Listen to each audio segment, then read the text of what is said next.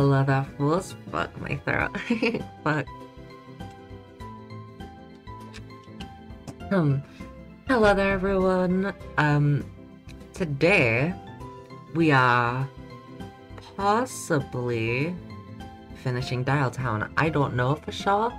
I talked to Chloe about it before stream, asking if she had like a rough estimate. Chloe said it might take like 5 hours to do this last chapter. So we'll see.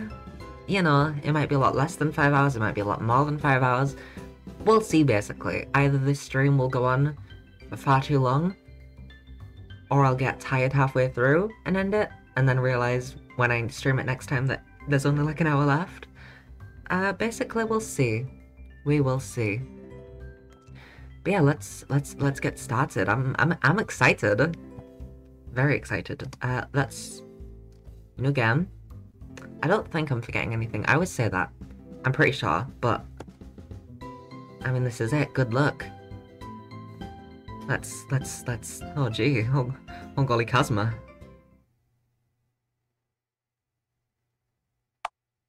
Enter your name one last time. I think, you know what? It's finally time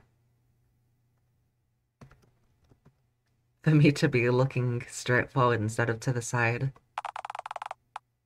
Phone or typewriter head? Is Karen gonna hate me? I don't care. Gender?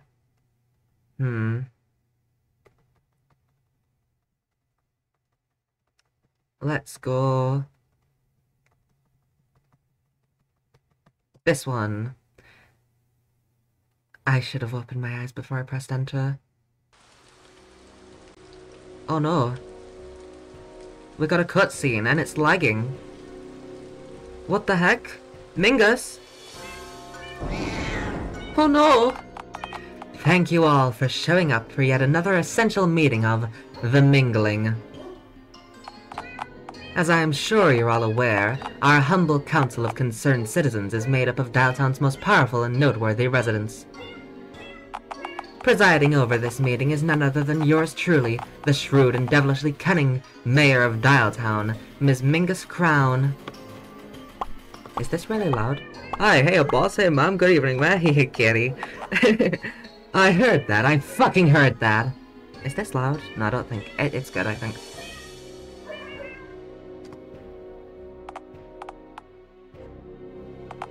When I figure out which one of you... Moving on. Before we get on to our pressing business, I'll conduct a quick head count.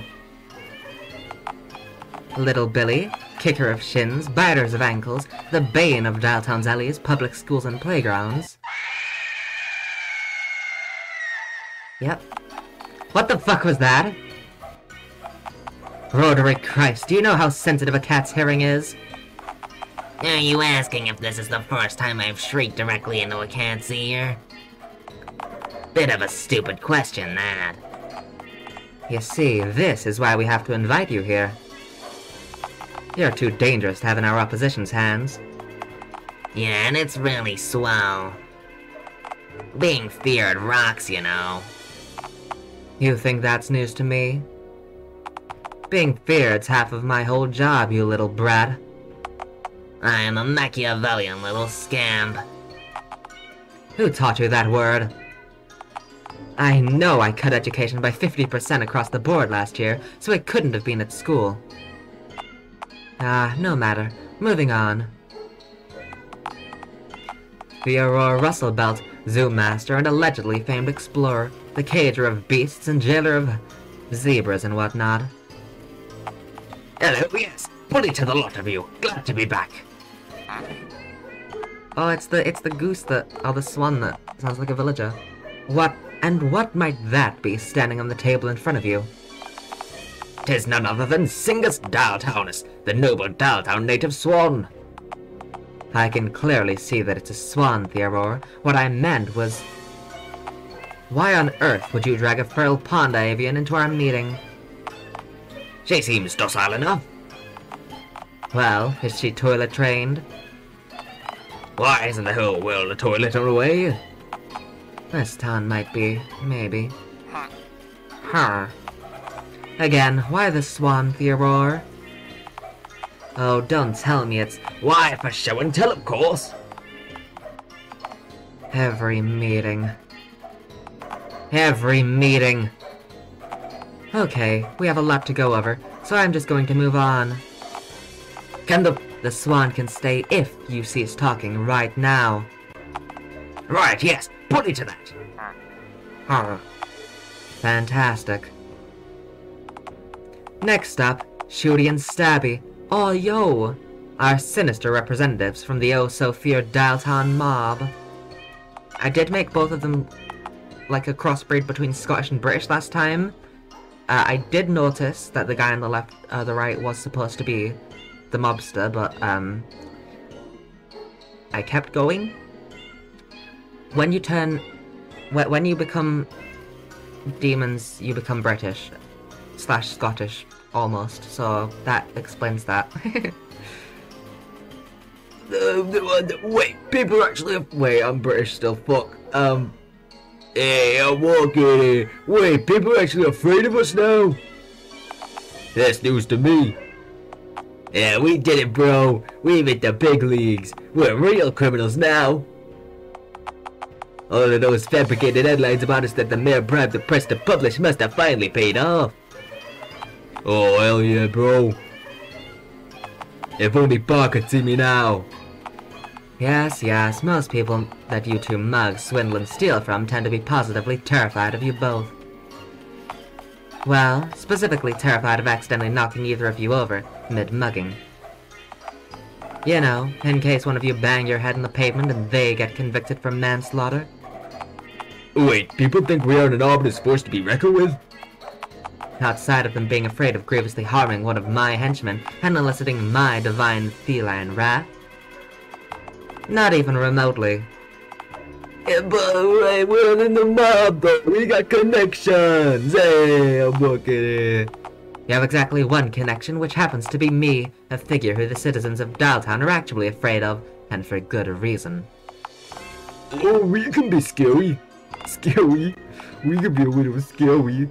If you can, I've yet to see it. Well, watch this, bozos. How's that for intimidating, huh? I'm sure I'd be positively quivering if your gun was actually loaded. Now, put that thing back where you found it, and don't even think about picking it back up while I'm addressing you. Ah, shit, bro. I told you that these lousy bags just don't have the same effect. Mayor, can we have some bullets? You know, in case we need to ice someone for you. Can I have a gun in a size sharp a stabbing knife? This one's gone awfully dull for me using it to slice my sandwiches during lunchtime. No, we've been over this. You'll only hurt yourselves if you're given real weapons. Now, moving on. Next member, Abel Brannigan. This is one that we haven't seen before. Violator of OSHA regulations and the sole proprietor of the Dialtown Fun Fair, the most recklessly ran fun fair in America. He's the proprietor of the fun fair. Alright, so we have a reason to know that this dude's evil as well. Next to Baboon World over in Nevada, anyway.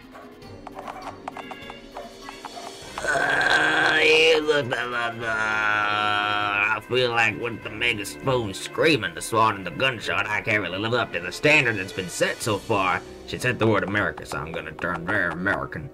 Like, what? Am I gonna pull a first wheel out of my ass? I'd be immensely impressed if you could, but a basic introduction will suffice. Alright then. Hey up. Hello all. Glad to be back. Theodore, please take the megaphone from the boy. Alright, thank you. Moving on. Do I get to finish my... No. Next, we have the one and only God, who's filling in for our dear comrade Bunny, the owner of Bunny's Burgers off Main Street. Oh, thank God, because I did not settle on a voice for that dude. Also, he's a hobo, and woke up face down in a puddle this morning. Hey, wait a minute. I sound awfully like those, mobsters. Do I own Bunny's Burgers? Burgers? No. Hobo, you own nary a house, hovel, cottage, bungalow, trailer, nor gazebo in my city, and really have no societal power at all. He's God. You've honestly done very little to warrant anyone having much respect or admiration for you. I mean, I did kind of create the universe though, right?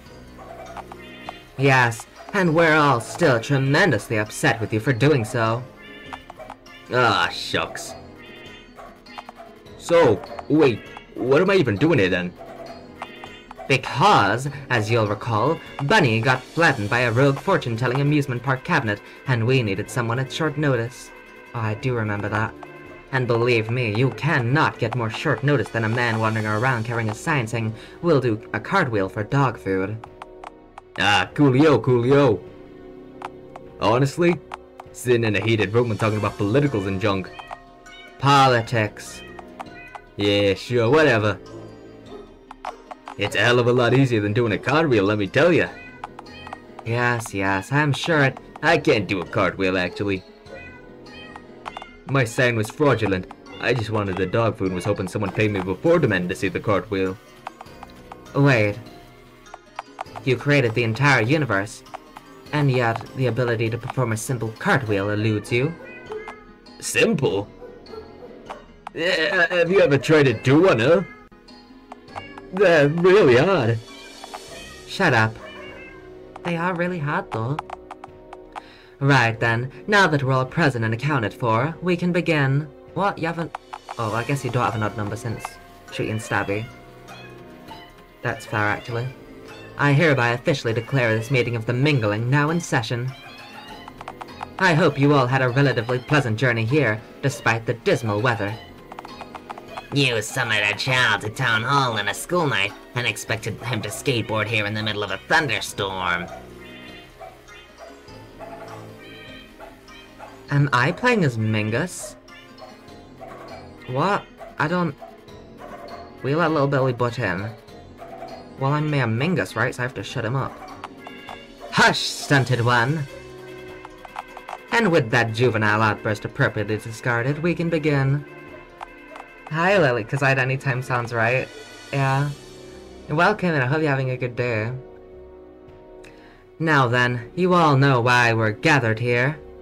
Also have a good luck, Void. No, I don't. Quiet, you. Abel, wheel the projector over and start the slideshow.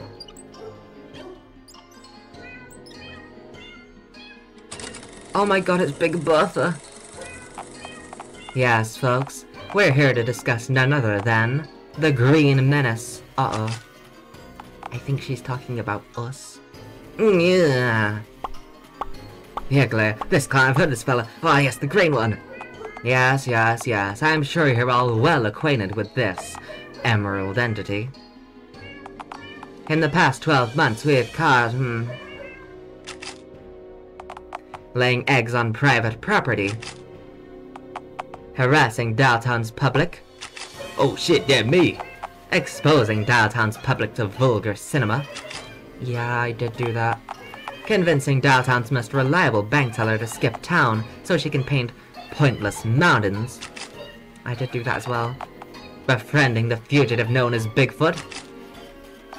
And possibly worst of all, fraternizing with Randy Jade, possibly the worst citizen of Dialtown.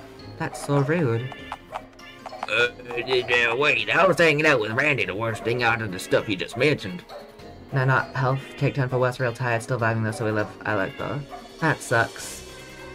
I hope that, things get better. Oh, it isn't truly. I just personally find that last one particularly repulsive. But he's a tough guy. As you all know, Dialtown is a status quo, which acts as the backbone of our robust, inclusive, but civilized society. One that we, have toiled strenuously to protect. As mayor, I've made sizable strides in recreating the Dialtown that existed under my grandfather's leadership. A town of prosperity, order, and hope. A utopia, really.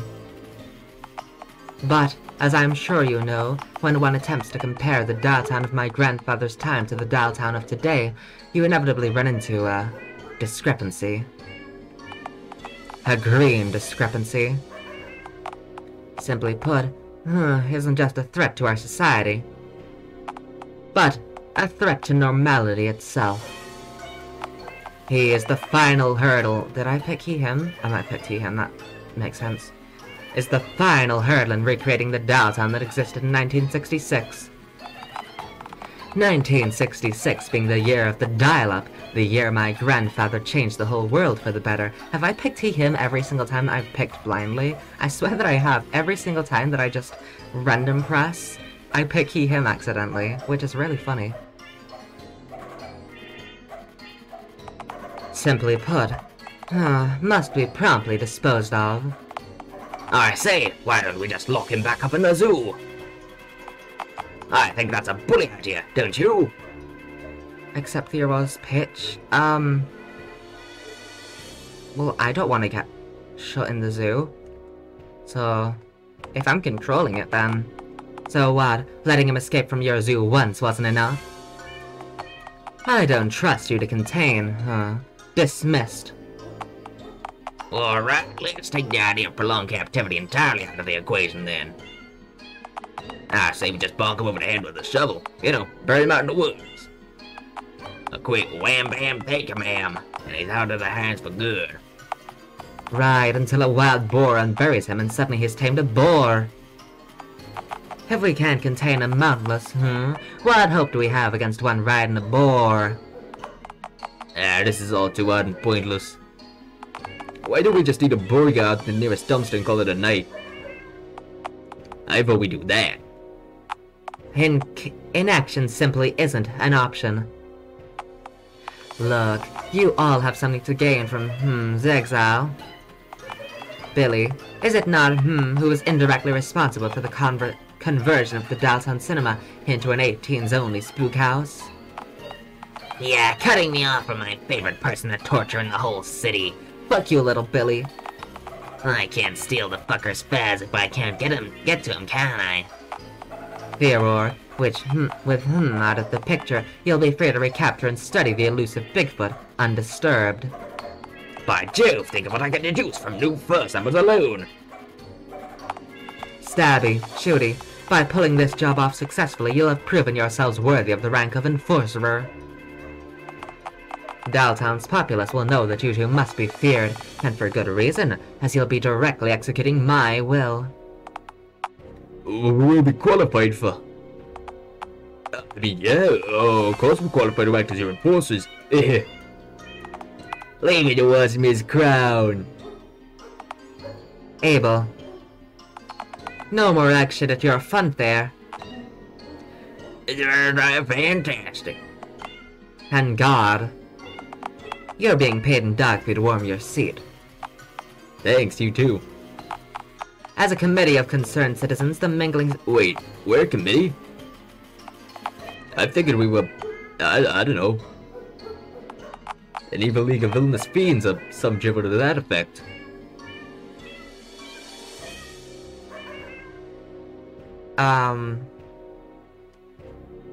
Shut up. Only I get to speak. Us, villainous fiends. I refuse to let this meeting get derailed by such an unsubstantiated accusation, which isn't at all based anywhere in reality. Now then, on to the villainous capture of, itself. Theodore, I'll need a cat carrier. The one you brought the swan here in will suffice. Shooty and Stabby will take care of the rest. How are we gonna get him into it, Miss Crown? Yeah, I've seen that fucker up close and he looks like he scratches. And possibly bites. Oh, don't worry, you two. I think you'll find my method of subduing him to be most effective. What the fuck? Why would we be able to hear all that and choose decisions? Now I'm just gonna take over Miss Mingus's mind, and then she'll decide I don't want to capture him. You know? Ah, what a beautiful spring morning. Hang on a moment. What's that? What do we have here? Is that... Oh my god. Breakfast in bed? Egads! A full English breakfast just for me! This is wonderful. What a windfall.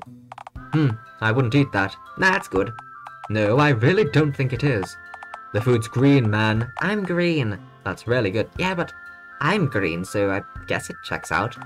Have you never read The Tale of Green Eggs and Ham, dear narrator? Because I haven't, but I think the moral was probably that you should try new foods that you don't like, and then you'll like them.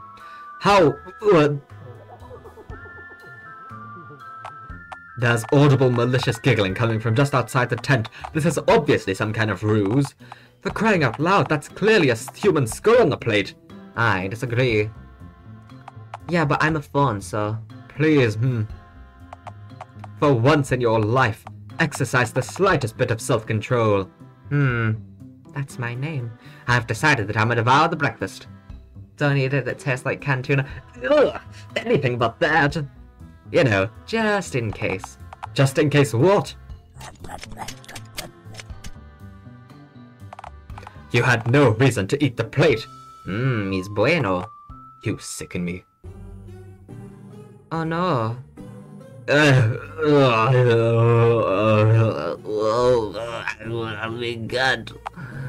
Huh? No es bueno.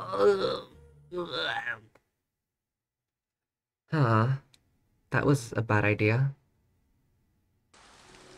I'm walking here. Oh, We're not walking here. Never mind. Hey, we're walking here again. Well, that was easy. Yeah. Honestly, this patch is getting him to bend into shape that would fit in the carrier. we're not dealing with an extraordinarily crafty opponent, gentlemen.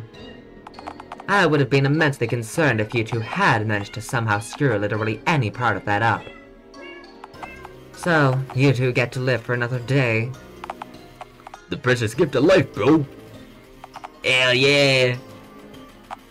Hey, I sound just like you too. I could also be a gangster. Hey, if you're both so happy to be alive, this guy is responsible for that, and he could really use some change. Come on, brother. Surely you can spare just one lousy dime. Miss Crowd, we need this bozo here. What's my official title, man? Seed warmer. Technically, he is doing exactly what I hired him for. What matters is that happily took our insultingly conspicuous bait. And I still can't believe he did, as gullible as the fucker may be. The eggs were bright green. Well, stubby one, his eggs actually happen to be bright green. Did you use my eggs? I'm actually unsure if he knows that they're not meant to be that color. But he must have at least noticed the peculiarity of the green bacon or tomato, right? Maybe he's blind, like a mole. This could bode well for us. What I don't get is why we couldn't have gone for something more visually subtle. Shut the fuck up. What I don't get is why you think your spontaneous input is valued, Abel, when you're absolutely unable to perform any tasks that are even remotely useful to me. Well, if I'm so useless, then why am I even here? To keep the non-hobo to hobo attendee ratio at a firm 6-1, of course. Thanks, you too. Man, this is great. If you have what's his face caption, I've warmed at the seat. That must mean we get to go home now, right? Our mission is far from over. You see, based on, several formal complaints that I received from one of Abel's former employees, we can deduce that, is batshit crazy, and will simply not take the hint. Our specimen's frankly revolting level of persistence, unfortunately, leaves my hands very much tied. The mingling must remain vigilant and squash any of inevitable attempts to return to our civilized world. By any means necessary. I'll make you proud, Papa. Just you see. Oh no. Not the mingle. Oh hey, look. Chapter 3. Woohoo. Well, shit. Very acutely named.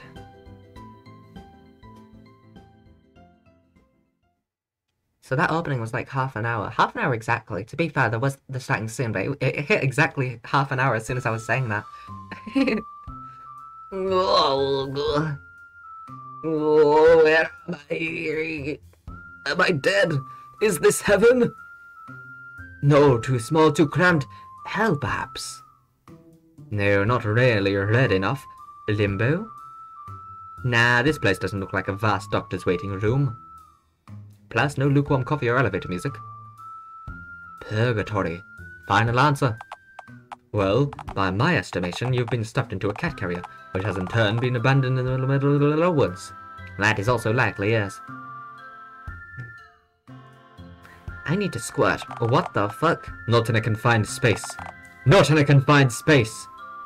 Oh, I feel like my head's full of jumping spiders, all of which are holding boomboxes. Who could have foreseen this abject misfortune coming? I warned you! 90% of the time one's given a free breakfast, you're being inducted into a militia, cult, or being kidnapped to have your organs extracted and sold. That, or you've just woken up, having overstayed your welcome after some really mediocre sex. By process of elimination, it was bound to be one of the other three. You got off lucky. Oh, Papa wants out. Cool. So, stick your fingers out of the bars and undo the latches on the carrier's door. Just stick your fingers out of the door and fiddle with the 4 latches outside the corners of the... Oh, for the love of... Crafty house cats can figure this out, you know. Just thrash around till the carrier breaks into its constituent pieces. Then I guess... Okay. Well, there we go. That worked. Ouchie, me ribs. Oh, give me a break. Considering you aren't short exactly 1 kidney or aboard an alien spaceship, I'd say that you got off lucky. Maybe the cat carrier itself was an alien ship. Somehow I doubt that. And why is that, my smarty pants? What do you know about aliens? Well, I know there clearly weren't any aliens in the cat carrier. Sorry. Lord, you were tight enough fit. I very much doubt that even 1 alien could have been crammed in there with you. Maybe they were there and just, like, really small. If that's the case, then you definitely murdered each and every one of them, with your bulbous, lime-hued ass whilst you were thrashing around aimlessly. Damn. What a way to go. A martyr's death. Besides, I'm sure they would have probed you after knocking you out, and they couldn't possibly have done that, right? My ass feels undisturbed, so doubtful. Well, is any part of your body marked? No probes or chips, but I do have a note stapled on to my spine. Ew. Alright, yeah, those usually contain some strongly worded information. Go ahead, read it. Don't come back, I mean it, don't even try, don't, I mean it, I really mean it, I mean it, don't come back, I mean it, phone goddammit, if you come back, I swear, Mingus. The note says, ah shit, that's right, I can't read. I have no clue what this says. Wait. M-I-N-G-R-U. I know that specific combo of hieroglyphics from the mayoral campaign posters. We call those letters, but go on. That's the cat lady. You know, the one with the cane. Politics puss. Great job. Never call her that in my presence again. Oh, I can't read this. Huh, and there's more on the back too. Shit, I guess I'm not gonna find out why I'm out here. Bummer. Alright, may I make a worthwhile suggestion? Wander out into the woods and keep walking till you drop dead. Okay, yeah, that seems to be my best move right now. Well, gee golly heckin' darn. Oh, woe is me! Oh, woe is me! Ah, fuck! I'm wandering through these desolate trees all alone. I'm a lost little creature left alone to die in the snow. It isn't snowing. Ah, fuck. Please cease the weeping and wanting. No, no, I shan't. Please, you'll wear yourself out and fall unconscious. Okay, never mind. Feel free to hasten the inevitable. Actually, if you want to really speed things up, then you should jog on the spot while you're screaming. Use up the last bit of juice in that iguana-hued husk of a body. Okay. Oh, me while I'm jogging in place. Fuck, I'm sprinting in place. Oh, hi. Is that Ticket's Jenny? My truest friend and greatest ally. That's not... Okay, sure, alright. What are you doing out here? I'm surprised Ticket Jerry wasn't on the committee. Oh, I'm just on my way back to my pasture. Bastard! Pasture! I'm a shepherd now, remember? Shepherd? I don't know how that's pronounced, I think it's shepherd. Ticket's Jerry is dead then! You are now Sheep Jerry! Do I get a say in this? What? I love how his name's already changed in the subtitles. What a ridiculous question! By the way, about the sheep thing, is this a new development or... Are you seriously asking... You got me this job, after getting me fired from working the ticket booth at the fun fair!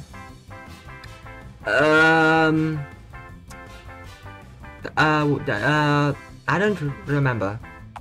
What on earth are you talking about? You said, sad little man. Ah, it matters not. Sheep Jerry, it's so good to see you! Yeah, right, so, to reflect your own question back at you. What are you doing out here? Did my wife send you? For the last time, we've been over this. If I can't bring the sheep home with me, she can't bring our marital issues out to the pasture. First of all, your pasture. Just call it a pasture. Aha. If the next thing you said doesn't engage me, I will try to leave. And should you attempt to stop me, I will become violent. Jerry, I'm a lost little creature. Talking like that makes me want to help you far, far less. Please, I'm stranded and I need help. Well, what do you want me to do about it? Wait. I swear if you ask me to give you a ride back to Dialtown sitting on my lap... No, You see, I got drugged and then I woke up in the woods, trapped in a cat carrier. Okay, I'm sure this sort of thing is a regular occurrence for you. So what's the issue then? I need you to read this note for me. I found it stapled to my spine after I busted out of the cat carrier. I'm sorry, stapled to your spine? Oh lord, I can't tell if this was meant to be intentionally cruel, or if this was simply a display of baffling incompetence. Oh, must have been the mob. Definitely the Dialtown mob's handiwork. This very particular kind of befuddlement is practically their signature. So, the note? Oh, sure, I'll read it for you. Will you flock over in the pasture be fine while you read it to me? Your flock. Will your flock be fine? Are you trying to talk me out of the favor that I just agreed to do for you? Oh, right, sorry. Whoopsie, my bad. I'm sure they'll be fine. After all, how much chaos could a few unattended sheep possibly cause in the few measly minutes that I've spent here chatting with you? Those are some talented sheep. I'm sure they're doing fine. Right, let's read what's on the front of this here note. Oh. It reads, "Don't come back, I mean it. Don't even try. Don't. I mean it. I really mean it. Okay, there's a whole page of this. Anyway, it's signed... Mingus. Wait, the mayor exiled you? I can't believe she... Fun lord, I thought she was done with whole exiling nonsense since... Since what? Were you gonna say Norway? Are we in Norway, Jerry? Does this look like Norway to you? I'm sure Norway has trees.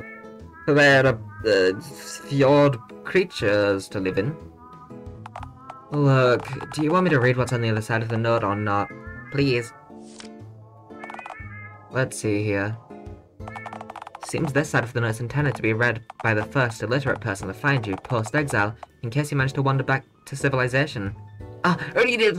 Read it! Alright. Let me just... Oh.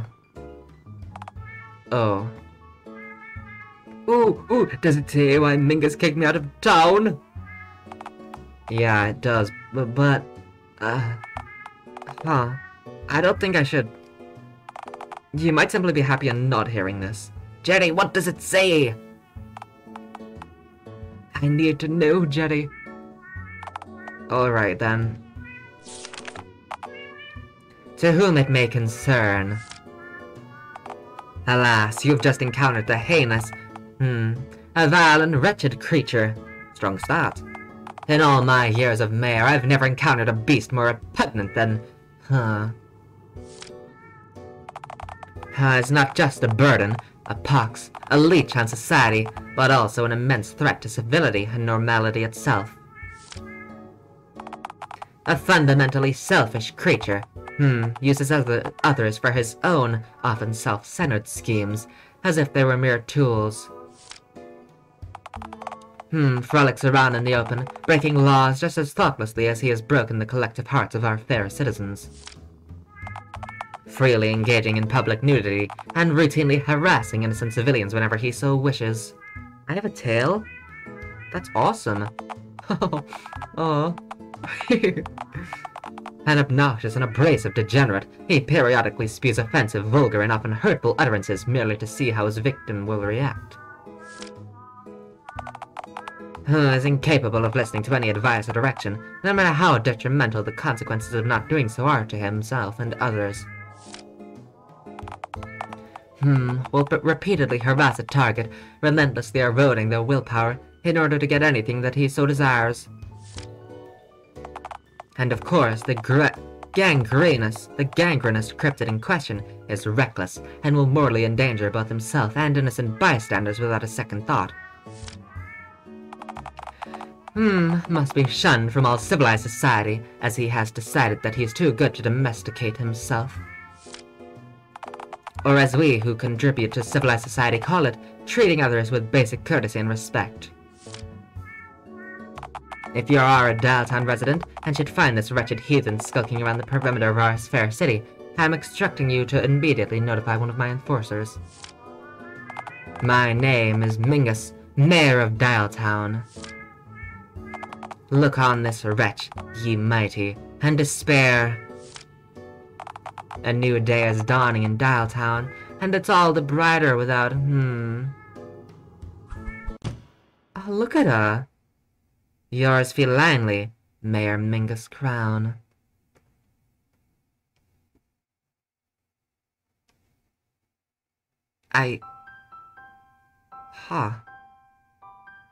That's... It's, none of that is true, right? Did I deserve this? Well, I don't... Well... Oh Lord, all my life I've been told that I'm a monster. I thought those people just wanted to be hurtful because I was different. I had no idea that I really was a monster. Jerry, I'm sorry. No, this isn't right, damn it. This waste of paper isn't fit to wipe my ass. What? This note is bullshit. It's not reality. It's a manipulative, dishonest hit piece, one that Mingus is hoping will deter you from returning. Don't give it a satisfaction. Jerry, you're possibly the person I was the meanest to. What the fuck are you on about, you dumbass? But, I mean, the note's right about me. This is who I am. Look, I'm not going to pretend that you aren't sometimes extraordinarily selfish, reckless, vulgar, nor abrasive. Gee whiz, don't get all mushy on me, man. But there's two monstrous falsehoods in here, each of which makes this note completely refute itself. What falsehoods? First of all, as much as it pains me to admit it, given how much effort I put into deterring you from lollygagging around my former place of work, the fact that you refuse to give up is sometimes a positive attribute. But the note says I harassed you. You got me the job I'm currently working, right now. I owe the bar pasture to you. 1, pasture. 2, really? You don't know how much happier I am with this life. You didn't have to do any of this. But you did. You think the mayor's ever cared for my plight? That of the common man? I sent stacks of petitions urging the mayor to deal with your continued attempts to lay eggs on the funfair grounds. And she only acted after I left town, when it suited her schedule. Mingus and her posse are only out for themselves. Her inner circle is made up solely of loons, bureaucrats, and thugs, all high in their own power.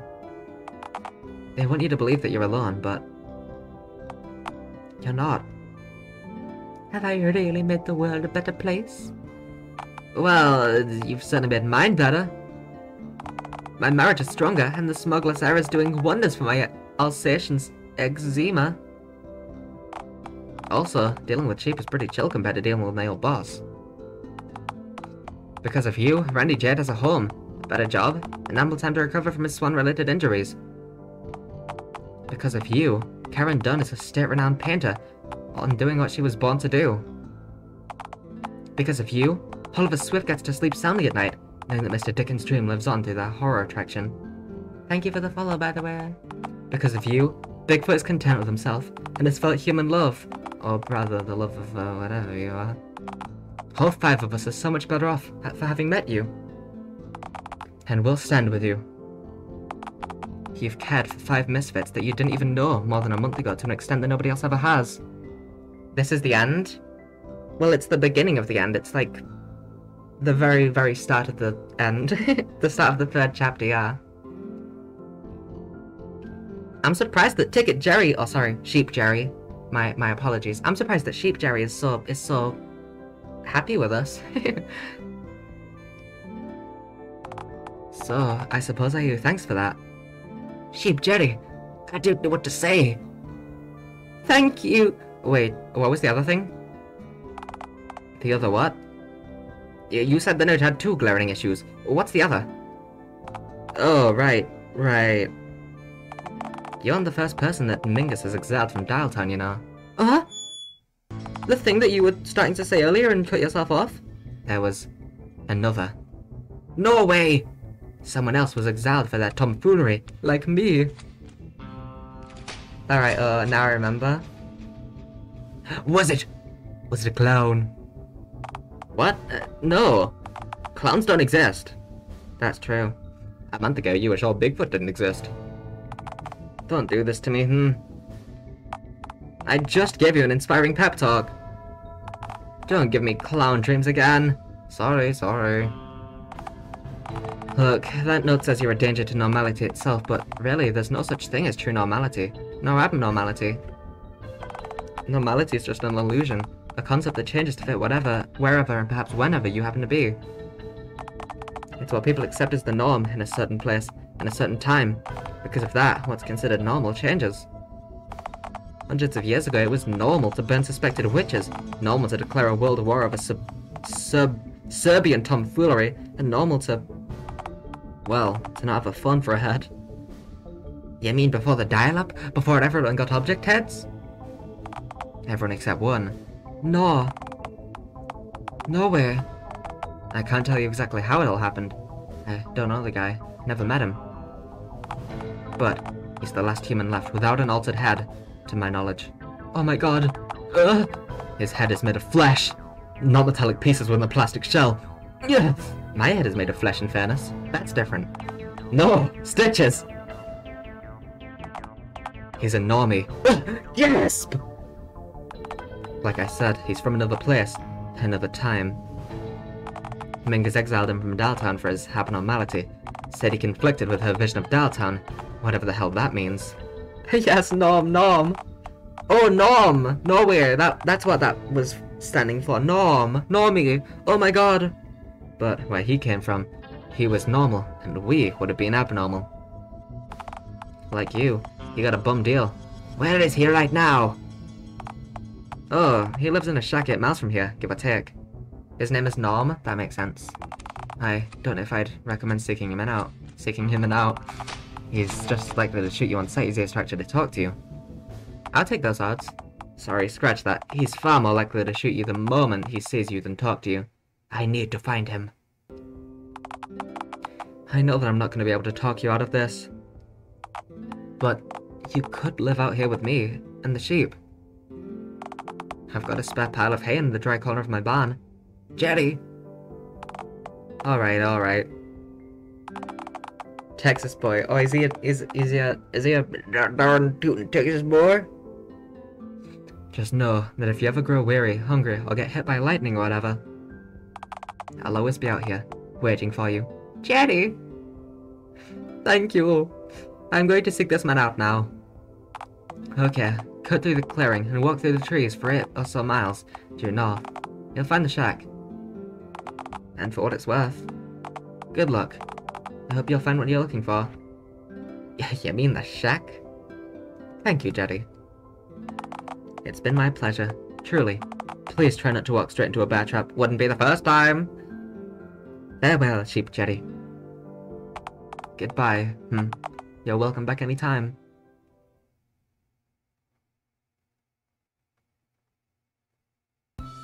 I have to walk again. Phew, I'm so exhausted. I've suddenly become a lot more refined in my speech. Must have walked a good 7 miles by now at least. 7 Jerry is still within earshot. Keep going, you're doing great. Oh Lord. You know that it's only gonna get harder from here, right? If you're tired already, Jerry's always got that pile of hay in his barn. No, I have to find the normie man. Return to Dialtown. Alright, I'll address the power hose-headed elephant in the room then. Why? Why on earth do you want to go back to Dialtown so badly? Is this about your eggs? Well, duh! Okay, I know you invested an unusual amount of time and effort for you into birthing them, but you know they're probably gonna look like you when they hatch, right? And what's that supposed to mean exactly?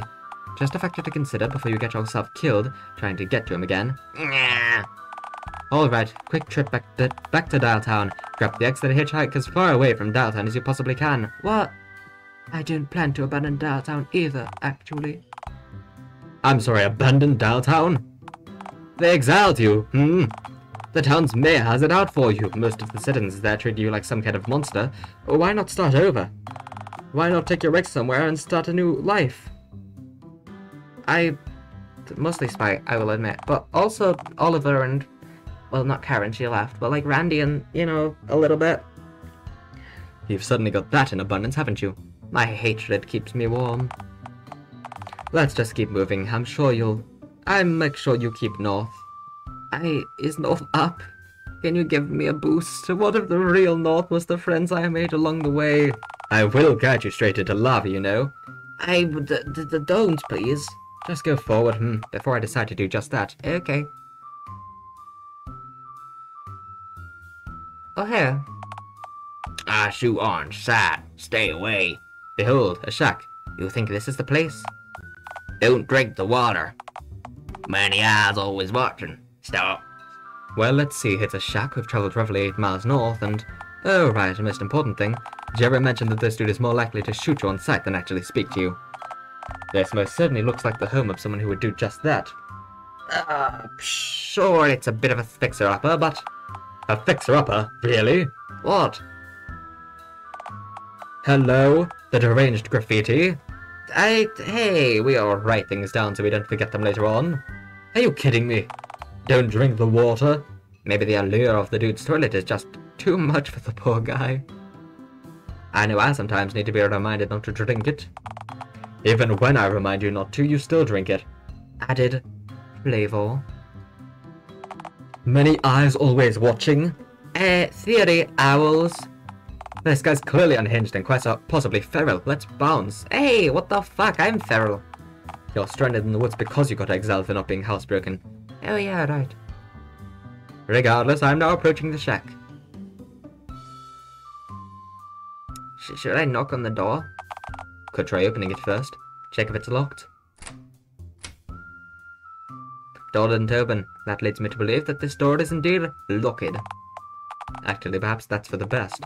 Jerry stated pretty clearly that this dude might totally shoot your nook and clean off. You would probably be best not to break into his house and startle him. Did throw a brick through his window? What happened the last time you tried that? Eh, I went to prison for a short spell. Wait, if I did that again, the cops might drag me back to Dialtown. Yeah, but you'd be in prison. But I would be back in Dialtown. Yeah, and behind bars. I would consider my options. Scratch that. Prison food tends to be jerkulous. I'ma just knock. Phenomenal. I kill salesmen. This is private land, partner. Oh, there's an eyeball. So I suggest you leave before I decide to do what I usually do to trespassers. You mean inviting them in for a cup of coffee?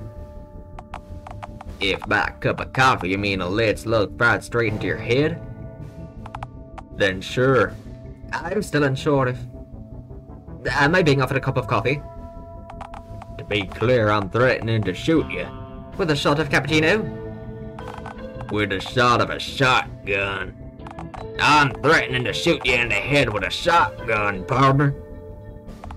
Actually, nah, forget that. Slugs don't grow on trees. You could just grab a snail, take a chill off. That's like a slug. Honestly, I just put a 44 in you if we're being realistic.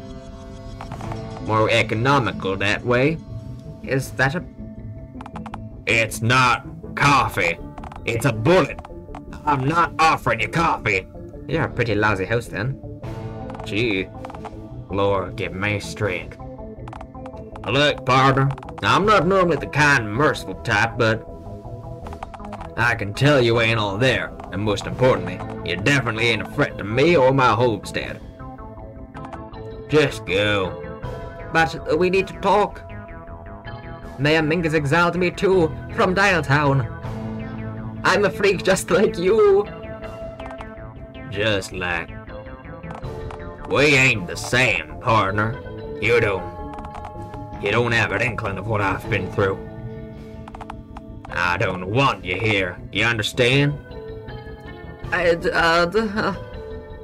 Come on, how bad can I possibly be? Well, you're trespassing on my land for a start. Bold of you to assume I understand property laws. I'm not gonna warn you again. Just go. I'm not moving till you let me in. My door's deadbolt and I've got enough supplies to last me 6 winters in here. If you want to wait, you'll have to wait an awful long time, partner. So be it. God, I love the music in this game so much. I'll just wait a spell.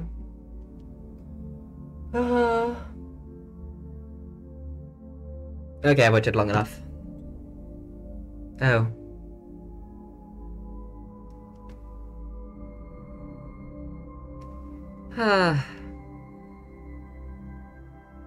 Well then.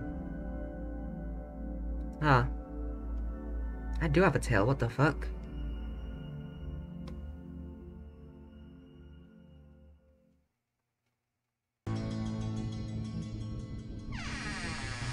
Oh! I don't know how to pronounce the name. Gingy? They be very persistent. They certainly do be. Well, what in tarnation could you possibly want from me?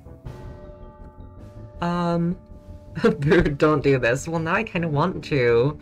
Oh, but I really want to. Oh, but what if his gun isn't loaded, you know? Oh, but what if, you know? Oh, it'd be so funny. Okay. That makes sense. What the hell, partner? Why in tarnation would you intentionally startle a man who's got a cooked pistol and pointed at you? Well, for the benter. Alright, I feel much less sorry after hearing you speak again. This was bound to have happened anyhow. I guess I've gone and just sped up the inevitable. You're bleeding something fierce, partner. So you might want to get those last few words out, ears out while you still can. Oh, I have shit myself. I have shit myself and I'm dying. Oh no, stream just crashed, I think. As a man of honor, I urge you to change your last words to something less that. No, it's okay. It's okay. That about summed it all up, really. Do you have any last wishes, you poor green bastard? Yes, please mail my buddy to Randy Jade over in Dialtown. Does Discord not work? I think the socials works. Yeah, that should work. There's the link to Discord in there. Huh. Alright, stranger. Consider it done. Is he, kin of yours? Oh no, nothing like that. I just give anything. What the did it crash again? Does the stream keep crashing? Second, let me just...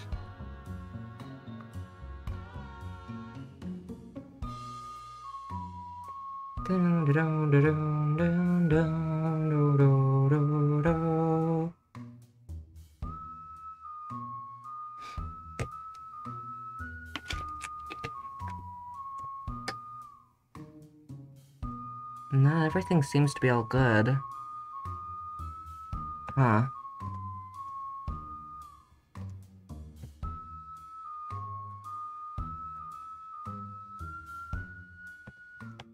Well, we're gonna keep going. Hopefully it doesn't crash anymore. I just give anything to see the look on his face when he opens the package up with a dead me inside. I'm gonna put you down and let you die in the cold hard ground because your last wish stinks worse than your britches right now.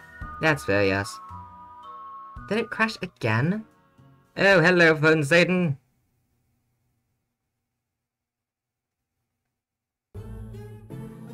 Oh no, fuck. The ending where you get shot by a deranged cowboy and are subsequently mailed to Randy. Sounds pretty good to me. It was pretty funny. Alright, let's load again. Why not? Hi! You know, partner, I get the feeling you're like a leech. Oh, you're calling me a parasite like Mayor Mingus did. Nah, that ain't what I meant. What I meant was, I'm getting the notion that you're just gonna cling to me and won't fall off till you suck my patience dry. If you will let me in, I can suck something else dry.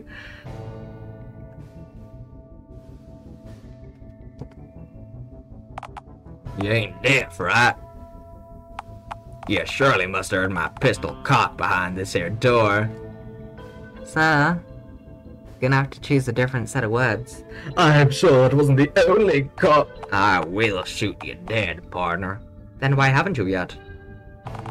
Ammo's expensive. You know what? Bet I just cut my losses. Best I just cut my losses. Save myself a perfectly good mullet and let you mosey on in. Step inside and be quick about it. We'll get this chat of ours over with right quick.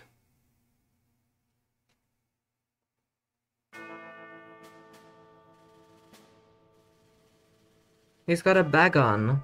Aw. I wanted to see his human face. So you're... say, what's with this paper bag? Why'd you think I have it on, partner? To stop flies landing on your exposed brain? What in tarnation? Exposed brain, huh? God, he's so America. Is that what they're teaching kids in school nowadays about folks like me? That we have exposed brains? Bold of you to assume I've ever been to a school. I suppose that explains how you got to be the way you are now, yeah. Minus the green skin, of course.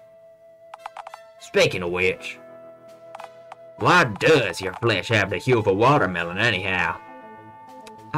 You like it? It's just how God made me, sir. Well, I guess he was having a bad day when he did, huh? Maybe the guy drinks a lot. I've met him. He's kind of a huge loser. It ain't wise to walk into an armed man's home and insult his faith, friend. I'm not insulting anyone, I'm just speaking the truth. I've met God. Not wise in the slightest. Should I ask me, you would feel the same if you met him. Once you see God eating out of a dumpster, it changes you. Lord, give me strength. He's more likely to give you fleas, but sure. Alright, let's just get this here conversation over with. What do you actually want? Ask your questions and go. Who are you? I'm Sergeant Normal. What's a sergeant? It means I was in the Air Force, and I was pretty good at what I did. Flying, planes and such. Planes? I know you know what an airplane is.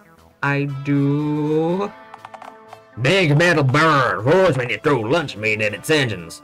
Yeah, right, yes, I know what you mean now. Well, I'm ex-Air Force now. I rode with NASA too for a while, actually. You know, the space folks? They sent you into space? Oh, Lord, Mingus really went all out trying to exile you. I wasn't a pariah back then, partner. As a matter of fact, I was decorated. Like a Christmas tree? No, not like a Christmas tree, partner. It means I was valued, celebrated. What the fuck? Has my stream crashed again? What the fuck? No, I think that was... Has my stream crashed? What the fuck is... Oh, that's at least 2 crashes. Makes sense. I see.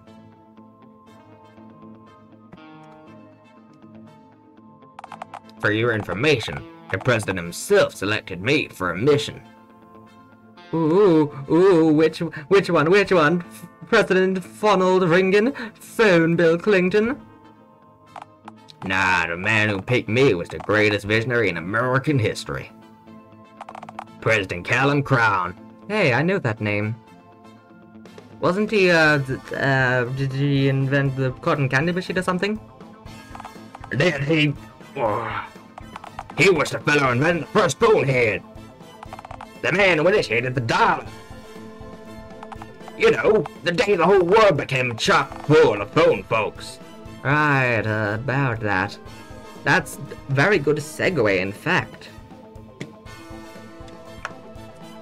Why aren't you a phone? I was told that the dial-up got everyone. Right. Well, you see, it sorta did, but... You see, President Crown decided to send me on an immensely vital, hell, an unprecedented expedition. He chose for me to be the first human being to ever enter a wormhole. We tried sending robots and the likes in first, but all of them lost signal pretty quickly, as I'm sure you can imagine.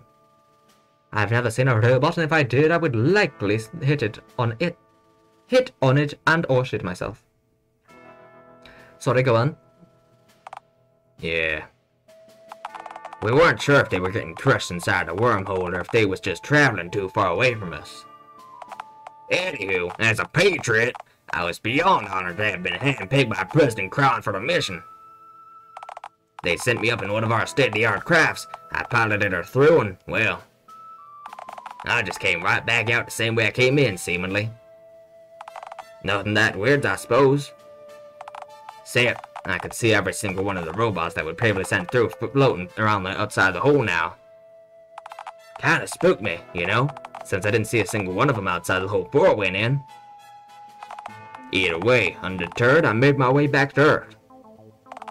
Boy, did I get a shock when I landed and re-emerged from my vessel. You ever see that one movie where the astronaut returns to Earth and there's monkeys everywhere? And then he sees the Statue of Liberty on the beach and freaks out because he's been in New York the whole time? New York sucks.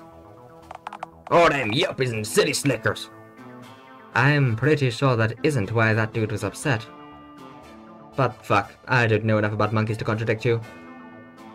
Long story short, I time traveled. The wormhole warped the fabric of time as well as space, it'd seem. In an instant, I warped from the summer of '66 to the 2020s. Ooh, God, tell me about how wormholes do that. He said there where he puts a cigar out on the fabric of space-time. I had to leave my wife, my whole life behind to investigate a cigar burning out. God damn it. It happens, man. To who? Well, you, evidently.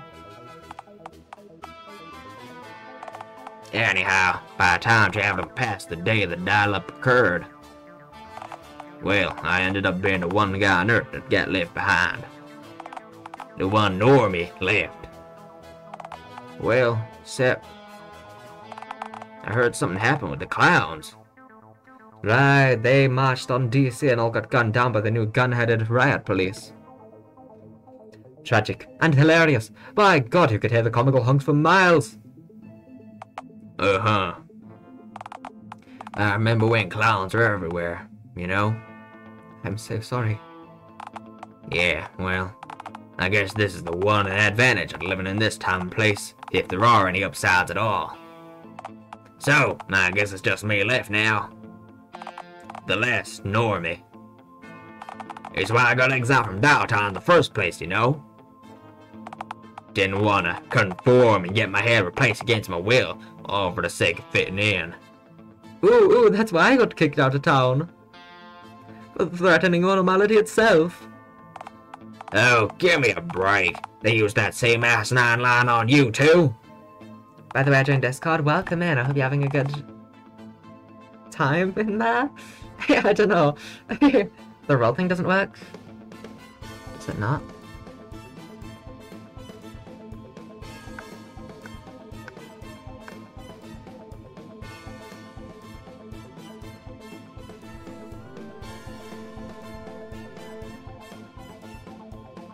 It hasn't even... Huh. I'm gonna figure that out after stream. Hopefully. Wait 1 second.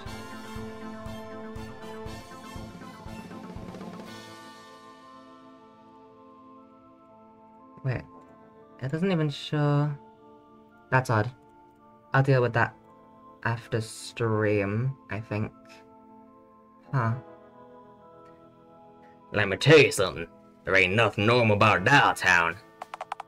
And there certainly ain't nothing normal about the mayor of that backwater slum. She has this idea that by putting these plans on hers into motion, she's somehow recreating the Dialtown that Callum Crime presided over. Now, I spent time in Dialtown before they launched me into space, you know. I actually saw the Dialtown that existed back then, unlike her. I personally knew her grandfather, Forey. She is an ignorant hypocrite, not fit to hold any office, let alone run an entire town. Fun fact, all of Nom's expressions are all just can use imagination. That is... that adds up, that makes sense. Oh, I like that. I was wondering what the reason for that was. That's fun. Mingus is certainly something, alright. You ever seen her up close? She's got a cat head.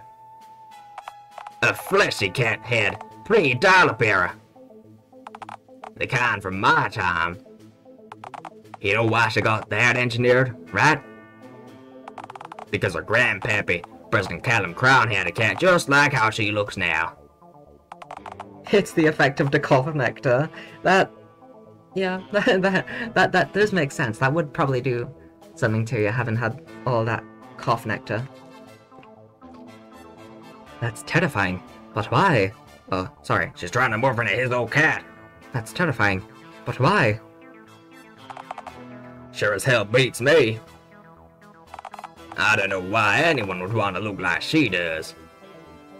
Keyboard Kelly is now a century years old. Damn. This is so sad.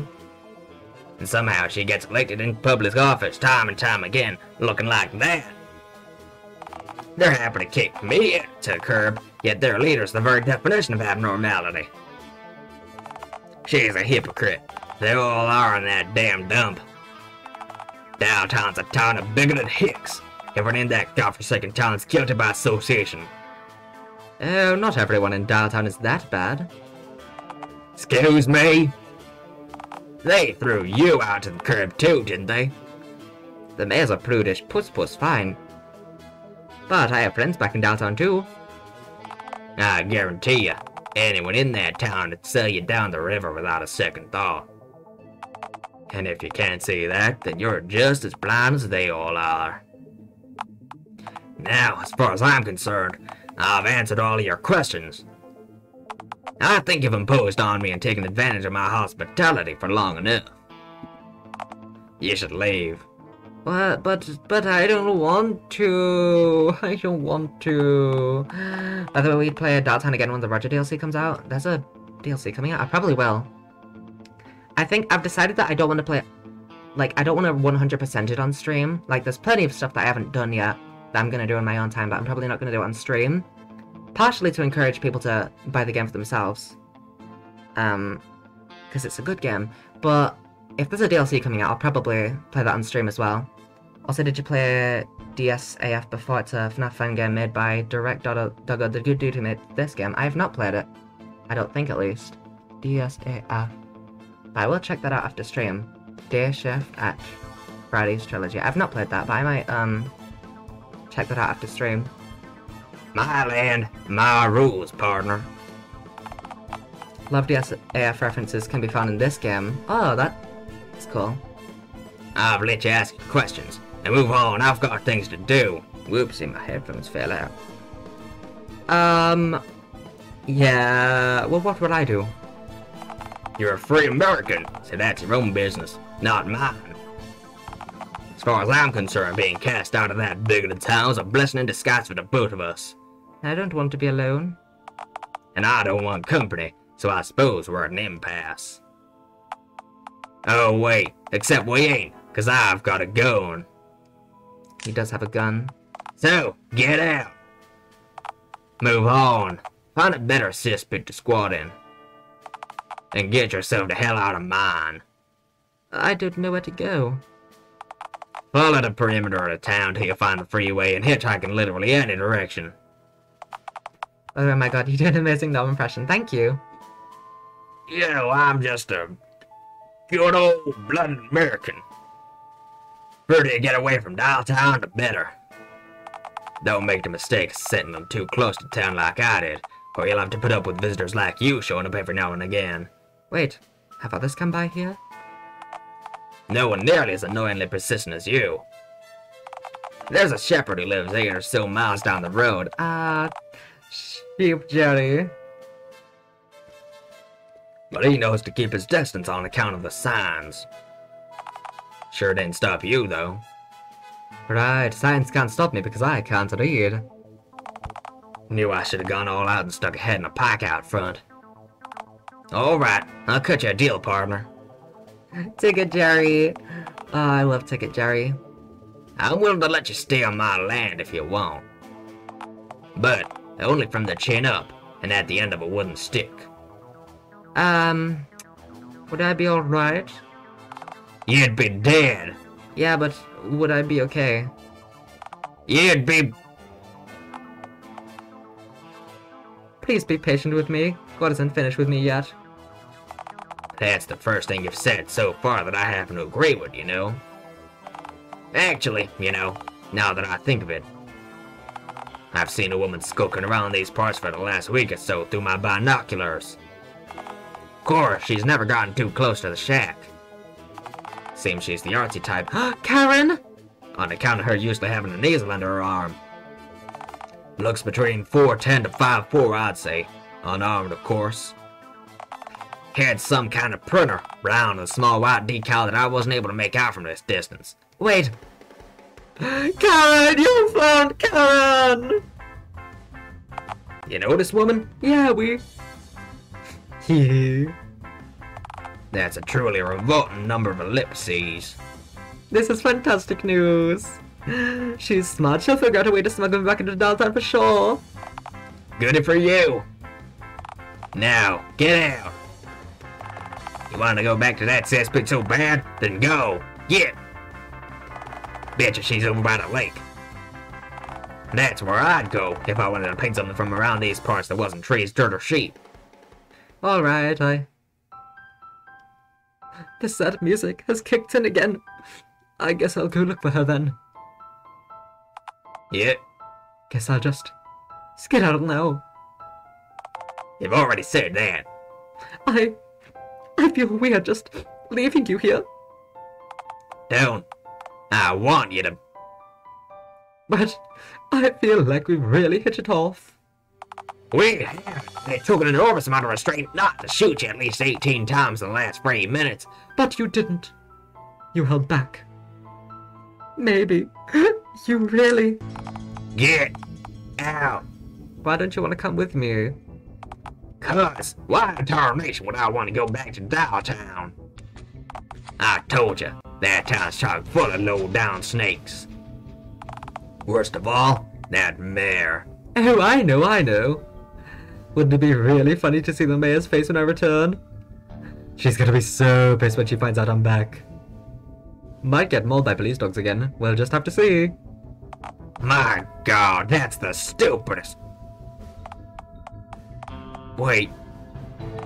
Huh.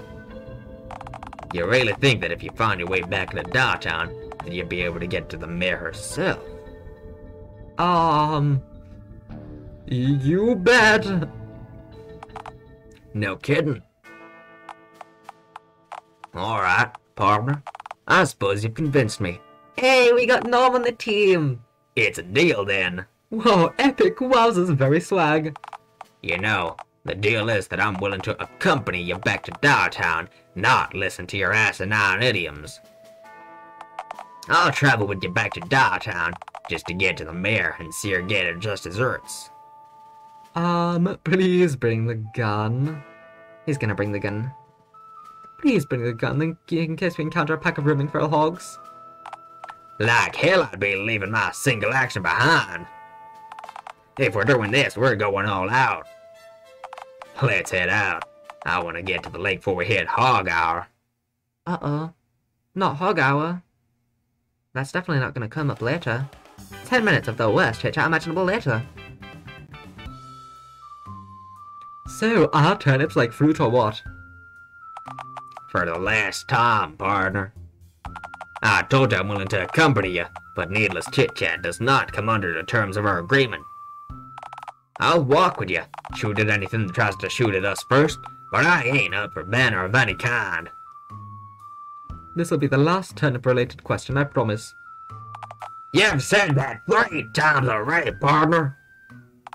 No, more. You could be nicer to me, you know. Then you could be quieter. My, what a world that might be. Well... So where does the word turnip come from, anyhow? Why would you assume I'd know that? I don't know, you seem to be a man who enjoys his turnips.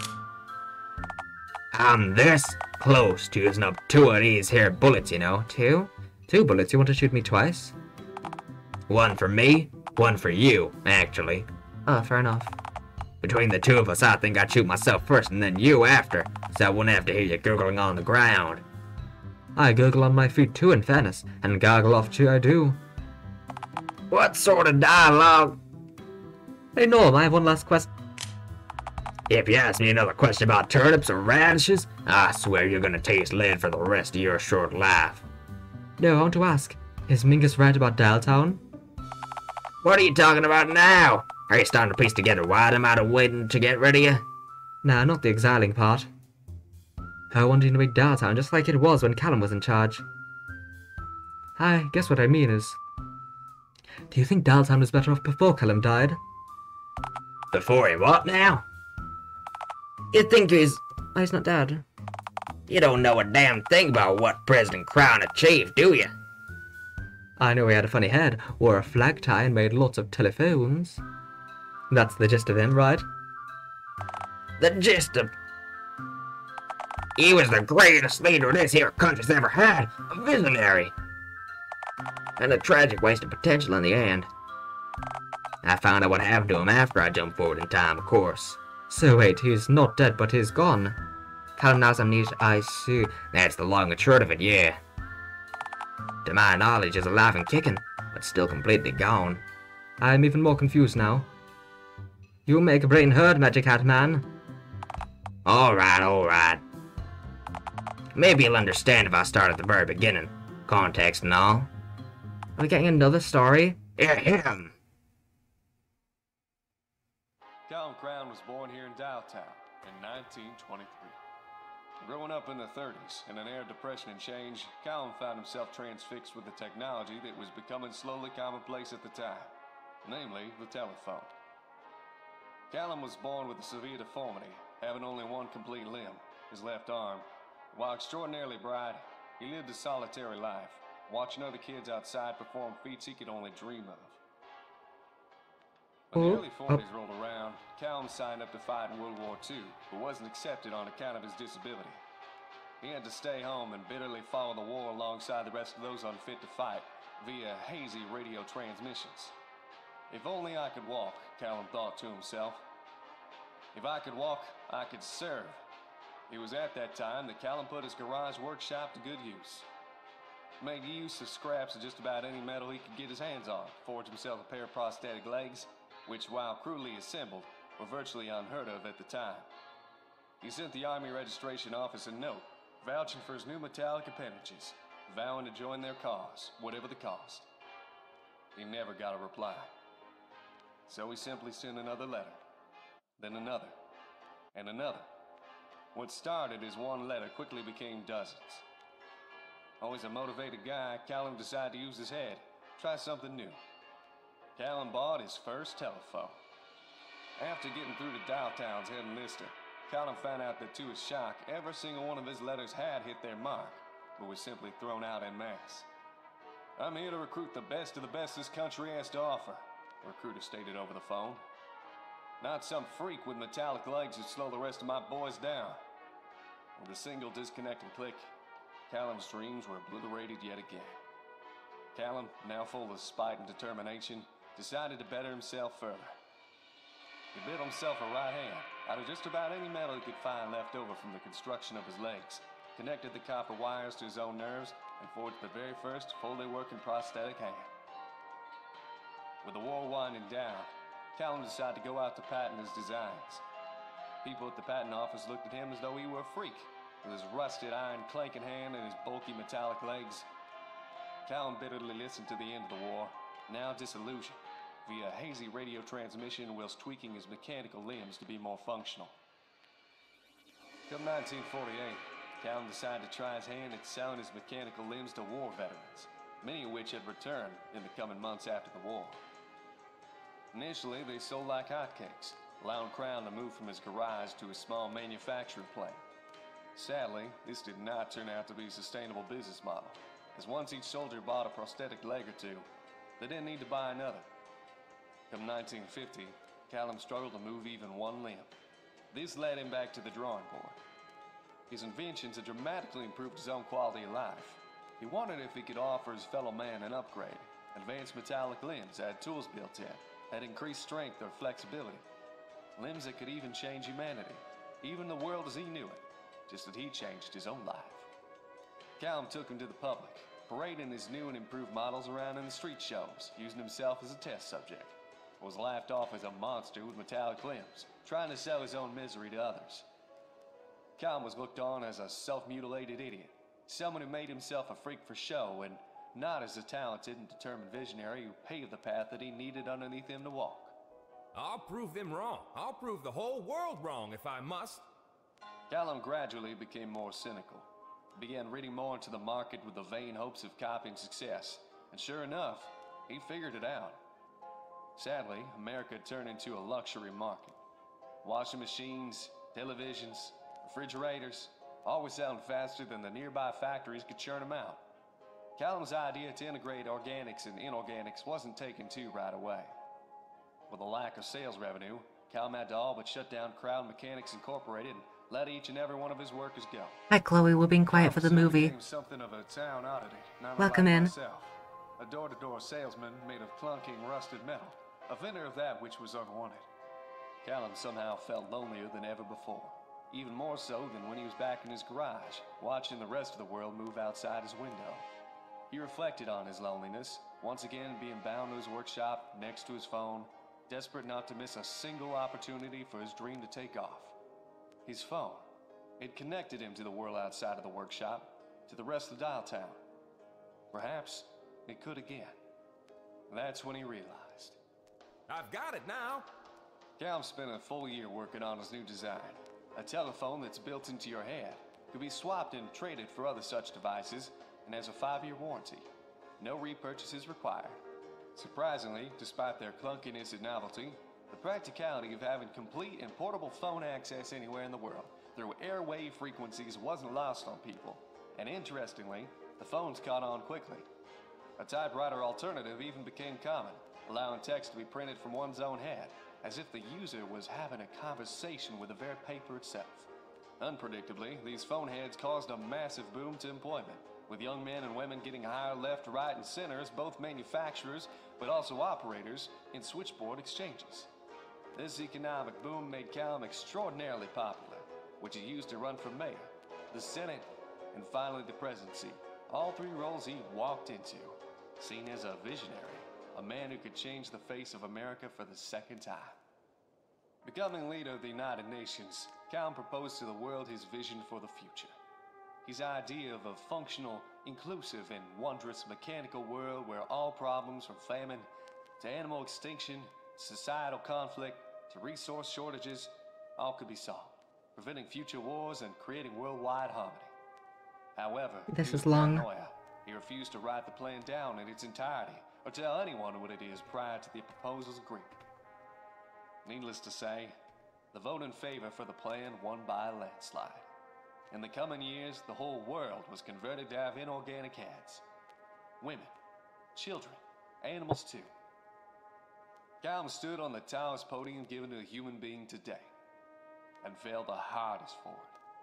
He began to give his ultimate speech, his oratory opus. My fellow humans, now for the moment you've all been waiting for. Without further ado, the full details of my plan to substantially improve the whole world. I feel like that guy at the cinema who has like their phone on. Calum had accidentally wiped his own answering box, which for his model telephone was being used to store his memories. All of them. With Calum having given himself total amnesia in an instant, the whole world was stunned. Life was made fundamentally different forever. All for a promise never kept. The changes, the thought process behind these sweeping modifications, are now a mystery. So, the world just picked up the pieces without Calum. Nowadays, Calum sits in an old nursing home, alone. Nice. In a busted radio, asking anyone who comes near him. ASMR. I can't get a signal. Welcome in, gotta go last. I thought that you were Ava because of the blue name, sorry.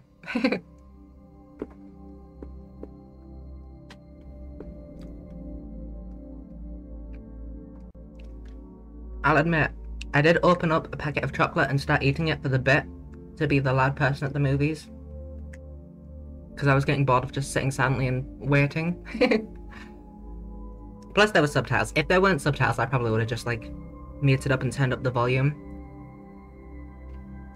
But because there were subtitles, I was like, you know what? I'm gonna be annoying and just start eating chocolate.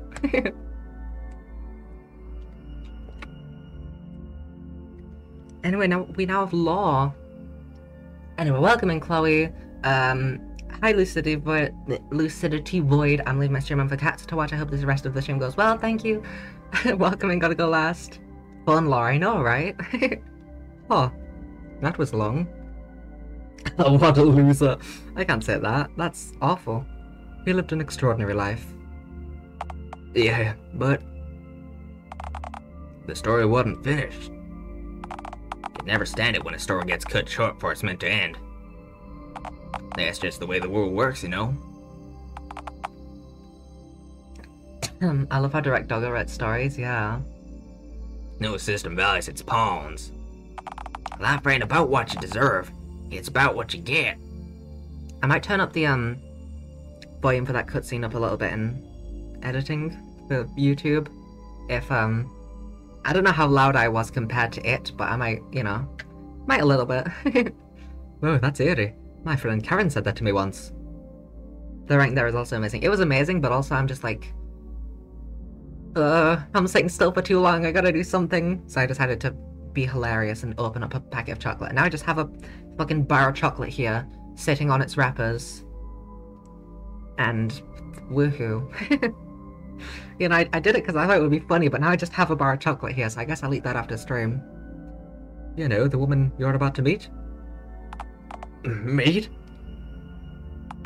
You make your arrangements with her, and I'll just try to keep my distance, thank you very much. Nonsense! You've got to meet her! I don't mesh well with other people, you know that. Simply don't want anything to do with them.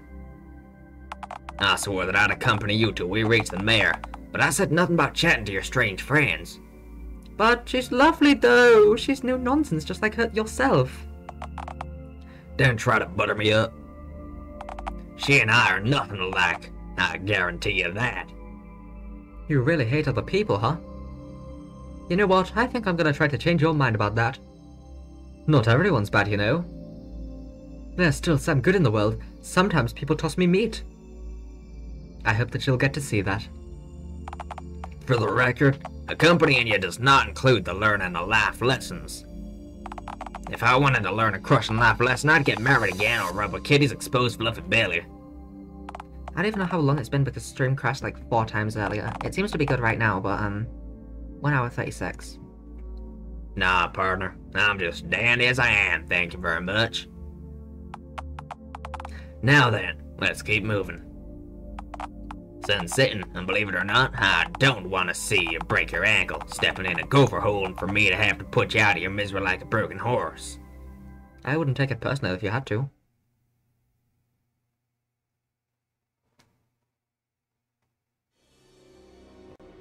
Oh no, not again! Oh gee! Oh gee!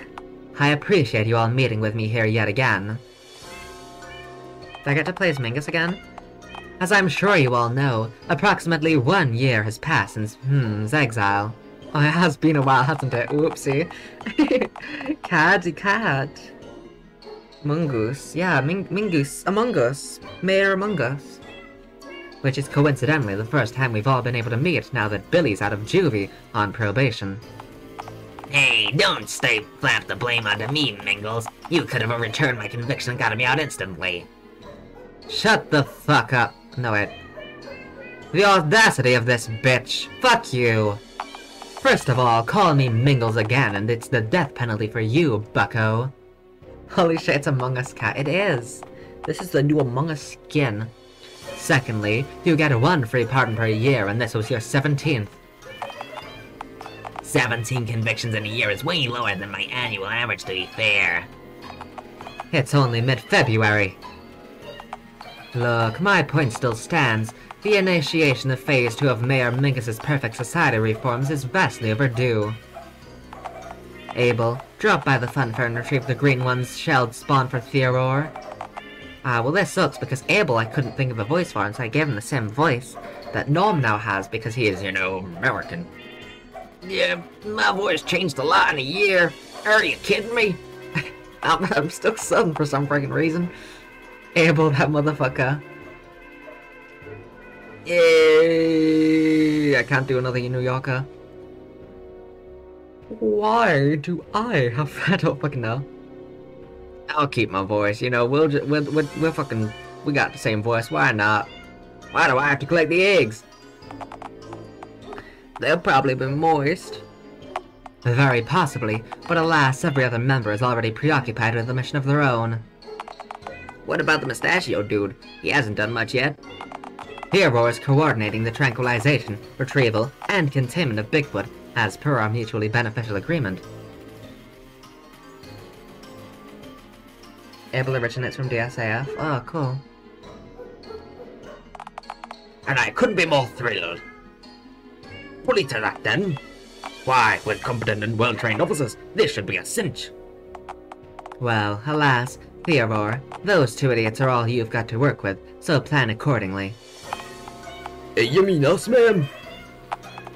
Are there any other 2-for-1 imbeciles in this room right now? You don't have to be so mean to us, ma'am. You're completely right. I don't. Also, take a pair of binoculars with you. They should help you locate the feral ape man without getting close enough to startle him. Theodore, take a tranquilizer gun. Snag him from afar. Look for him in Uptown first.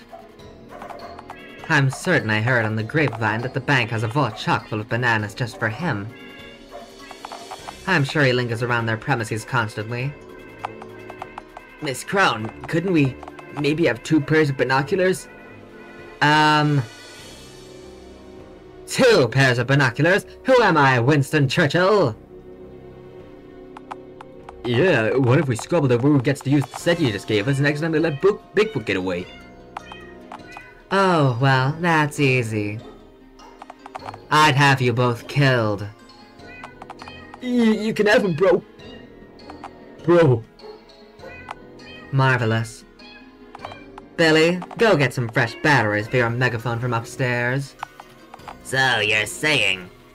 Yes, you can have the megaphone back on the condition that you don't use it in here again. If you need to release the zestful, pent-up energy of yours during one of our meetings, then just scream into a pillow or something. Can it be one of the novelty throw pillows you have in your lounge that look just like your face? Why would you want to... Fine. It's a compromise, I guess. Sure. Wait, why can't he retrieve the eggs instead? It'll only take him a little minute to find the batteries. Are you seriously asking why I'm not entrusting Billy to retrieve a set of items that are specifically renowned for being incredibly fragile? An item that is also consistently used for obnoxious pranks by youthful delinquents such as himself? I guarantee you, if you let him lay a finger on a single one of those eggs, we'll have to scrub the front of Town Hall for a solid week to dispel the smell of rotten egg yolk. Yeah, it's true. I would totally betray you guys to vandalize your clubhouse the literal moment I felt like it. Well, what about the hobo? He's not doing anything. He's warming Bunny's seat. Very important, he's also God. Oh, come on. Seriously. He's doing what I'm paying him for, which is more than I can say for you, Abel. Mayor, can I have some more dog food, please? You get half at the beginning, half at the end, as agreed. Yes, ma'am.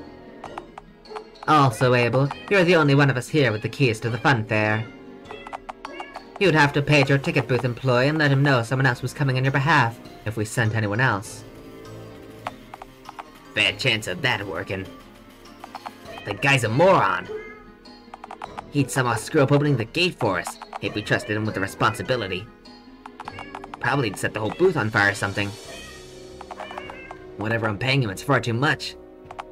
Hang on, how are you even paying him minimum wage? I stand by my statement. Look, how about this? If you go now, I promise you won't have to go back out again for the rest of the night. Which suits me, since you have no useful attributes aside from owning numerous roller coasters, so it's not like you're good for anything else. Alright. You didn't have to be so scathing about it. Next time, do as you're told the first time I ask, and I'll give you a wrapped peppermint instead of harsh reality check. Now, get going. I believe we're all ready to initiate stage 2. Wait, hold on. I have a question. Shut the fuck up, you bitch. No, you don't. Thanks, you too. We should be golden, as I have planned for every eventuality, including those where the green one mindlessly drifts back towards the outskirts of our fair city, after all this time, not unlike a discarded plastic bag. You see, I placed something quite interesting along the outskirts of town. Something akin to, say, a scarecrow. Should the stitched one wander back to the perimeter of Dialtown after a year of begging for scraps elsewhere, it'll stumble across my surprise, and likely won't stop running till it reaches the next county. Or more likely collapses face down in a waterlogged ditch, and gets mistaken for green roadkill the next morning. Oh, come on, it couldn't be that repugnant. That fucker eats gravel from the sides of train tracks. You're underestimating his depravity. Oh, you don't understand, my minute-spite child. I had this thing engineered from pieces of the 3 most unnerving objects I could gather.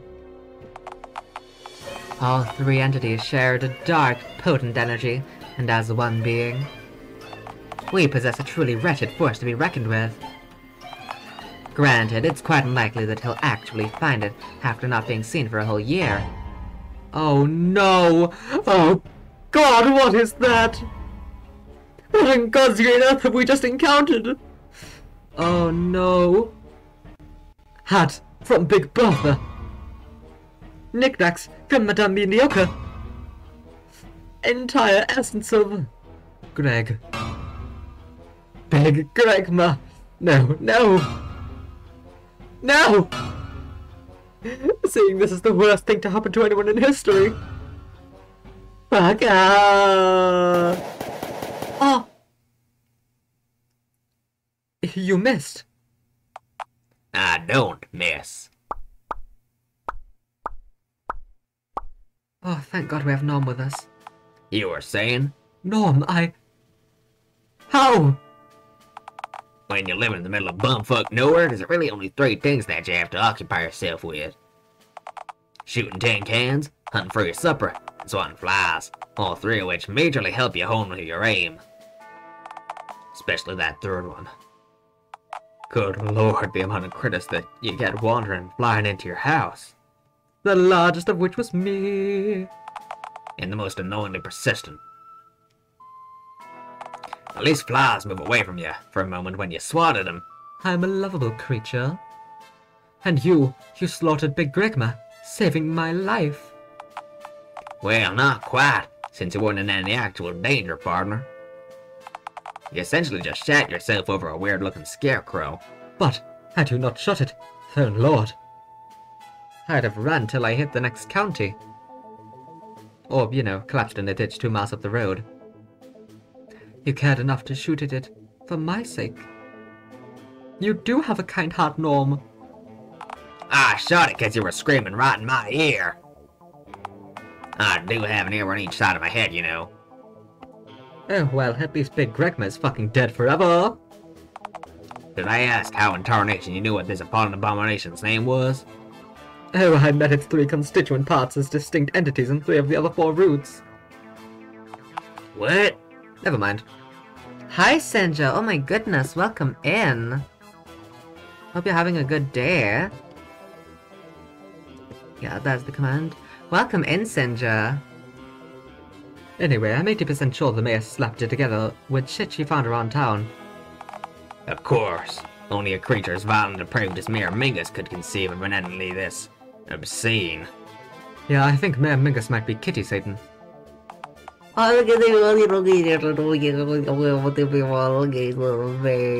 Oh, you get you baby. Oh, it'll be as sweet as molasses to see that cat get what she deserves. Shout out Ayakayo, check out Ayakayo over at twitch.tv/Ayakayo, currently playing Dialtown Fun Dating Sim. Wait, what? That's crazy. How are you? I'm doing swell. Little baby Nami said your little boy, look at this little face. I just make noises at this point. Yeah, I can't wait to see the look on her face when I return to town. Yeah, sure. Come on, we're spitting distance from the lake. With any luck, that printer pal of yours still be lurking around. Karen?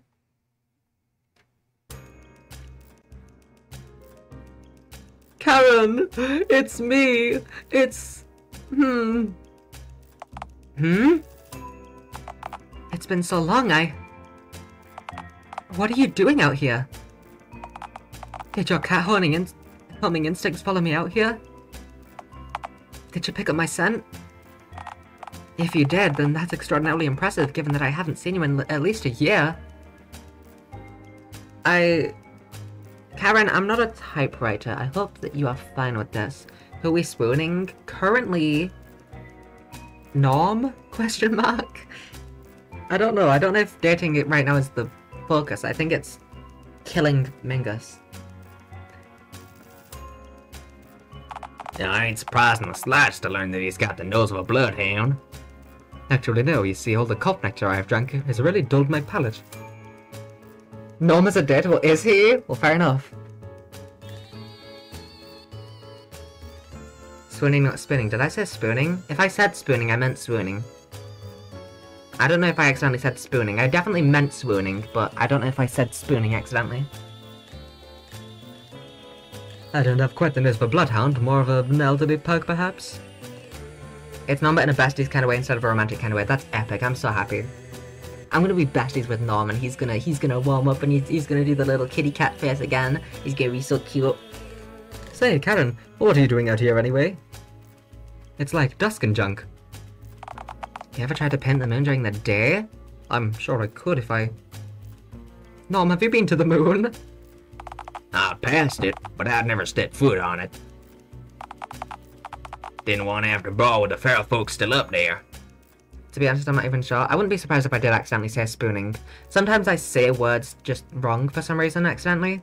Like, I read it right, and then I say something that is, like, completely different, and then everyone's like, what the fuck are you talking about?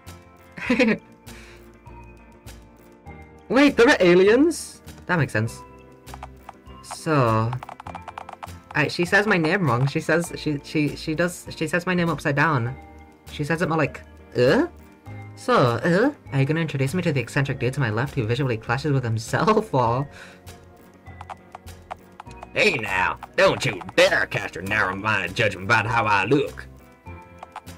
Well, I'm an artist, Norm, so I know visual consistency when I see it. Or in your case, lack thereof. I don't do subtlety, but even for me, you've got a lot going on. Alright, you two seem to be coexisting. Karen, meet Sergeant Norm Allen. Norm, this here be Karen. Howdy, ma'am. He's essentially a cranky space cowboy, as you can see. Yeah, I figured that much out on my own. Is there much else to him? He's got gorgeous eyes! I saw one of them through a peephole before he pointed a gun at me. To my shock and horror, I'm beginning to realize that our relationship may have actually somehow been your most normal and healthy one. It really was. Hi, Amber. I almost said hi, stressed potatoes. That wouldn't be right. Is your command Amber or potato? I always forget. Amber, there we go. Welcome in, Amber. I hope you're having a good time. The fuck is this? I'm so confused. What's confusing about this situation? This is such a normal situation to be in. It's fun dating sim, exactly. This is a completely normal thing to happen. Hey, me and him ain't dating. We kinda are. This is your route. I don't even know what species you are. You don't cross the interspecies line when dating. Doesn't matter. Source, dated Bigfoot. Bigfoot doesn't exist. Oh, I see. You're one of those people. Oh, what? Sane person? I turned American for a moment. I'm not American. To my dismay, I can confirm Bigfoot's existence. We're actually well acquainted. B, I'm yet to hear of a sane man wearing both a cowboy hat and a NASA suit. I'm sane enough to know that Bigfoot ain't. Alright, now that introductions are out of the way. I'm so concerned I just came in to say love you. Love you, Amber. I hope we're having a good day. Sass, Rick, and Squatch. Yeah, it's normal. It's all normal. Why exactly are you gallivanting around the woods with a sardonic space cowboy, huh? I don't know why her font has the underscore be like more of a dash, but it's funny.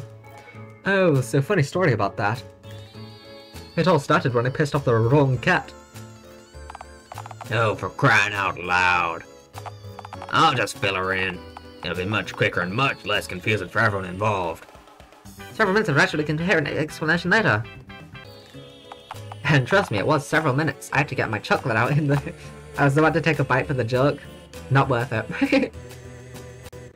I will be sat here chewing on that for like a minute. So that's the gist of it, I suppose. You, get all that? Yeah, I believe so. But wait, how did they manage to cram him into a regular-sized cat carrier?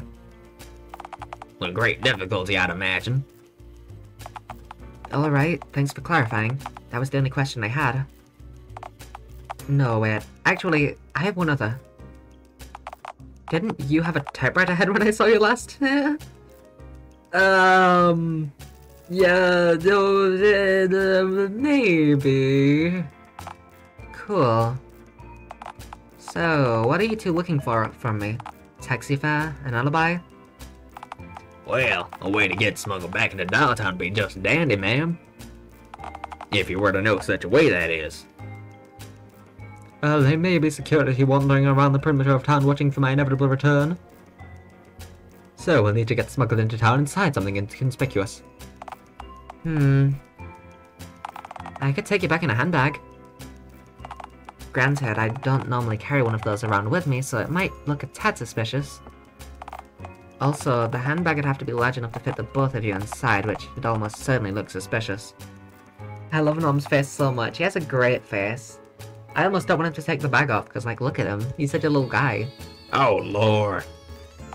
Just cram the two of us into a pair of big old suitcases and call it a day. Do you seriously think I'm going to wheel you both all the way into town?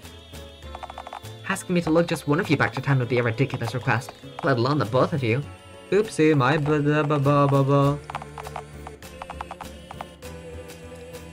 Oopsie. Come on, Caramel. Referring to me as Caramel while simultaneously trying to gain a favor from me is quite a foolish strategy, you know. Also, what if those hypothetical guards were to stop me? What would I even say is contained within my two massive, pulsating, grunting suitcases if questioned? Just say they have miscellaneous cargo in them. Works every time. Your ideas stink, for the record. Don't be rude to... yeah. Oh, come on, you're already a walking beam of sunshine yourself. Yeah, and I go way back. We don't. That was someone else, Karen. I'm not the one giving a total stranger a rude introduction. In fairness, you were vocally repulsed by me when we met. I feel it was earned, though. Alright then, genius. Think of another plan. We could dig a tunnel underground right into Dialtown. Fantastic plan. You definitely wouldn't just die underground after a cave-in. I agree to disagree, Norm. Well, yeah, I can almost certainly navigate underground at a speed is that comparable or comparable? I think I looked it up, it was comparable, right? Comparable to your average mole. This is oddly calming. Yeah, you know, it's chill. Unlike the mole, yeah, would almost definitely swallow all of the soil he cleared. He would definitely die underground, groaning and clutching his soilful belly. No, Karen, he wasn't speaking genuinely, Norm was being sarcastic. Nom, I have to say, I find you to be an incredibly unlikable individual. Oh, what? So my company's undesirable, but you find hanging around this green varmint to be just peachy. Yeah, I was the first person to ever make me see my own value, I'll have you know. Oh, like this moron. I'm right here, you know. This moron convinced me to spread my wings and show me out to the world. Yeah, that taught me that ultimately, you have to take responsibility for your own happiness, because nobody else will. Huh. That's obvious, though. Well, do you? To me, you're just a cantankerous old coot, happy to stew in your old bitterness. Hey, for your information, I'm not that old. You're legally like 100, bro. No, I'm sure I'm legally dead by now. That ain't the same as being 100, you know. Well, most people born 100 years ago are legally dead now, statistically, so the two aren't mutually exclusive. She has a point, Norm. I hate three-way conversations. Oh, wait. I know a way to smuggle you two into Dialtown. You do? Do you remember Oliver Swift by any chance? Heck yeah! Oliver! Oh. Back to the old cinema. Corin's a horror attraction now. He started a movie he directed. He says stuff like gnarly and groovy a lot. The name rings a bell, I guess. He has affairs. Oliver, the Olive Man, yes! I love Oliver. We did that route so long ago. There's been a lot of back and forth about me doing some commission work for him, you know? For his attraction. He wants something surreal and haunting, and he thinks I have the chops for what he has in mind. He receives crates full of props on a weekly basis, so it wouldn't garner any suspicion if he were to receive another tonight, with you both inside. If I were to send you both to his attraction and pay for a courier to pick the crate up, you two'd reach Uptown Dialtown in just under 2 hours. Karen, you're a genius, I can't thank you enough. If there's anything I can do to return the favor. I liked it when you called me a genius. Genius, you're a genius. Thank you. Alrighty then. It appears we've got a game plan. Actually, for your fan arm, I'll need something from you first. Damn, what the fuck? That's rude. Oh, so you're the stingy type, huh? Alright, my ma didn't raise me to expect something for nothing. So how much do you want? Oh no, I wasn't referring to financial compensation. Apologize to who? No apology, no trip. Apologize? For what? You called him a moron. Only I, and certain Supreme Justice, Court's Justice, have the authority to do that. Hey, I agreed to accompany him as armed backup, but I said nothing about providing pleasant conversation. Yeah? Do you really want someone like this accompanying you on your journey? He's... Whatever do you mean, dearest Karen? He's so lovely. I mean, what if he shoots somebody? That'll only complicate matters further. Well... what if someone shoots at me, Karen? Then what? You don't think they'd... No. I'm sure they just squeeze you into another cat carrier. Yeah, as if. Do you know what the definition of insanity is, Missy? Yeah, it's calling me Missy and expecting to wake up uncastrated. Is it spending hours cramming me into a cat carrier? Well, that one's closer. Both of those definitions work, sure. Now, you. Apologize.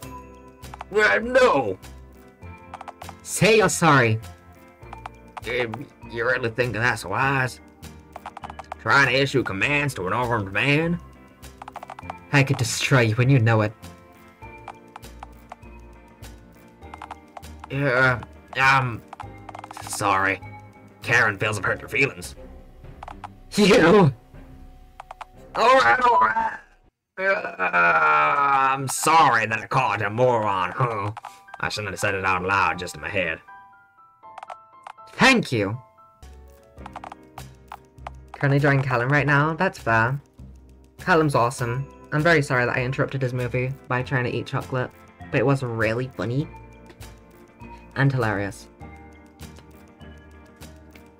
And yes, that is the standard procedure for dealing with tomfoolery. I'm a lovable scamp. I've got a spec crate to shove you both into. Oh, sorry, I thought that was like as a threat, but I meant as in like to get you to Oliver. I've got a spec crate to shove you both into. Just gotta call Oliver so he knows to expect you both. But wait. I'm unable to perform basic tasks. You have a printer head, Norm has a flesh head. That leaves us with nobody in our posse with a working phone head. To call Oliver, we'll have to hack into Dialtown's phone lines and... I mean, I could just call him on my cell phone. You can do that?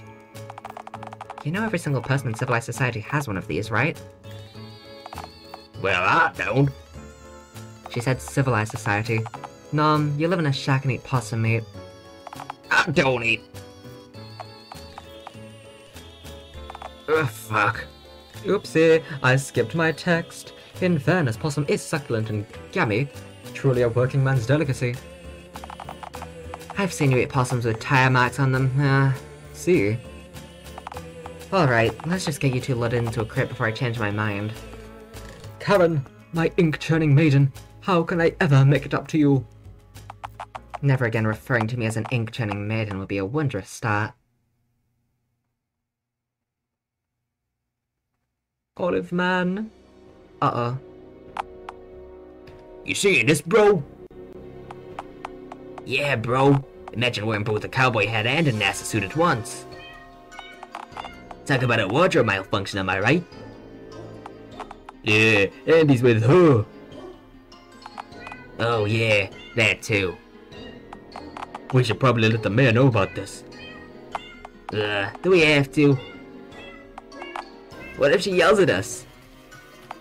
If those two bozos find a way back into town, she'll do more than just yell at us, bro. Besides, if we manage to capture him, she might reward us. Handsomely. A handsome reward for my handsome bro. Bro. Do you think she'd let us pick up a less clashing outfit for the Yeehaw space dude if we managed to capture him? Hell yeah, bro. Let's ask, and if she says yes, we'll actually try it this time. There, what? What happened to Big Grigma?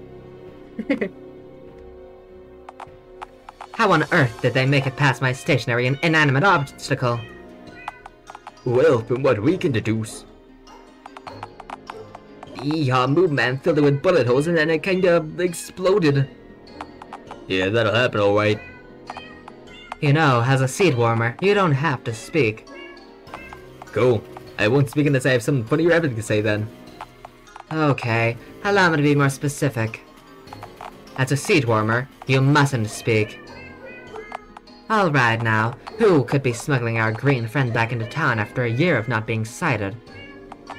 I know they couldn't have had any contact with any of our residents with all phones in the city being bugged and all phone lines being tapped. Who in town owes, some kind of favor? Oh, fuck. Why do I get more speaking lines? Well, the numbskull I hired to operate my ticket booth for a start. Oh, please, Randy. He's no threat to us at all. Randy, quite literally peaked at birth. Anyone else? Bigfoot might owe him money? Right, the very same Bigfoot who's presently confined to the inside of a cage whilst being examined by Theodore. What about God? I've seen those two chatting before. Well, God's here, warming up a seat, so it's unlikely that he is plotting to help, It's true, I was there. It's obviously the fest dude over at the horror hovel, bozos. Oh right, the green one appeared in that god-awful film that the cinema premiered in right before its closure. Of course. That cinematic travesty kept me up for a solid week. Easily the worst experience I had last year. Hey, wait a second. Didn't your dad die last year? I really didn't care for that movie, Billy. At least you got to watch it. 18's only. Bozos wouldn't even let me loiter in the lobby during the premiere. Right, because you would have done something asinine during the showing, like stuffing a bunch of lit firecrackers in one of the bathroom urinals. Yeah, but they didn't know that. Yes, they did, which is precisely why they made you leave. Look, I can't... You two, Stabby, Shooty. Go retrieve the green one from the spook house at once. And remember to club him out cold before you drag him here, not after. It'll save you plenty of scratch marks during the sordid ordeal, I can assure you. Bad idea, Mingus. That's Mayor Mingus to you, runt. Yeah, like that sounds any less ridiculous. I'm going to fucking... I will kick your ass. Hush, child. I'm just gonna talk anyway because I'm a maverick and I spit on your shitty rules. I don't much care for the fact that the mechanic works on God, but somehow not you. I am God. I'm not a terribly big fan of how you said that. Not only did you clearly believe what you just said, but I kinda did too, and that isn't ideal. Now, as I was saying before your false lord rudely interrupted me, if they're inside a building, they might have the place booby-trapped. Do you really want to risk them getting the drop on your stupid goons? Oh please, like they're smart enough to set a trap. You'll fill for the green breakfast for crying out loud. I don't know, I'd listen to the stunted one. His entire shtick is hiding behind corners and needlessly hurting people just before they can react. Boobies? When was boobies? When was boobies mentioned? When funny boobies? Oh, is it because he has his boobies out? Oh my god, funny boobies. This sort of thing sounds like it'd be right up his alley. What was that? Was that meant to be a pun? That doesn't work. Nobody so much as mentioned an alley. I say we just walk on in and play it by ear. That's the worst that could happen. Abel, I didn't become the mayor of Dialtown by half-rigging our elections. No half measures. They said booby trap? Oh, did they? Boobies. Funny. You two, loiter around menacingly in the alley outside. Really, God? Reaching into the future for joke material is unimaginably cheap. It tells us all that you aren't witty enough to quip about what we're currently discussing. If you'd have said early in the present, not the future, I wouldn't have needed to do that at all. Well, I was about to say it in the present. Yeah, but how do we know that? What do you mean? What do you think the future even is? You two, venture forth to the aforementioned alley at once.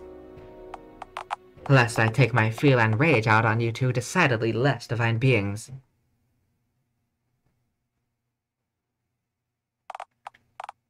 Whoa, easy. Watch the bag, partner. If it tears, you won't live to remember what's underneath. Whoa! Karen really wasn't kidding. An honest-to-phone god cosmic yeehaw, man. Yo, where did you even find this dude? The woods. Hey, Mr. Spaceman, can I, like, touch your head and junk? Olive man, he's here. I love Oliver so much. Ah, the old fellaroo. Feelaroo. The old what now? Why, need I remind you that I'm armed, partner? Oliver is a shameless monster fucker, dude. And people with flesh heads are considered monsters, so, like, I don't know what to tell you, dude. Hey, man, no beef. I missed this theme. God, I love Olive, man. I didn't mean anything weird by that, I just think your style's bodacious is all. Pardon me, partner? Your Astro Gunslinger stick, it's real groovy. Immensely gnarly. Is this some kind of bit? Why is he talking like that? Like what? Who in Tarnation still says gnarly? Well, you say partner like every sentence. Huh. You know, now that I think deeply about the situation we're in, this is all a tad ludicrous. What do you mean? Nothing's ludicrous here. I mean, a first man is standing right in front of you, and he's talking to a watermelon-hued eggler and a spaceman in a cowboy hat. Yeah, honestly, to say the plot's gone off the rails is an understatement. That's implying that the plot was ever on the rails, come on. At this point? This story may as well be plowing straight through an orphanage, but for, like, verbs and junk. Yeah, Karen gave me a basic rundown on what ended up going on down between you and the mayor. Granted, she didn't explain herself all that well, on account of text having character limits and some parts were super unclear. What on earth is a Big Gregma anyhow? Oh, that. Yeah, we found Big Bertha on the outskirts of town. No kidding. How's the old girl doing? As gnarly as can be, I'd hope. She's well. Has she been eating? I keep worrying that she isn't eating enough. I'm sorry, eating? She rolled right over a dead badger when we encountered her. It looked very nutritious. Pardon me, but I ought to move the projector and eat to a task, it's easier that way. Oh, right. The text also, left some of the overall context unclear. Did you really devour a poison-filled egg English breakfast, croak, and then rise from your tomb, cat carrier, like some kind of green messiah? No, he didn't. Yes, I did. I rose from the ashes like a goddamn phoenix. Righto. Oh, please. You clearly didn't die during the ordeal. Your voice is amazing for Olive, man. Thanks. Wait, hang on. Oh, were you green before you ate the breakfast? Yeah, I've always been green. Ain't easy, man. Then you definitely didn't die and start decomposing. You're just being dramatic. You're no green messiah, partner. I don't know, Norm. I'd argue definitely. Definitely. Well, it did wonders for me. In fact, he's the whole reason me and Mr. Dickens still have this place at all. Wait, he helped you too? Just like that printer lady? You betcha. Paul's the gnarliest dude I've ever met. You know, before this joint became Dialtown's biggest and only horror attraction, this place was a little ghost town. Huh. And I have to thank for what it's become. He saved Mr. Dickens' dream, and there's nothing groovier than that. Huh. No kidding. Hang on a sec. What in tarnation did you mean by literal ghost town? Oh, our attraction's immensely haunted. Ridiculously so. Sure it is. I worked at NASA, partner, so I ain't the superstitious type. I'm a man of science, so I ain't foolish enough to believe in ghosts, ghouls, phantoms, nor specters. I'm sure they didn't believe in you either. What was that? Hey, man, you're a pretty groovy dude. I'm sure the ghosts here would adore you. You know, I'm pretty sure one of them is a chick who died from cholera back in frontier times. You two could totally... I ain't from frontier times, partner. I worked here from the 60s. I mean, ghosts aren't real anyhow, so... Hey, chill, dude. I'm not asking you to believe this place is infested with, like, clowns or anything. I don't take you for that much of a sucker. You know, Fezzy, I've seen clowns with my very own eyes before. Up close. Looked deep into one's eyes before it honked its bulbous red nose at me. I saw hunger unlike any other in that beast's eyes. You're yanking my chain, you must be. You're telling me you saw a real live clown? Like, up close and lived to tell the tale? As God is my witness. I was reared back before those multicolored fiends went the way to go, remember? Are the old horror stories, the legends true? Did they really bite people? Of course they did. What sort of question's that? Ah! How did you sleep at night, knowing you were that close to a wretched honk man? Much more sounding now, knowing there's only at least 50 years between me and them. Whoa! That was an awesome story, mister. Allen. Sergeant Norm Allen, U.S. Air Force. It's a fact most civilians don't know, but they pulled astronauts from the Air Force. Yes, they figure if you can fly a plane, you're halfway there to find a rocket. Oh no, you don't. Oh no, don't have God as your witness. Yeah, that's a bad witness to have. I was actually a recruit during the Korean War, which was the first war this great nation ever fought with our newly formed Air Force as a separate military branch, fun fact. Whoa. I can't imagine the groovy things you've seen, the crazy stuff I could learn from you. I could listen to you talk for hours, Sergeant Allen. Oh. Hell yeah, boys getting on. Korean War, hello? I don't know enough about wars to... sorry, I was stretching. I don't know enough about wars to... understand if that's a joke. You know what? You're alright, kid. Oh, I'm Korean, yeah, that makes sense. Yeah. You're alright, kid. You seem more respectful than most of the folks I've encountered from this here town since I worked. That's for damn sure. Oh, Dialtown really isn't such a bad place. I mean, you get a few wet blankets and prudes, sure. Tell me about it. That mayor's the worst of them. I tell ya, I wouldn't bat an eyelash in someone were to, you know, spay the cat. Or better yet, add an R and go for a spray. Oh, a spritz from a water bottle. Groovy idea, Norm. Oopsie, I skipped your text. Whoopsie, my bad. Oh, gee. That'd teach her for misbehaving, alright. I think rigging elections and exiling citizens simply for being different might be a little bit more extreme than just misbehaving. I mean, rigging elections and bigotry are both incredibly naughty. Okay, I guess I can't really argue with that.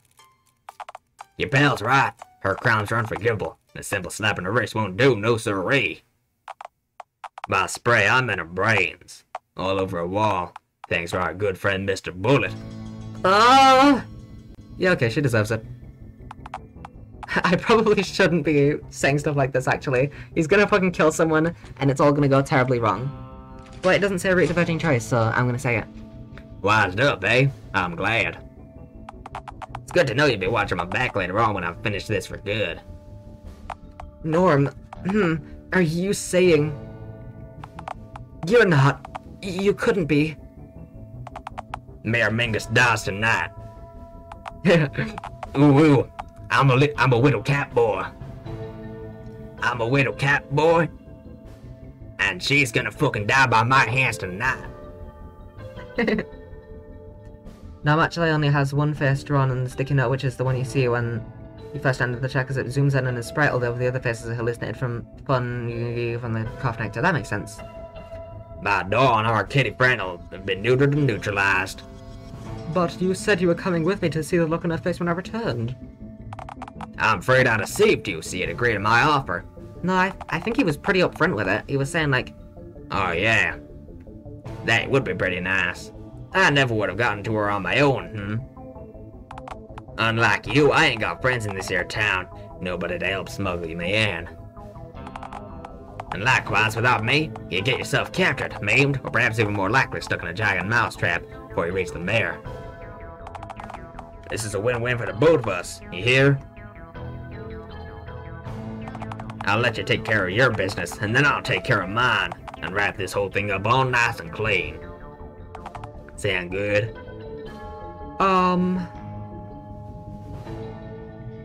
No. I'm being morally right. That does not sound good. I've got to side with him here, Norm. This isn't right. You know this isn't right. Like hell this ain't right. She exiled both me and him, just for looking different. And have you seen what she looks like? She's a hypocrite of the highest caliber, and she's made me out to be a monster. I can't just let it slide. Well, are you a monster, Norm? Excuse me? If your natural intuition is to ask a question that stupid, then I've sorely misjudged you, son. No, he means it as a compliment. He's a monster fucker. Answer the question. No. No, I am not a monster. Uh-huh. So, why are you trying so hard to prove her right then? Prove her right? Oliver, she's a pox on this here town. She's bleeding Dialtown dry. This town ain't never gonna change while it's pinned under that damn cat's paw. I have to confront her. And as far as I'm concerned, if you're not with us, you're against us. I'm not saying that you shouldn't confront her, but...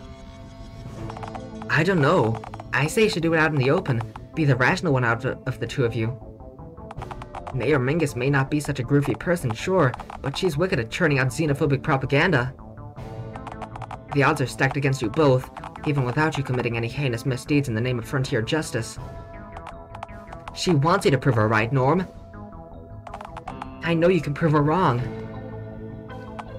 So what? You want me to bargain with a tyrant? Do you expect us to just go in hand and sing kumbaya? Not happening. There is no other way. There's always another way, Norm. There ain't. Before my exile, the mayor said that unless I came back with an object head, I wouldn't be allowed back into the city. She ain't changing her mind. So, are you telling me you agree with her? That's not what I'm saying at all. Look, take it from me. You shouldn't change any part of yourself just to be something other people expect you to be. Oh my god, we got a moral? That's as bad as not changing when you do need to change. You should change only if you need to, and do it for you. You deserve to be happy, Norm. And even if you don't see it, believe it or not, you have all of the tools you need to live a happy life. You just need to think outside of the box. Taught me that. Right. I guess we'll just have to agree to disagree on all this, Fezzy. Let's go, Oliver. Oliver is fucking awesome. I love Oliver so much. Disagree about murder? I see it as justice, but sure, call it what you want, I suppose. I didn't come back here to make any new friends, so it's no loss to me if you want to hear from your own point of view. Anyways, moving on to a more urgent and potentially less violent topic. We're back in town just like you planned. Oh, what's the next step of your master? Eggs! Pardon me, partner? I'm sorry, but did he just say eggs? Oh. What's to check on his gnarly offspring, lest they hatch unsupervised? What in tarnation? Are you telling me that lays eggs? Yeah, but not like daily, if that's what you mean. That'd be weird, you know? Well, that's not the weirdest thing I've heard today, I suppose. But it's mighty close, believe you me. We need to go. We need to go check on them. Did you think the mayor could know about them, Oliver? Well, we did kind of hold on a town-wide premiere for an indie film which showed you squatting and moaning all over town. And during which, the egg-laying was shown in wicked, excruciating detail. Ah, balls. Aha, but she doesn't know where I laid them, right? That buys us time. Dude, there was a neon Ferris wheel in the background the entire time. Where else could the footage have taken place but the fun fair? That one tacky mattress shop with the Ferris wheel made out of trash on the roof? Yeah, but if she tears the mattress store apart looking for the eggs and doesn't find them, then she'll know where they are by process of elimination. Fuck, this is bad. I need to go check on them. Well, alright then, partner. Best of luck with finding your eggs. What? They're coming with me, Yeehaw McGee. Calling me Yeehaw McGee makes me want to come to you even less, you know. I'm here to put some lead in the Miramingus I'm here to put some lead in the Miramingus. Why the hell would I follow you on this asinine side quest?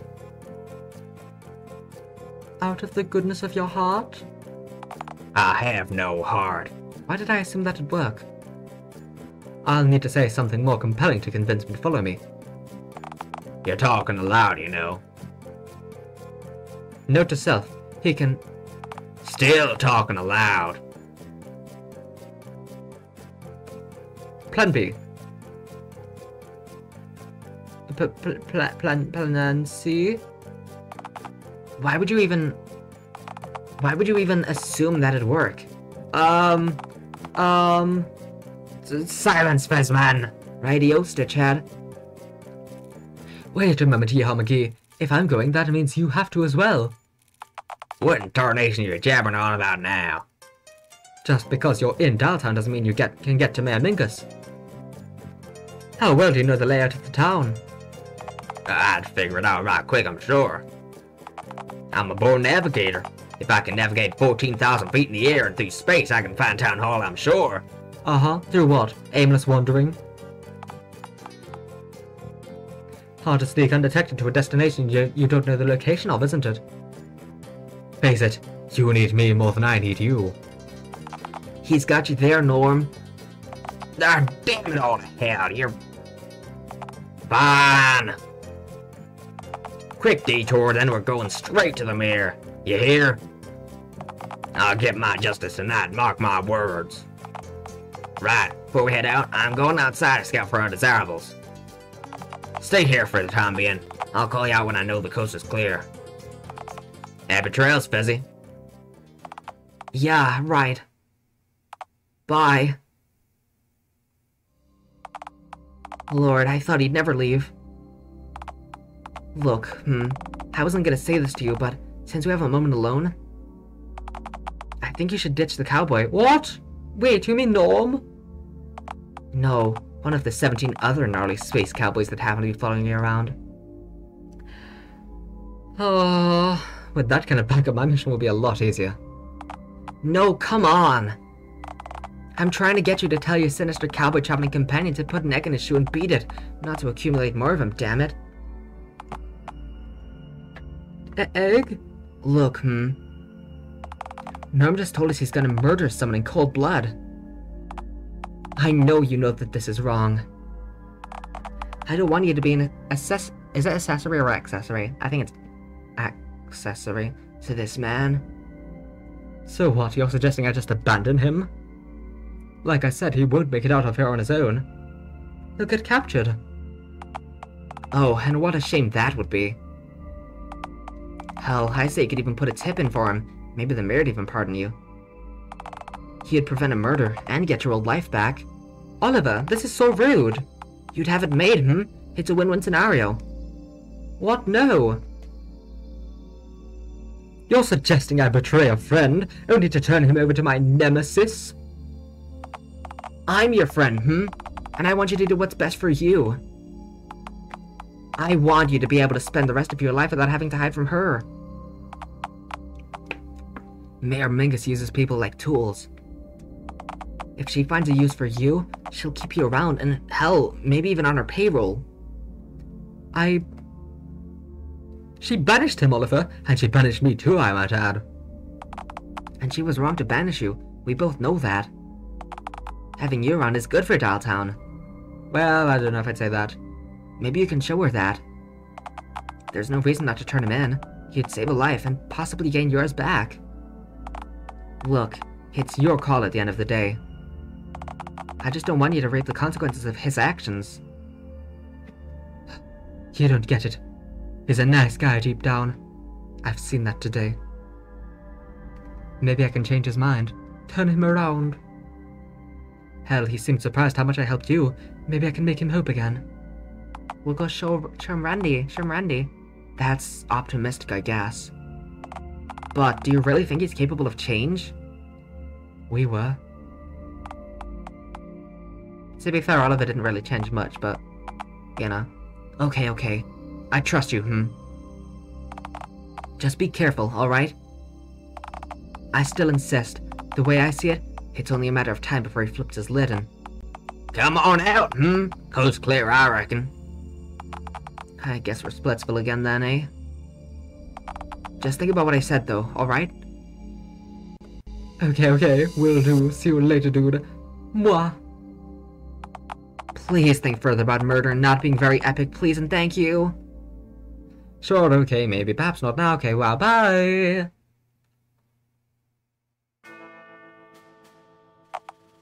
Right, there you are. It is... 10? I see. Took you long enough getting out here. Say, can I ask what the deal with that place was? What do you mean? I mean, the inside of that place looked like some sort of spook house, but out front the sign says cinema. What sense does that make? Oh, it used to be a cinema. Got converted a week after last Valentine's Day. And yet the old sign still's up a year later. I guess they've just been busy. Uh-huh. Hey, before I forget. Look, I know how you took Fezzi's side in there, but I won't get all sore over it. As it stands, you need me and I need you. We can discuss our feelings plenty once each of us have wrapped up our respective plans. But then the feelings don't really matter if you've already killed her. Or better yet, you can fucking skip my text and then I'll fucking not know what I'm talking about. I could just fuck right off back to my cabin in the woods and you can go back to do whatever it is that you normally do around these parts, I guess. Either way, I am planning to stick around for town for long after I... Well, something tells me I won't be too welcome once I finish up my business here. Well, duh, you're planning to murder our mayor in cold blood.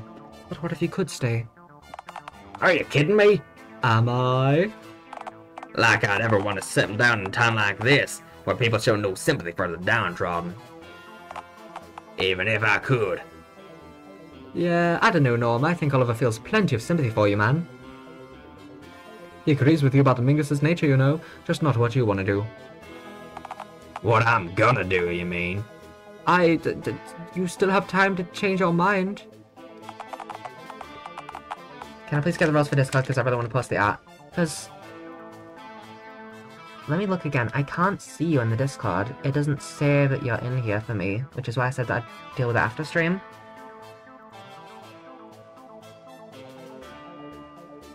For me, it doesn't show that you're in the Discord at all.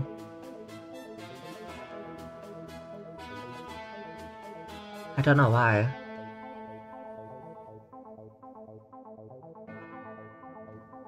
Wait, that might be...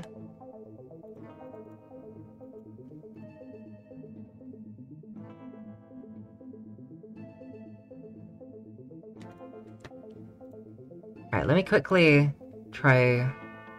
Rules.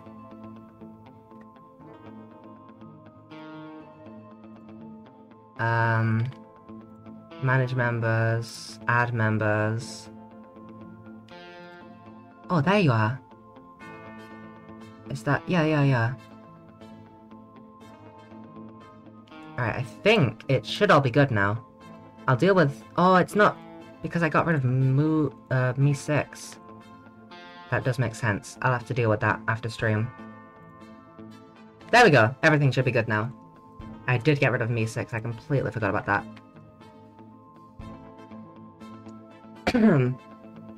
Again, with the sermon on the joys of negotiating with tyrants, huh? I thought it might work well if we tried it a second time. Oh, brother. How gullible do you have to...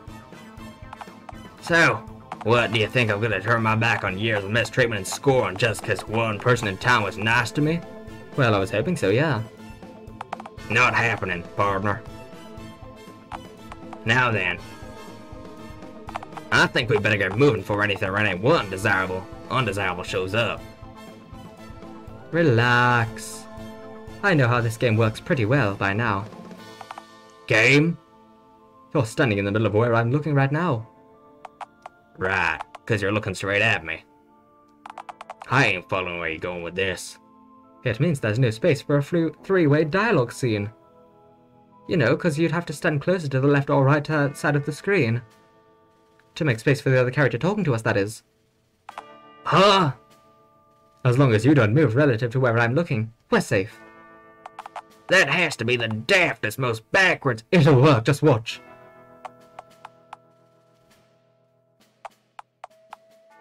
See, I told you. Oh, why did I turn my head? Fuck, the screen can slide across backgrounds now! Oh right, God invented the mechanic for Bigfoot's romance route. Oh, he did, fuck. What does any of that drivel even mean? Well, what do we have here? Hey, you said that I could say the line. Yeah, and you said you were able to speed walk fast enough for us to spring an ambush, not arrive after they'd already left the spook shack. We're lucky they loaded around for so long like total morons, we'd be shit up shit creek without a paddle. We can both hear y'all, you know. Whoopsie.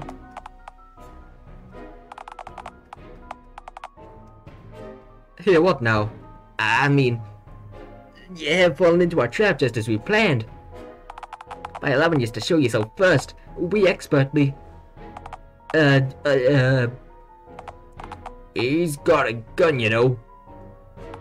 That's right, bozos. I'm holding a gun. And I have a knife in my hand. And I have a knife in my hand, I guess, in case he misses, which is, of course, incredibly unlikely. Wait, there's two of you now? No, wait, there's... you two just one mugger moving really fast? Do you two make up an interactive spot the difference puzzle? Final answer. Oh, a wise guy, eh? No, I'm actually incredibly stupid. Whoa, bro, what a windfall. Yeah, usually when we're in a tussle and someone inadvertently points out our weakness of theirs, it's one of us doing it. Hang on, Who in tarnation are these two rattlesnakes, and why do they look like they're about to maim themselves with their own weapons? This is, Sorry, I forget. Did you guys ever reveal your names? Or are you just unnamed subway mugger and unnamed gun-headed asshole? Hey, we're an infamous crime duo, Stabby and Shooty. Who is who? Yeah, we're partners in crimes, that means you're out of time, huh? Nice to meet you too, probably, I guess. I'm sorry, but have you seen either of these two clowns before? Oh sure, I mugged his ex-boyfriend once. And then you lost your pants and got chased by a swan, right? Hang on. Which one of y'all is Shooty and which one of y'all is Stabby?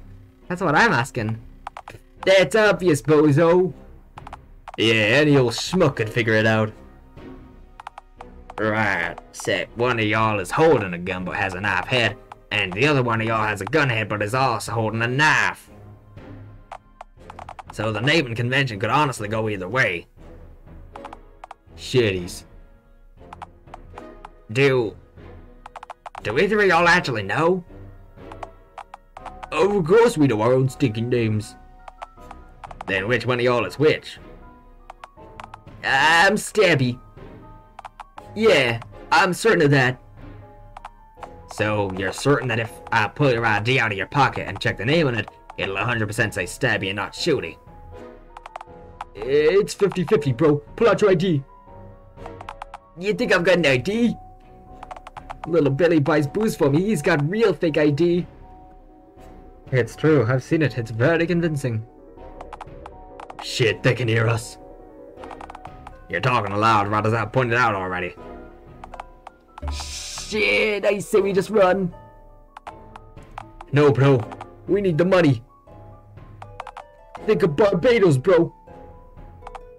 Bro, think of Barbados. You're right, bro. Again, we're Stabby and Shooty, the inseparable crime time duo, and you're out. You know, I've never once seen you two together. Not once. Ah, shit. He's got us there. Our little story's falling apart. What do we do? Oh, for the love of...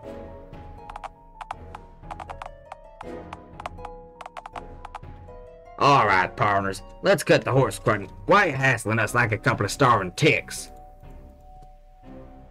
Yeah, neither of us are bank clerks, and we have no change for you. So, like, scram, we've got shit to do. Hey, now, bank robbers and subway muggings were old gigs. Things are different now. Yeah, bozos, a new day is dawn in this here town. Things are different now. Just give me one moment.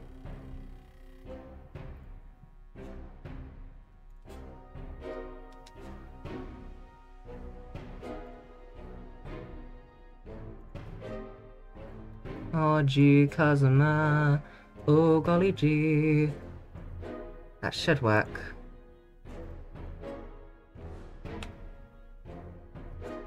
I have to... Yeah, I'm doing shit on Discord because I'm stupid.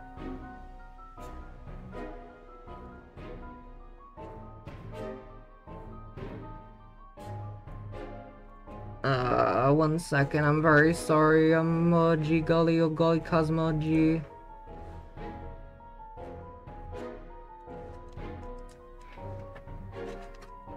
If I don't move, then they won't be able to shoot me.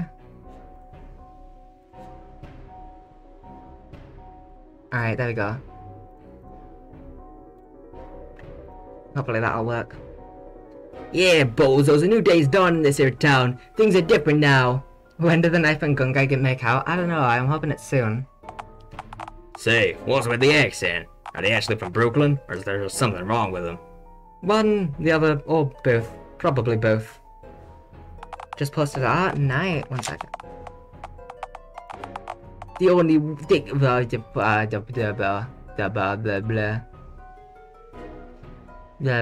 blah. Oh, nice. Actually looks awesome. Anyway, yeah, I'm walking here. Know about the yard, bro. I did one thing wrong with us, so we won't be able to count all of the moolah we'll make once we all YouTube back to the mayor. Say what now? That was pretty darn good. Why are you dismissing it? Yeah, bozos. We're entire reporters. Finally, on the other side of the law and the poverty line. There's a huge bounty on your head, and she handpicked us to bring you straight to her. Yeah, dead or alive. We'd prefer alive, because frankly, your bodies are actually super heavy. Yeah, we're sore from carrying huge bags of mulch from our weekend job.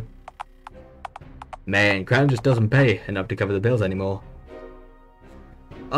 Shit, guys, congrats. We don't have time, come on. Ah, like how we'd let you two go. Yeah, here's how that's gonna go down. We're gonna tie you both up and then call Mayor Mingus to collect her up in a sports car. Yeah, we're going for a ride here. Wait, she's collecting us? You said you were bringing us to her? Yeah, she doesn't actually trust us to guide us all the way back to Uptown. Yeah, she says you just skedaddle once our backs are turned and easily lose us. Then, what was the whole thing about bodies being heavy about if y'all wouldn't even have to drag them back to town hall? Well, she'd make us drag you both into her trunk if you kick the bucket right now. And like I said, bodies are really heavy. I'm really starting to worry that I'm gonna accidentally grievously harm these fellas. Oh no, rude dividing choice. So, what's stopping us from just leaving this spot before the mayor arrives? That'd be us, bozo here. Oh, good. Come on, Norm, let's go. I wouldn't make any quick moves if I were you. You see, I'm holding a gun, and my partner is holding a knife, so I... Well, you see, partners, I also happen to have a pistol of my own holster. So, if it's a deal y'all want. Shit, he's got a real gun with like bullets and junk. I'm out. You got Beats knife. It's classic rock paper scissors rules. Well, I have a gun too, so by rock paper scissors rules we draw. Actually, I've already drawn. 10 paces, then we shoot.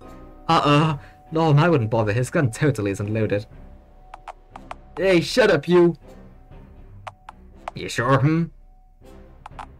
I mean, I wouldn't put it past him to try and sneak us up with an unloaded pistol, but that's quite a ballsy assumption to make. Norm, he tried this exact trick on me and my buddy Randy before. Call his bluff, man. He's just a human roach. Hey, who are you calling a human roach, huh? Oh! I meant the other one, but... See, I don't get what it is that you are. Are you brothers, cousins, lovers, just co-workers? You call each other bro, but I don't get your vibe. We're beyond your understanding, bozo! Yeah, you should be afraid of the unknown, you little punk. Well, if I didn't understand the danger of something, why would I fear it? Ah, shit, he's got us there. I mean, can it? Can it? If you're so furious, why don't you just shoot him then, huh? Teach him a lesson. Cause, Minga said she wants you to, get captured alive. Bullshit. You said a moment ago that she wants us dead or alive. Shit, bro. I totally said that. I told you, bro.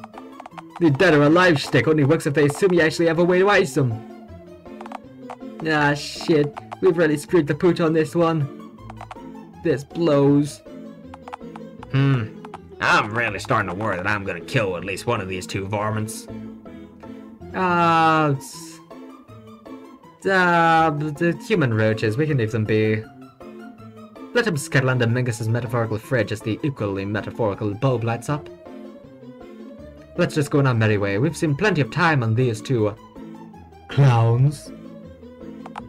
Shit, bro. They're gonna walk away from us. That's the opposite of what we want. Shit, bro. Shit. Rush him with your knife. This thing can barely cut butter, bro. What do you want me to do?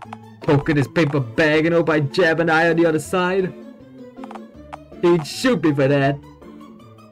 Without hesitation. Oh, why don't you rush him with your knife head, huh? Tough guy. No way, bro. Are you kidding me? That guy's a freaking gun. I ain't doing that. Oh, so do you, bro. Except you don't load it, do you? Hey, your head's a gun too, bozo. And I don't see you loading your noggin with bullets. I told you. I'm afraid of it. If I open her up, I'll get dust in my head. I don't want a dusty barrel. I now fear that I'm gonna murder these two mutton heads in a mighty messy manner. Let's just walk away. Come on, dude. Okay, now that we've thoroughly established your, lack of everything, yeah, we're just gonna go. Can you guys wrap yourselves up a little and tell the mayor we really fought his hard if either of you happen to run into her? Not a chance.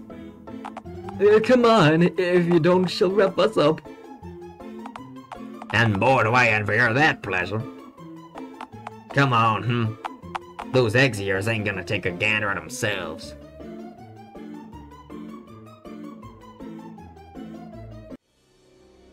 Oh no, not again. What do you mean they escaped? I didn't even ask you to bring them to me. You just had to hold them there.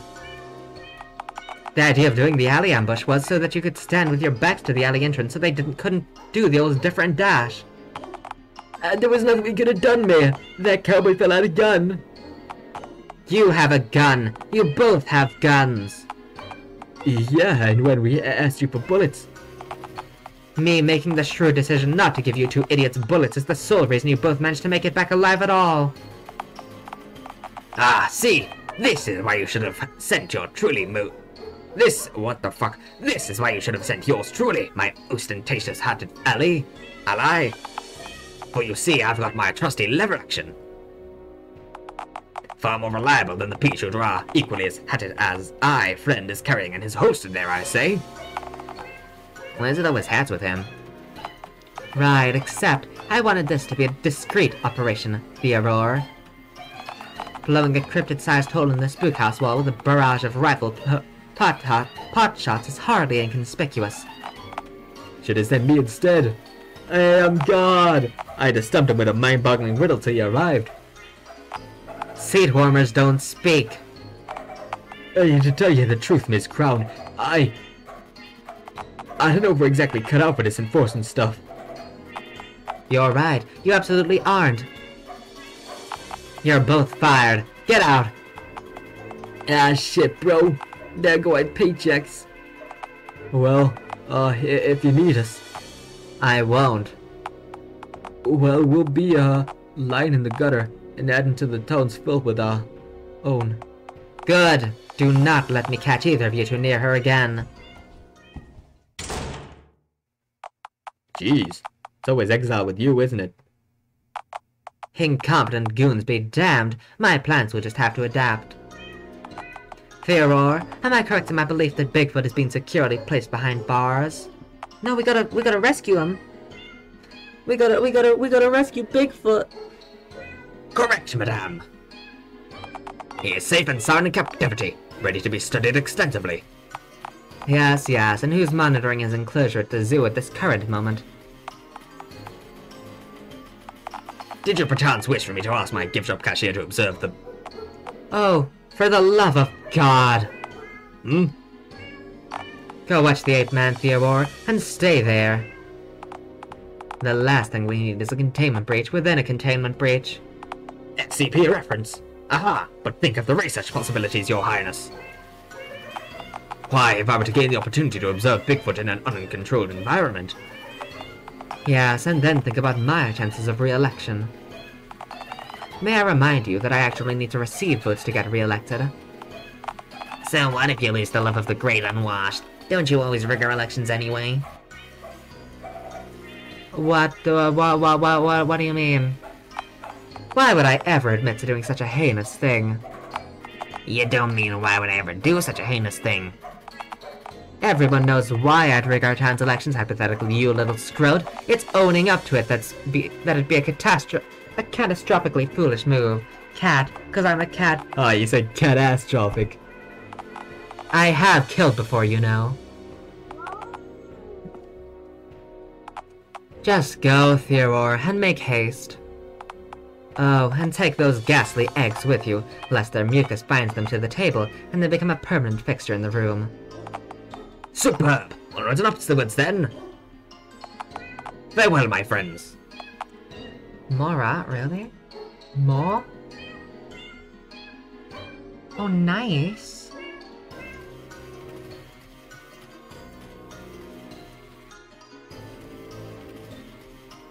Wonderful. And with that, I have half the number of cretins left in the room. Do Abel next. Oh, speaking of, Abel. No, please, I have a family. You left the sticky note that I gave you at the side of the green one's nest upon collecting his filthy shelled offspring, correct? Oh. Oh yeah, I did, sure. Excellent! That's the rest of the plan set into motion then. The sticky note made up the rest of your entire scheme. Must be one hell of a note. Oh yes, I think they'll find the note compelling, to say the least. After all, the note says that if the two don't instantly surrender, that I'll be dining on green omelets tonight. Please, after you finish Dialtown, please check out DSAF. I might do.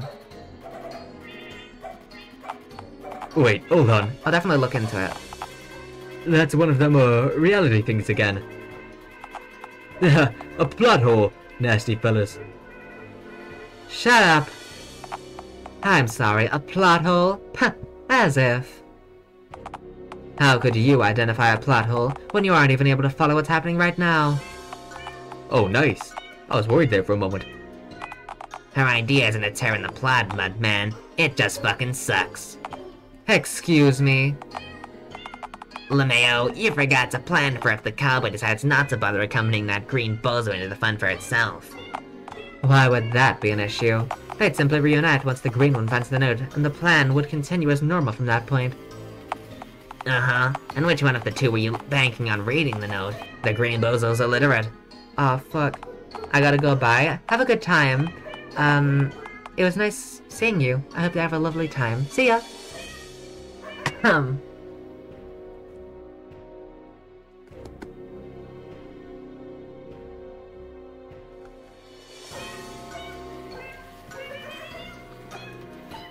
Well, I'm sure our egg-laying friend would simply bring the note back to Norm for him to read in that case, surely.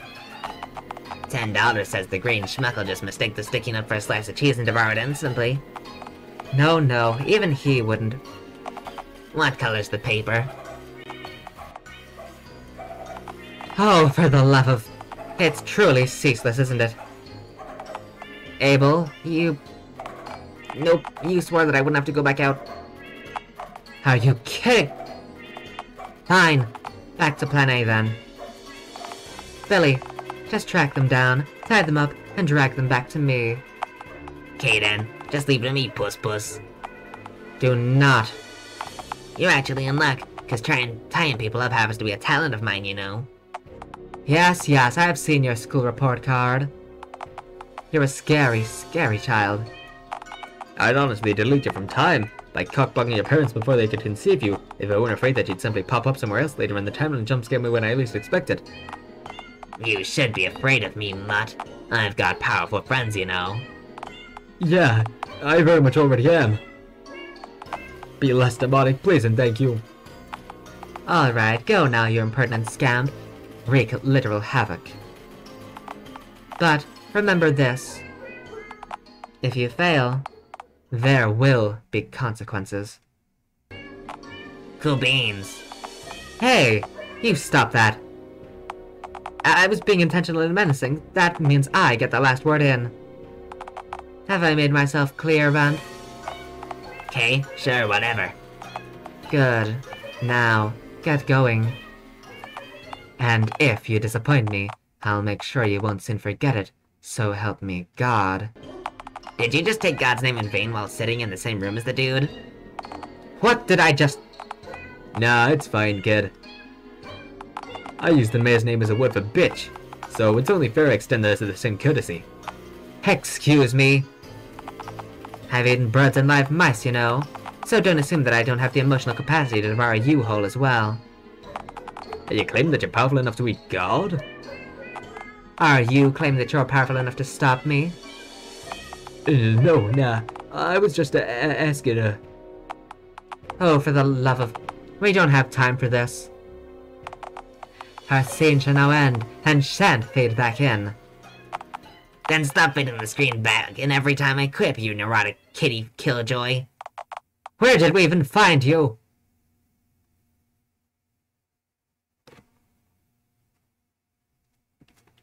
Alright, Barbara.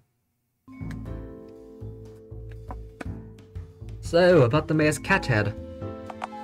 For the last time, I've told you, I don't know why in tarnation she went and got that asinine procedure done to herself.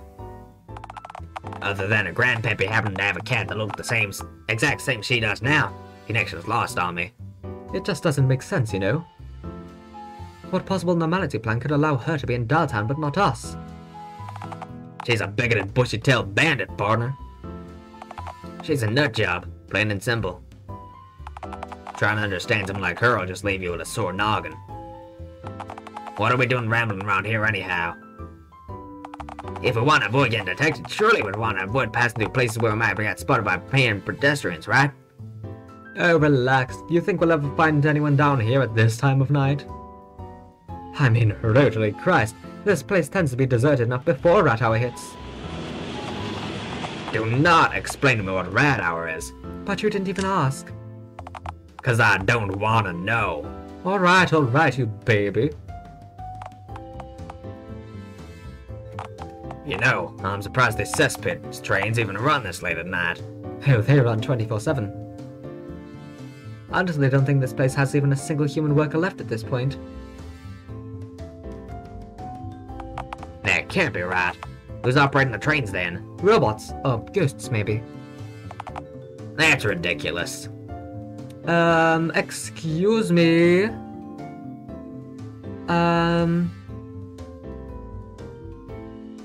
I'll shut up for you, sir. You can shut up. Oh, when I feel like it, yeah. Ugh, this is the happiest I've felt in years. It won't last. You are in Dialtown after all. Shh. Did you hear that? Hear what? It's getting closer. No, it couldn't be. Partner, I haven't an inkling of what you're...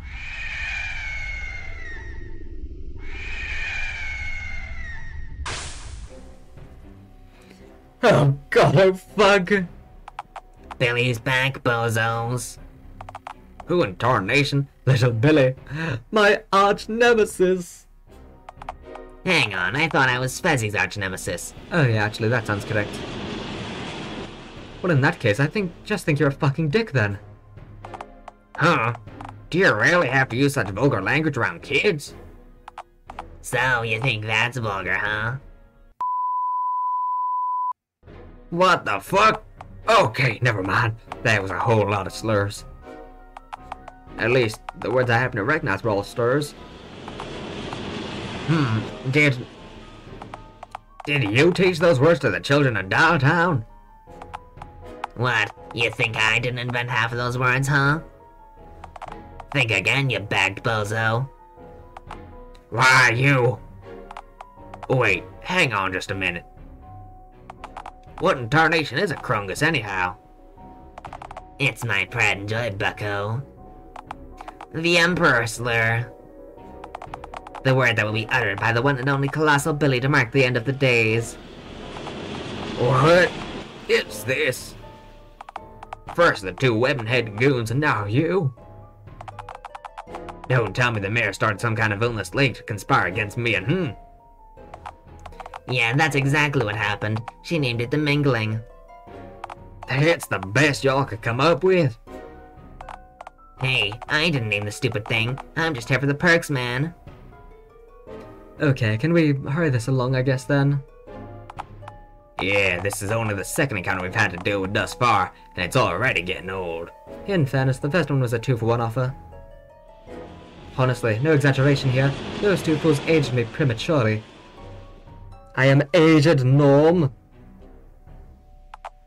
Okay, so here's how this is gonna go down, bozos. I'm gonna hog-tie you both with licorice and then drag you straight back to the mayor's office.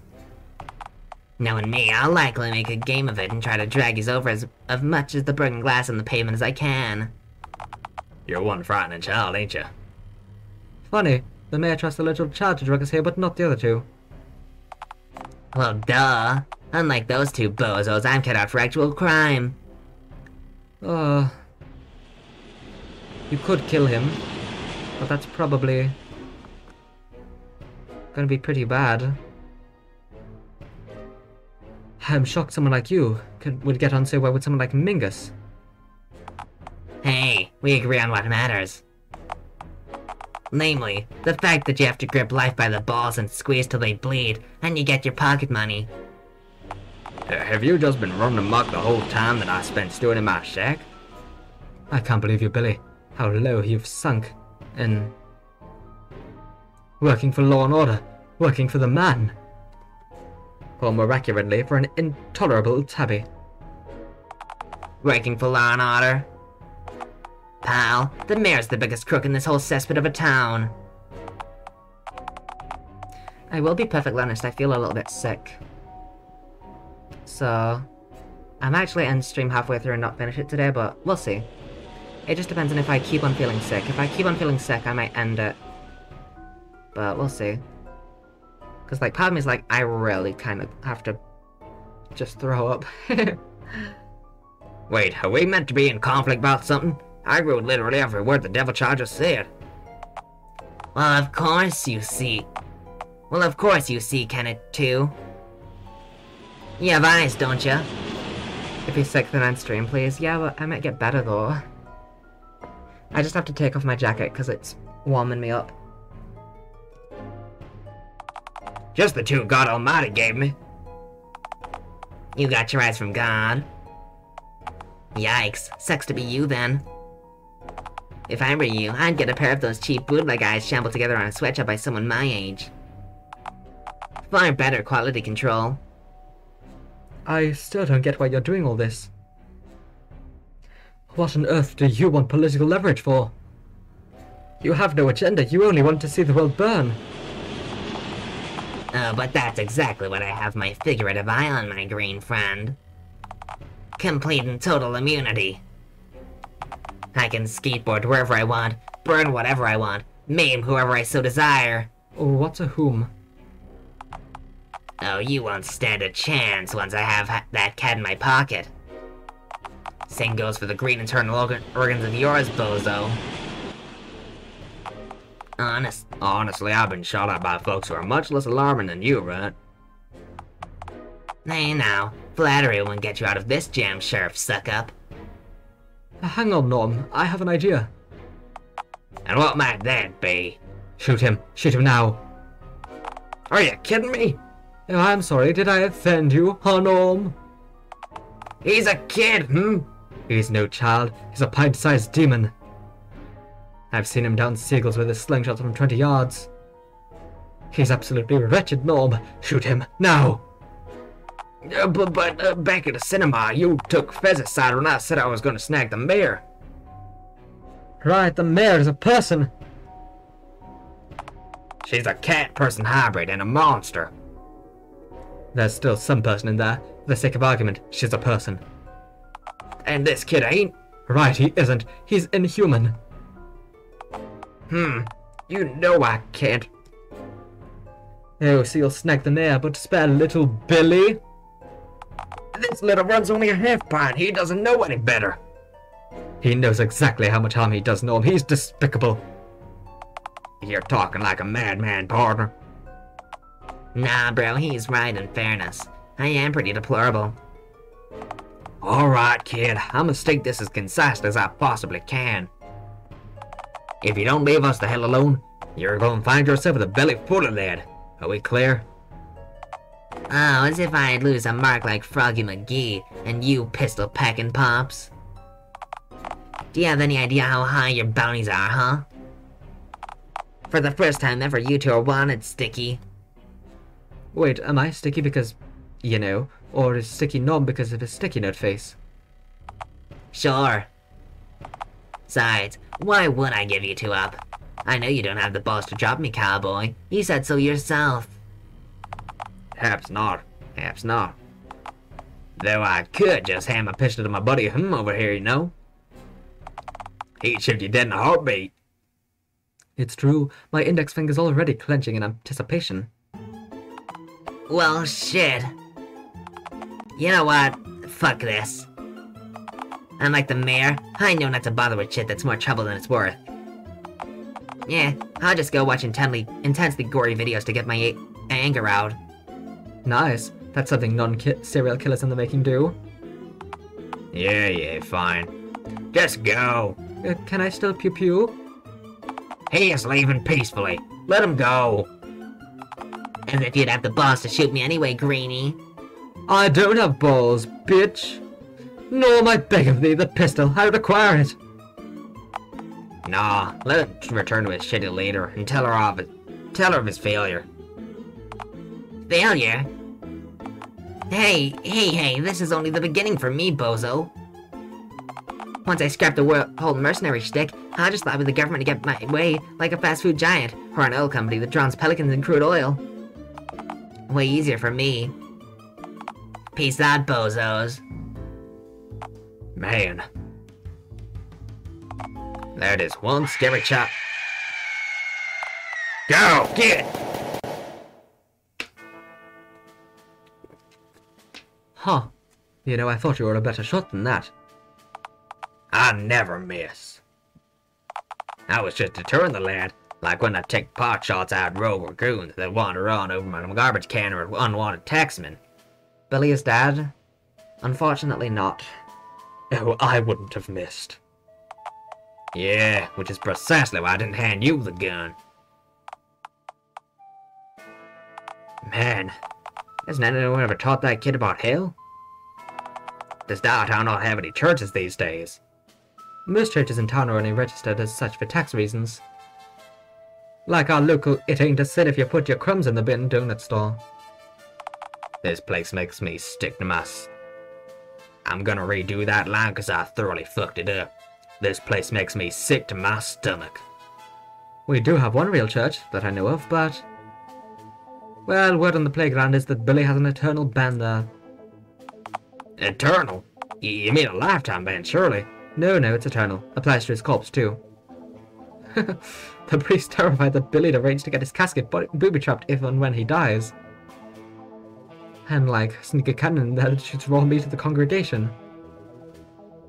Billy done bounced his way to the afterlife. Billy, I think, can travel to the afterlife and then probably will come right back. Or, you know, set up the funeral buffet food to look like tiny toothpick chunks of himself. So, I guess the priest ain't banking on the little varmint suddenly seeing the light then, eh? Oh boy, no. Priest says that kid's a lost cause, whatever that means. Jesus never called even one of the sinners he met a lost cause, for the record. Right, but Jesus never met little Billy. Jesus was never forced to use the word swanicide once in his entire life. Did Judah even have swans back then? Judea? If little Billy was around back then, nowhere would have swans left, Norm. Alright, you've convinced me. Enough talk of the ominous dwarf. Say, how often do the trains tend to stop at a station? Next one should be stopping right now. Most of them just whiz on by, but you know. Ugh, how in tarnation did you... Echolocation? Forget it. Let's just board the train to be done with.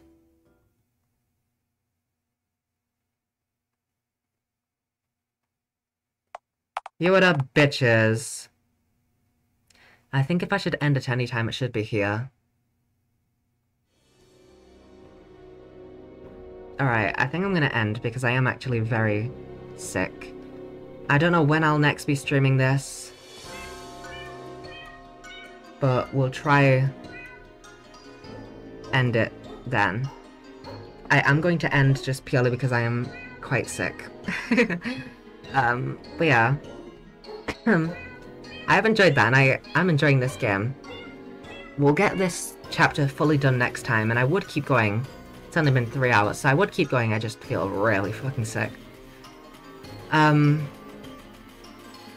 Yeah. I hope that everyone has had a wonderful time. But I just really need to lie down, honestly. But yeah, that is going to be all for today, unfortunately. Even though I kind of don't want to stop. I want to keep going, I just don't think I physically can. Or maybe I could do like a 15-minute break. I could hella do a 15-minute break, actually. That adds everything up. Alright. It's currently 10:44, so I'll be back at 11, alright? Yeah. If I feel better. If I don't feel better, this is the end. But I might be back at 11, probably. Alright. We'll see, basically. Yeah. That feels a lot better. Alright, I'll probably be back at 11. But yeah, if this is the end, then bye-bye. But probably not. I think I will be back. So, see ya in a second. Hello again. We're back. I'm feeling a lot better now. As better as you can get in a 15-minute break. And, you know,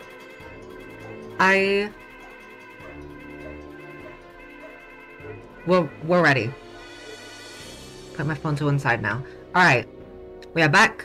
And I'm feeling better. Let's just continue. I'm not gonna talk for too long. Oopsie. My bad. What do you mean they got away? What part of that sentence didn't you get? I understood the sentence. How on earth did you let them get away? Oh, easy. The cowboy was holding a gun and I wasn't. You know, 'cause someone decided not to give me. Don't you dare. We both know that with a gun you'd be an astronomically greater threat to my perfect society reforms than those two clowns ever were. You're right, I totally would be. Either way, they're on their way to the fun fair right now. So, nothing's changed much aside from you somehow looking even more like an incompetent hack than you did before. Billy, I mean this in the nicest possible way.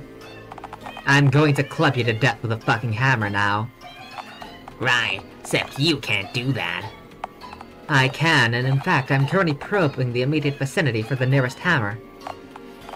But I have information. Alright, you know the shtick, half-pint. Spill the beans or I'm gonna show God what your beating heart looks like. Hey, I'm honestly just curious to see if he really has one. I'm half expecting like a miniature limestone obelisk that says something akin to I died for the bands on it instead. So basically, the cowboy's planning to fill you with bullet holes once they arrive at the fun fair and see that the hobgoblin's wretched offspring's missing. Huh. Alright now, can I take out a loan to start an oil company? I want to kill pelicans with crude oil. Are you serious? You're asking me this right after you alert me to an assassination plot? So, is that a yes? Yes, obviously I'm going to give you the loan. Now get out! Let the adults and God discuss this. The captions were just a comma for a few seconds, that's awesome. I will also say, there's a chance that my mum comes back home, in which case I'll obviously have to unstream properly. But hopefully not. Man, you went from having a cryptid eating your trash to playing target practice with the sheriff the time forgot.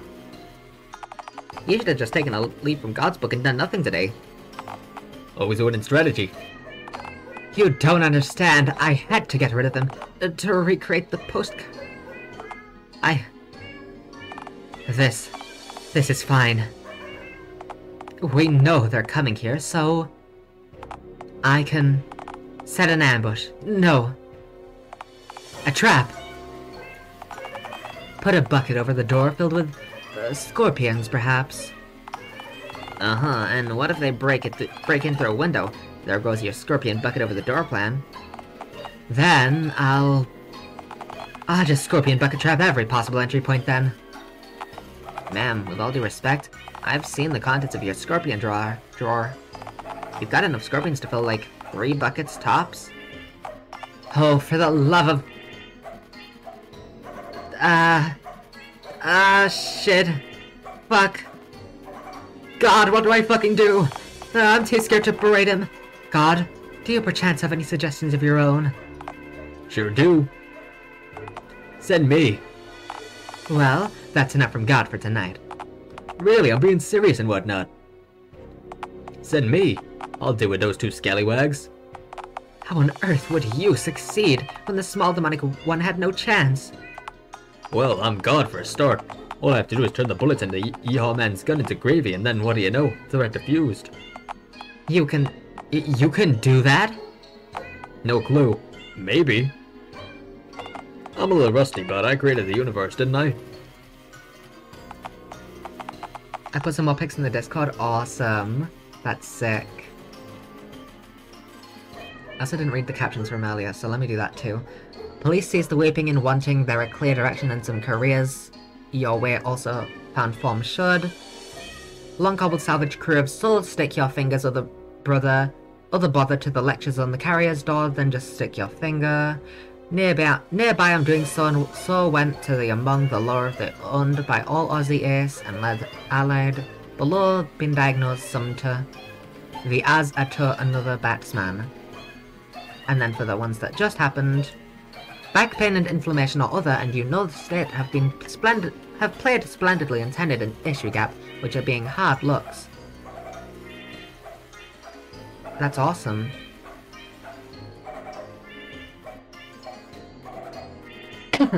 Hell, I'm sure I could drop them up in some kind of pocket dimension. I'd love to see those two figure out a way out of one of those cesspits without my help. So, you can be somewhat useful to me, aside from using that toasty kisser of yours. Yeah, like, watch this. What the... What the fuck? Alright, alright. I'll cut you a deal, trash hound.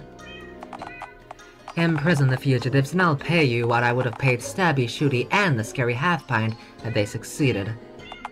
What, money? Yes, obviously I mean money. A vast amount of it, too. I was about you just threw an omelet on top of the rest of the dog food you promised me for a job well done, or we could call it a day. Hobo, I am the supreme ruler of Dialtown. I can grant you anything your houndish heart desires, no matter how opulent or decadent the request. Sorry, titles. That doesn't say titties, but I will give you some of those too, not my own though. Titles, land, riches, untold power, it can all be yours. Nah, an omelet's good. I'm hanging out with Oliver tomorrow. We watch bad CG mockbuster movies together sometimes, and that boy just loves his omelets. First of all, let me be clear. I will have you hanged, drawn, and quartered for high treason should you ever feel it appropriate to once again describe to me how you choose to waste your time when you aren't in my presence. Why not just ask for 2 omelets so you each get one? Nah, we'll share. You'll be lucky if I don't season the omelet with rice in at this point. I prefer if you didn't, if me and him are sharing. Oliver's probably allergic to poison. Fine, fine, just go. Contain those 2 meandering fools, and the omelet you crave shall be yours. Nice.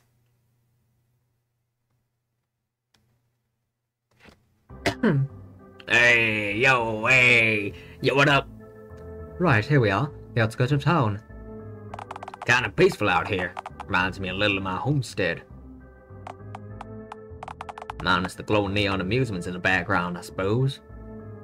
Ha, I told you that not all of Dialtown's such a rotten place. Right, 'cause there ain't nobody around these parts save for us. My tent's pretty much the same. Wait, idea! Nope, I am not moving into your tent with you, partner. Aww, but it'd be fun. It would not be fun. Eternal slumber party. You said that your tent's over in the park, right? Yeah, it is. Why? I don't think I could resist the urge to shoot every swan I see. Vicious bastards. Oh man, Randy's gonna love you. Who's Randy? He's a friend of mine and a former mortal nemesis to Swankind. Oh, and you're about to meet him. For a green scoundrel, you sure are well connected, ain't you? I like helping people, and by the end of tonight, you'll be well connected too. Not if I can help it, I won't. I still don't get your weird vendetta against innocent residents of Dialtown. Partner. If ordinary folks let bigotry reign supreme and you just watch you get mistreated without lifting a finger, don't you think they're at least somewhat complicit in your mistreatment? Malice triumphs when good folks just look on. Speaking of god folks, we'll meet one of those later. Right, but Karen and Oliver helped us out. Alright, those two may have assisted us, granted. And Randy's gonna help us too.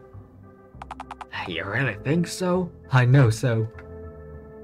Now come on, Randall's a-waitin'. He America, he really is, he is so America. I love him. America. So much for him awaiting us. He ain't even there. Oh, he's asleep inside the booth. He sleeps in there. Not a very good employee, is he? Sleeping on the job. Oh, you misunderstand. He isn't on the job right now. He sleeps at work. Partner, I don't mean this in a mean sort of way, but I reckon if the human ancestor that sprouted legs and crawled out of the ocean knew that the efforts had resulted in Randy's life being a thing, I honestly reckon he'd crawl on back in the ocean and gnawed its own legs off just in case he changed his mind and wanted to give evolving another go later on. Hey now, a year ago he slept in a dumpster. Huh. Well, that's progress, I suppose. Alright, we're gonna need to wake him up. Oh, that's easy. I know just how to wake him up. Just be careful, he's kinda skittish. Ah, yeah, that's not good. Oh, lost the walls, Oh! And a cowboy? Oh Lord, I haven't seen you in a whole year, What are you doing here? Hey man, we kinda need a favor. Oh, but first meet Norm. Norm? Randall. Randall? Norm. Hey, say, what's with the paper bag over your head, friend? Oh, wait, are you also trying to conceal your hideous face in the world? Didn't work for me. People said they could still smell my virginity through the bag. Please cease your gibbering and jabbering, partner. You're bumming me out. That's not why he's hiding his face. He's a normie, Randy. I told you not to call me. Wait, really? In the flesh head? Huh. I didn't know that your type were allowed to be here in Dialtown. Randy, you're not helping. Nah, I was exiled from town years ago, just like your green buddy was last spring. I don't know if I should be more afraid that you're a normie or a cowboy. I've had a few bad erotic experiences with yeehaw men, you know? I don't know whether to chastise you for implying that you should be afraid of normies, or question how you've somehow managed to grow a sexual distaste for cowboys, given how few of us are moving on around these parts. Wait, before you do decide whether or not you wish to chastise or interrogate me, did I mishear what you said, or did you just say that was also exiled from Dialtown? Yeah, you see, Randy, it all started with a tantalizing green breakfast. This'll go smoother if I explain this all again.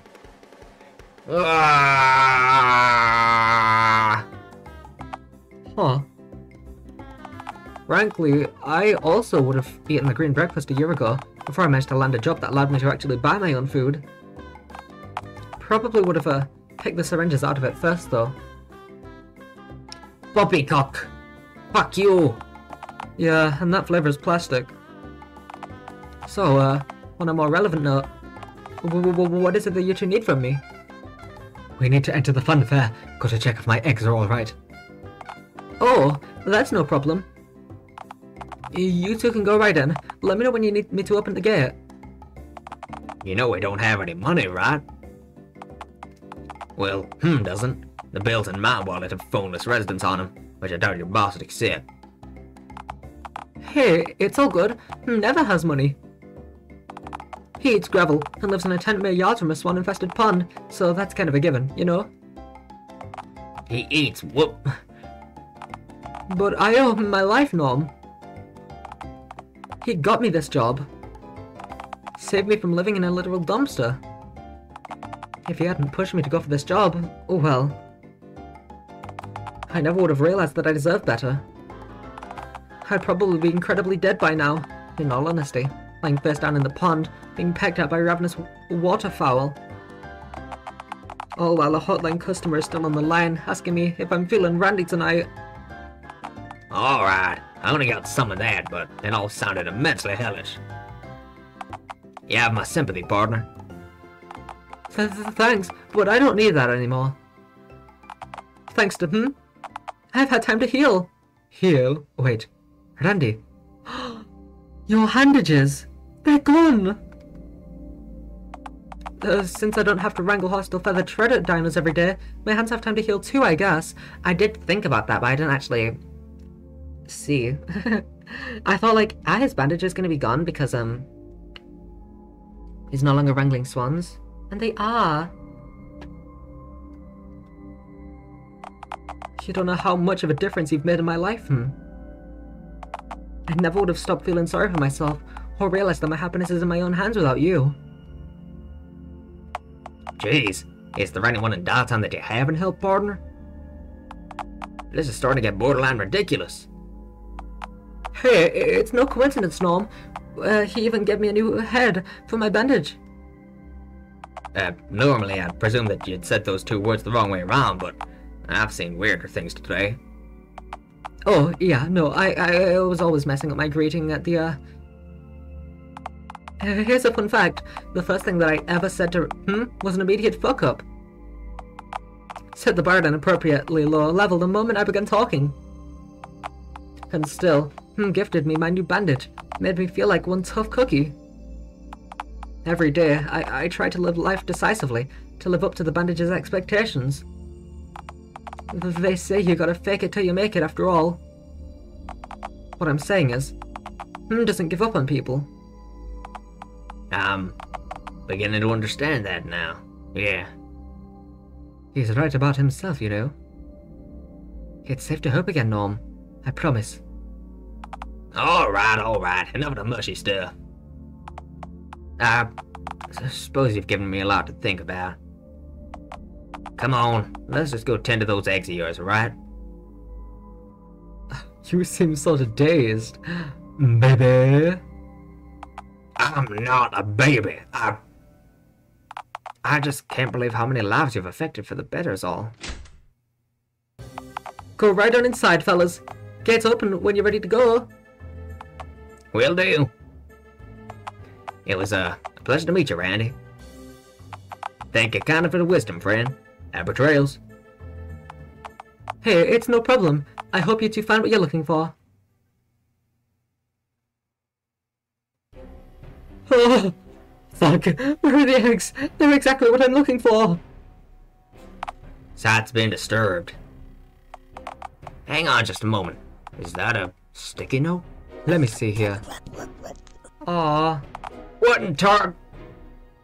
Why'd you just do that? Free slice of cheese, of course I ate it. They were writing on it, partner. Context. I will never get to know what it said. Well, if they wanted us to read the words, then maybe they shouldn't have written what they had to say on a slice of cheese.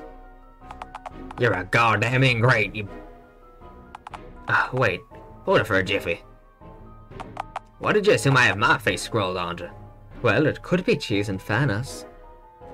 Which allures me. But you're also armed with a real gun. So I was just planning to wait until you blinked so I could lick it and find out. You're just a freshie phone with a green pumpkin hanging off it. I swear to God. Ha, nice try, but pumpkins aren't green. Well, okay, granted, the rotten ones are. Besides, what kind of clown would make the protagonist of the game the orange? What the fuck are you even saying? You fucked that up. Hey, bellows, hey, what's the haps? Hey! Oh, speak of the devil, or rather, speak of the god. Norm, meet God. God, Norm. Howdy do, Padrino. Mighty gnarly day, ain't it? Heh, learn how to talk like an old-timey ingrate from my old new buddy Oliver. Whoa, you know Oliver now? Fuck, what else did I miss in the year I was out of town? Not a whole lot has changed, actually. Minus the random ice part of it. Guy just got lonely without you being in town and needed someone to watch awful CG mockbusters with him. Just approached me on the street and asked if I wanted to come over. Mentioned he tried with someone else, but apparently this Randy character was too afraid of the dancing CG critics to finish the movie with him. Huh. Personally, I'm usually too drunk to keep up with full motion picture, but hey, I'll take free body food when I can get it. I'm mighty disappointed in you for lying to me. What? I mean, yeah, like impulsively, but which lie? Huh? This ain't God, what the fuck? You seriously expect me to believe that this fella's God? I'm a God-fearing man, you know. Do you honestly think I'd be gullible enough to... Hey, you don't need to be afraid of me, man. I'm as chill as they come. Oh, wait. Ah, shit, I misspoke. You actually should be very much afraid of me. Sorry, my bad. I'm not used to being an active threat. What's up, God? What has you feeling all aggressive today? Ah, right, yeah. Yeah, the mayor's are looking for you too. Really? The mayor hired you to come and retrieve us? Yeah, and boy, she must have been a special kind of desperate to have turned to me of all people. Why are you doing this, God, man? Surely you've got other stuff to do with your time. You're better than this. Nah, I'm really not. Shit, you've got me there. Lord, it's like watching a priest go to negotiate with a particularly crafty stray dog. You know, God, I never pegged you as the mercenary type in all honesty. I also never pegged you. Really, it seems like too much effort for you. Well, yeah. Normally it would be, sure. But, would you believe it? She offered me an entire omelette in exchange for me bringing you two fellas to her. I'm seeing all of it tomorrow, and I want to look like a big shot for the boy. We're watching that awful CG rat mockbuster tomorrow night, rat or whatever. Seriously, a quarter of the movie's runtime is just awful CG rats complimenting the restaurant's food. I'm having those murderous thoughts of mine again. Thanks for the heads up, Norm. Oh, by the way, hey God, have you seen my eggs? Oh yeah. Oh, sorry. My bad, I turned into fucking... Norm, it's very difficult to keep all these accents, you know? Oh yeah, sure. So weird. What's the haps then, my man? Mingus told me to ask you where you think she's getting the eggs for my omelette from. The fridge, I would think. Oh, right, yeah, that's, exactly where I would have assumed she dug them around for too, right? Right. Yeah, no, she says she's gonna cook unhatched babies. No! That's like 5 omelets worth of egg, though. What's she gonna do with the other 4? She said she's gonna slap the rest of them into a big old pot and make herself a massive po' boys gumbo. I don't know half of the words that are being said. That's really lame. I hated when the maid of Oz my younglings. Yeah, it's a real bummer, alright. Alright, let's get this over with. I'ma quickly tie you both up and then I can take you back to... Hang on just a moment. You're nuts if you think I'm just gonna let you hog tie me like I'm some kind of hog. Oh, come on, friend. They won't be that bad. Some people have to pay MILFs to do this to them, and you're getting hog-tied for free. Mills? Yeah, that's the plural MILF. That ain't right. Yo-ho? What's the plural of wolf, then? What? Wolves? But... it's an acronym. You can't just... Jesus, like I'm talking to Oliver's odd friend again. The sweat, unfinished sentences, given stronger insistence that the plural of MILF isn't in fact MILFs. Man, you guys are cool. Sorry I'm doing this. Oh well, let's get you two all tied up. Yeah, Norm, let God tie you up. I'm really surprised that Randy doesn't agree that the plural of MILF is MILFs. You'd think someone who worked for a phone sex hotline would know better, right? There's a lot more at stake right now than your bandaged pal correctly understanding of the plural of MILF is in fact MILFs. Norm, you don't understand. This is important. What's important is shooting the mirror before she devours her. You're young, damn it. But Norm, shooting the mirror is like violent. He's right in fairness. That's the entire point. See, while I don't personally care as to whether Priscilla Puss lives or dies after I get that omelette, the mayor gave me explicit orders not to let you shoot her in the face, and I really want that omelette. Sorry, fellas. God, this blows. It really does, yeah. You suck. Did I double down or? Nah, that was mean. I'm sorry, God. That was more than justified.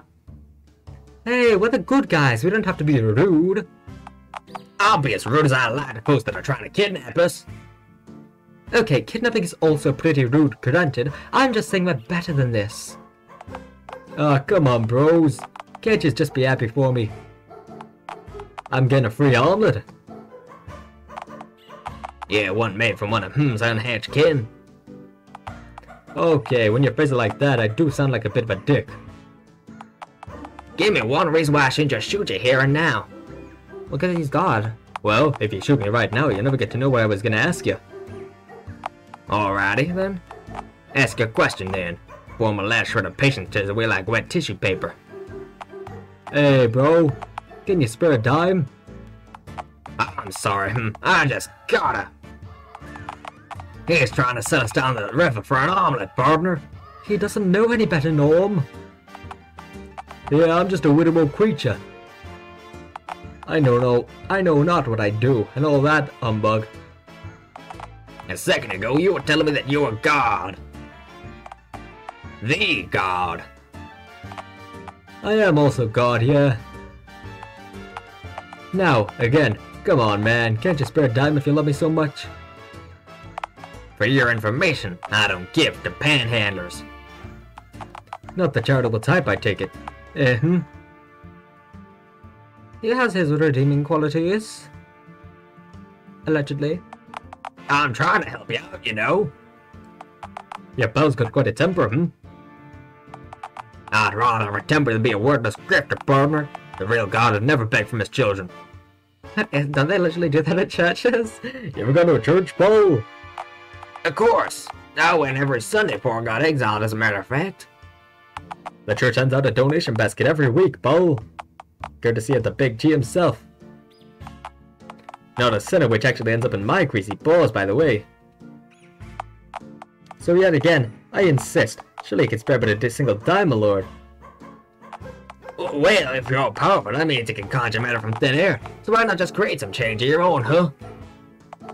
Why beg from honest, hard-working folk like me? Hey, I'm rusty. The last time I created a universe, it instantly exploded. Here's what I do know, people are still talking about the Big Bang like trillions of seconds later. Yeah, it was kind of a big deal. Okay, look, I've had enough of this sacrilege. Beggar, you've taken up plenty of our time.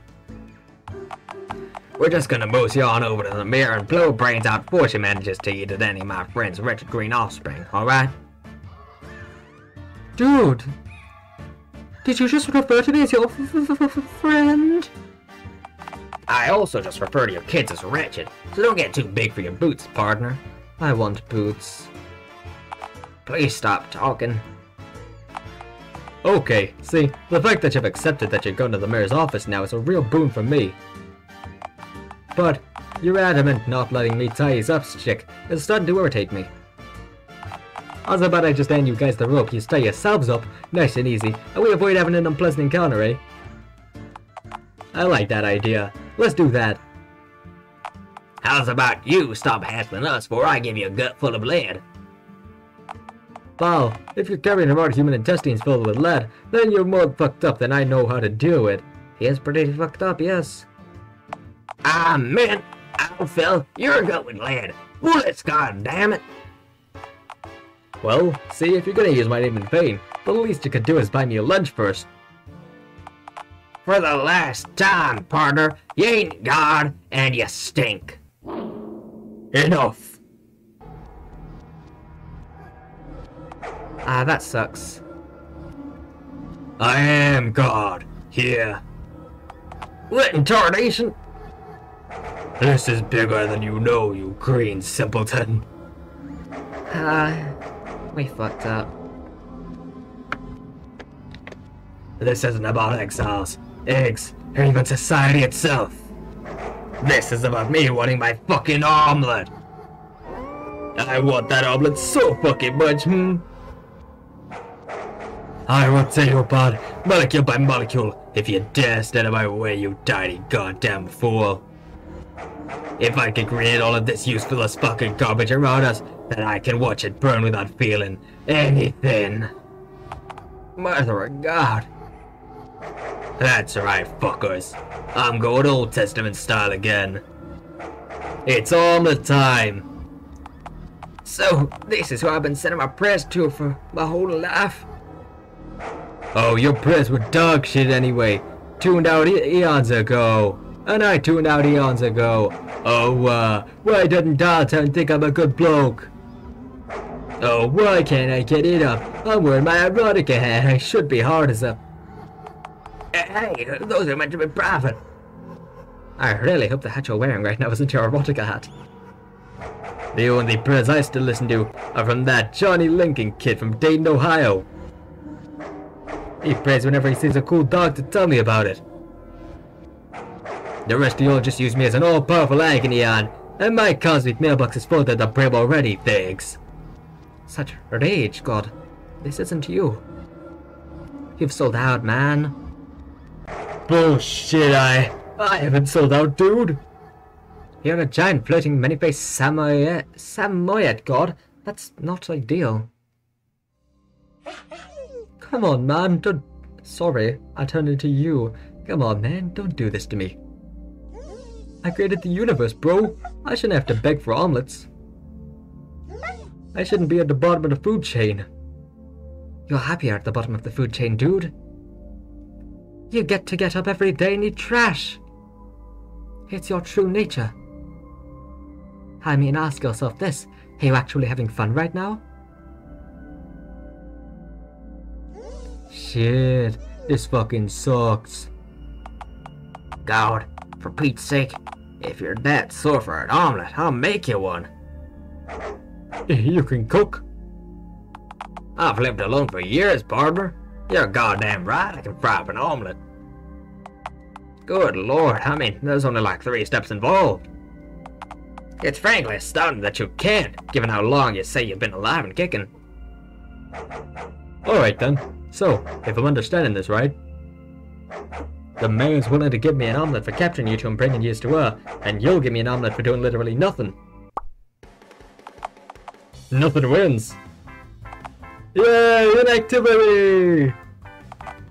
Inertia for life, baby! I'ma just take the dog food she paid me to show up for a stupid Maidens of Vamoose. That's great, but aren't you afraid to double-cross her? He's God! Oh, please.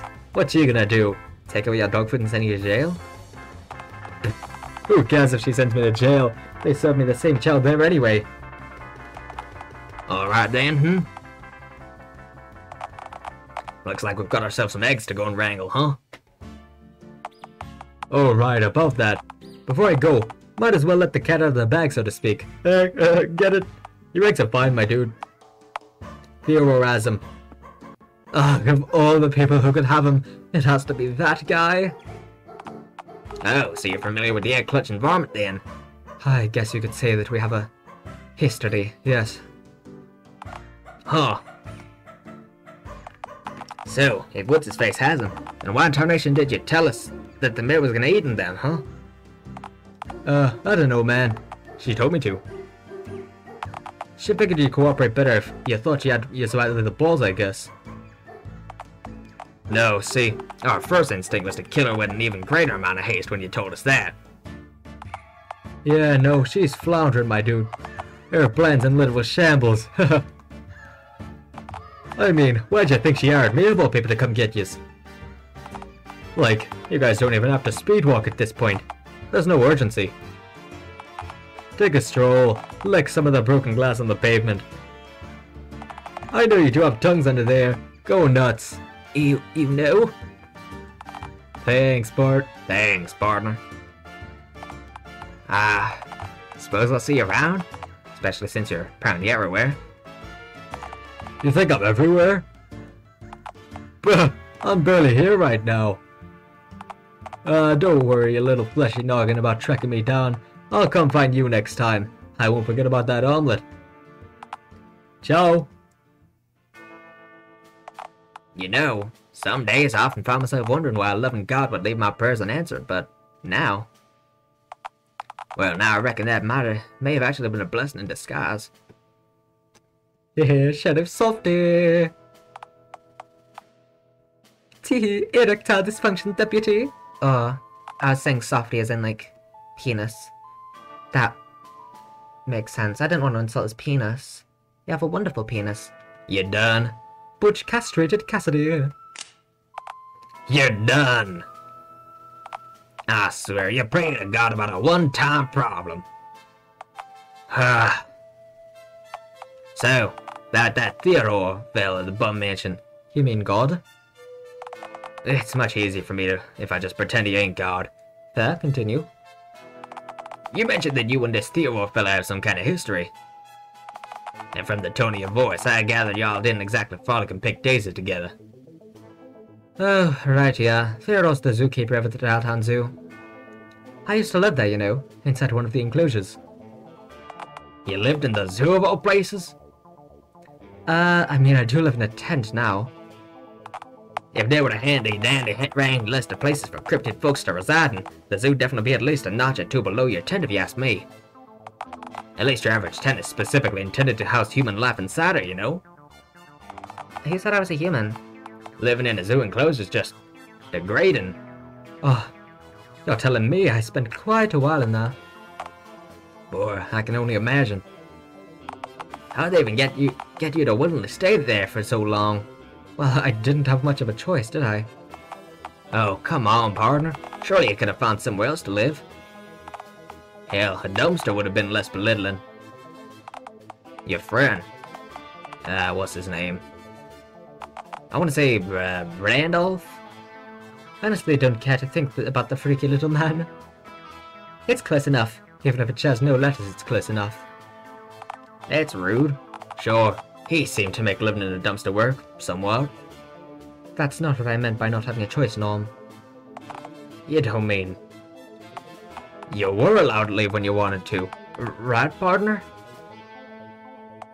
Son of a... I'm gonna fucking kill him! Norm likes so... Oh, I think you have bigger things in our mind right now.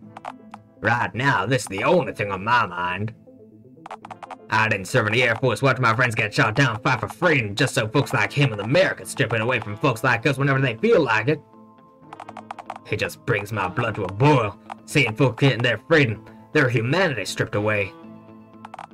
It ain't just, partner. Relax, Norm. My eggs aren't in danger.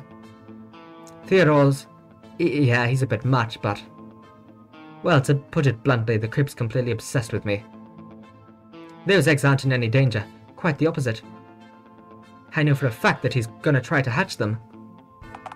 No, that's even worse than having him smash into pieces. How? Them hatching is, you know, the best possible outcome, right? Surely you don't want your kids to hatch in captivity, for their first memories to be of their imprisonment? Oopsie. You're a father now, It's a duty to ensure your kids get a better life than that. You really think so? Is that even a question? It ended with a question mark, so yeah. Look, exile's bad, because being told you can't go somewhere you should be able to call home is obviously dehumanizing. But being told you can't go anywhere but the confines of a dingy little cell?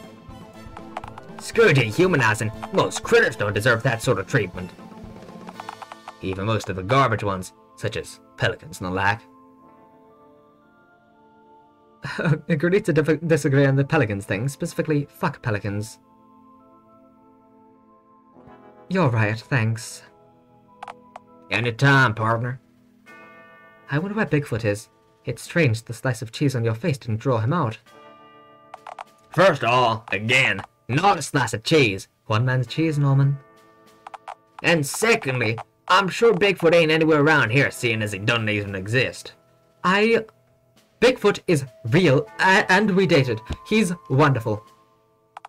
Bigfoot ain't real. I simply refuse to budge on this.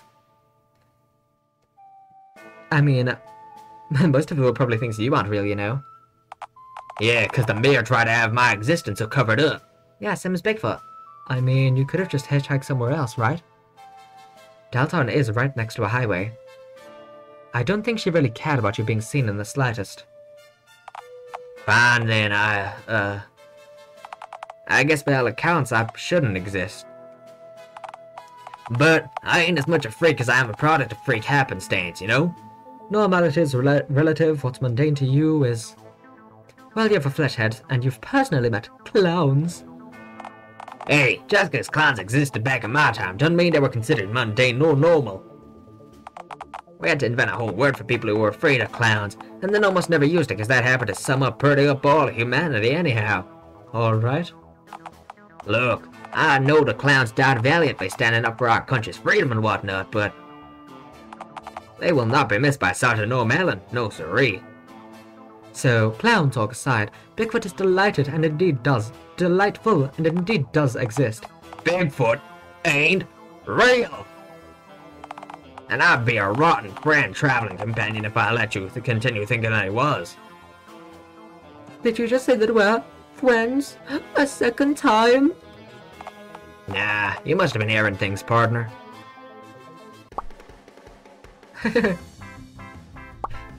Get wrecked, Mormon. Gosh darn. Ha, see? You said it. Chat block doesn't lie. I'm the coolest. Oh, wait. Man, do I really talk like that? Yeah, I've been meaning to ask. Are you just, like, allergic to any and all positive character development? I'm still working on myself. Well, you should work much, much harder.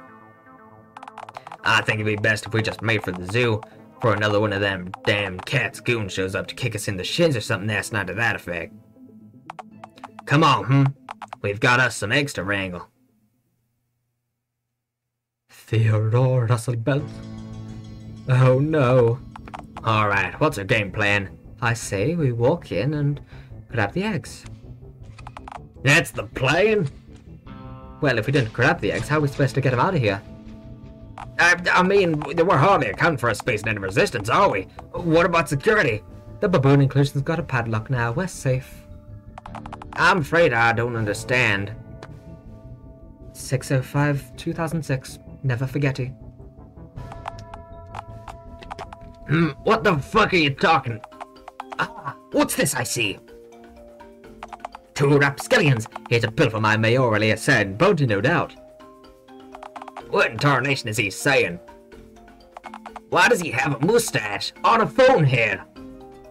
Norm, relax, it's normal. This was all established ages ago. Not for me, it wasn't. Why does he have a... Norm, shh, it's okay, I'll handle this. Shh, there we go, quiet time. Now allow me. Theodore, you're a bastard, man. I command thee to give my child back this instant.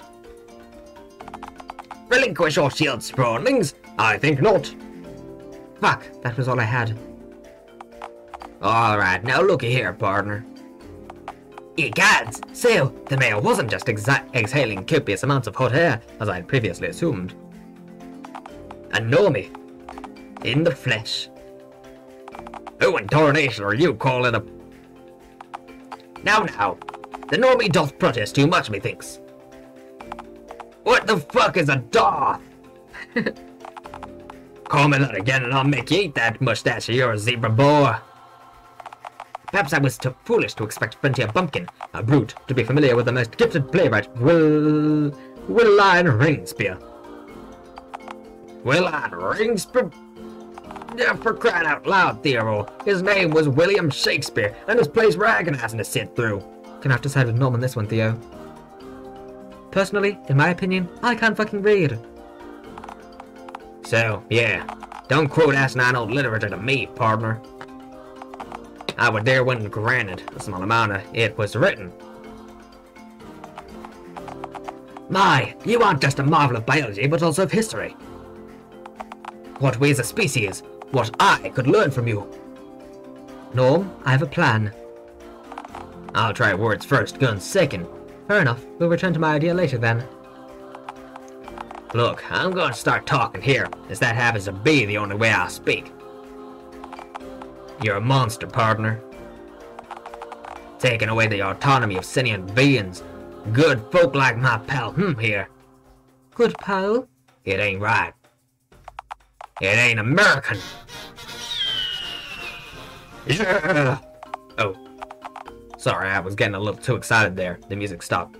Well, that's your way of seeing things, I suppose. But I'm British.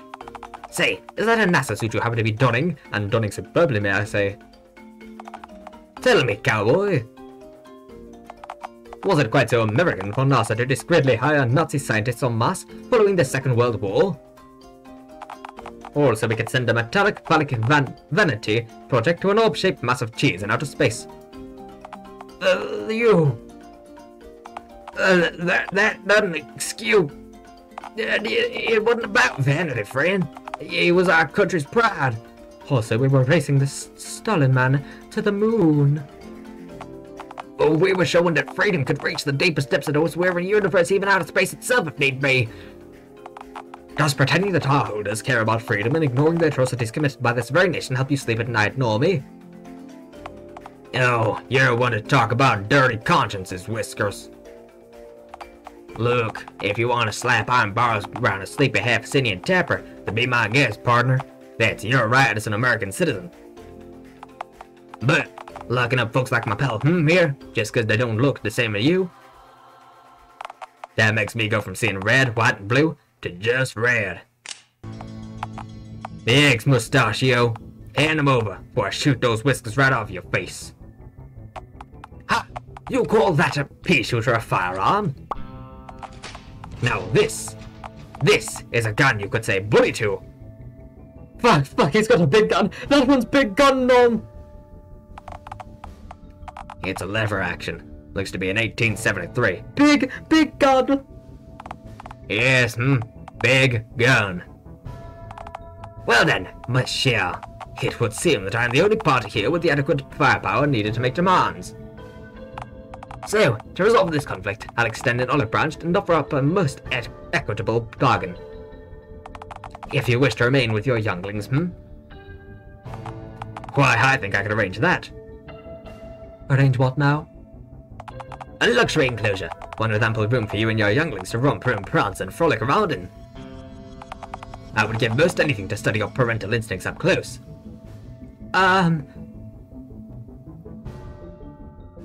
Fat chance, Theo, fuck. I'ma put cigars out on my babies just to spite you. What the actual fuck, Norm, I was bluffing. Were you? I'll leave that up to witness interpretation. Can we hurry this along? Can we hurry this along? I've got exactly 5 unattended shelled life bombs presently under the warm embrace of my heat lamp to return to. You know, that reminds me. I wanted to ask you. Why did the mayor give my eggs to you? It's not like her to give anyone something for nothing. A most astute observation, Green One.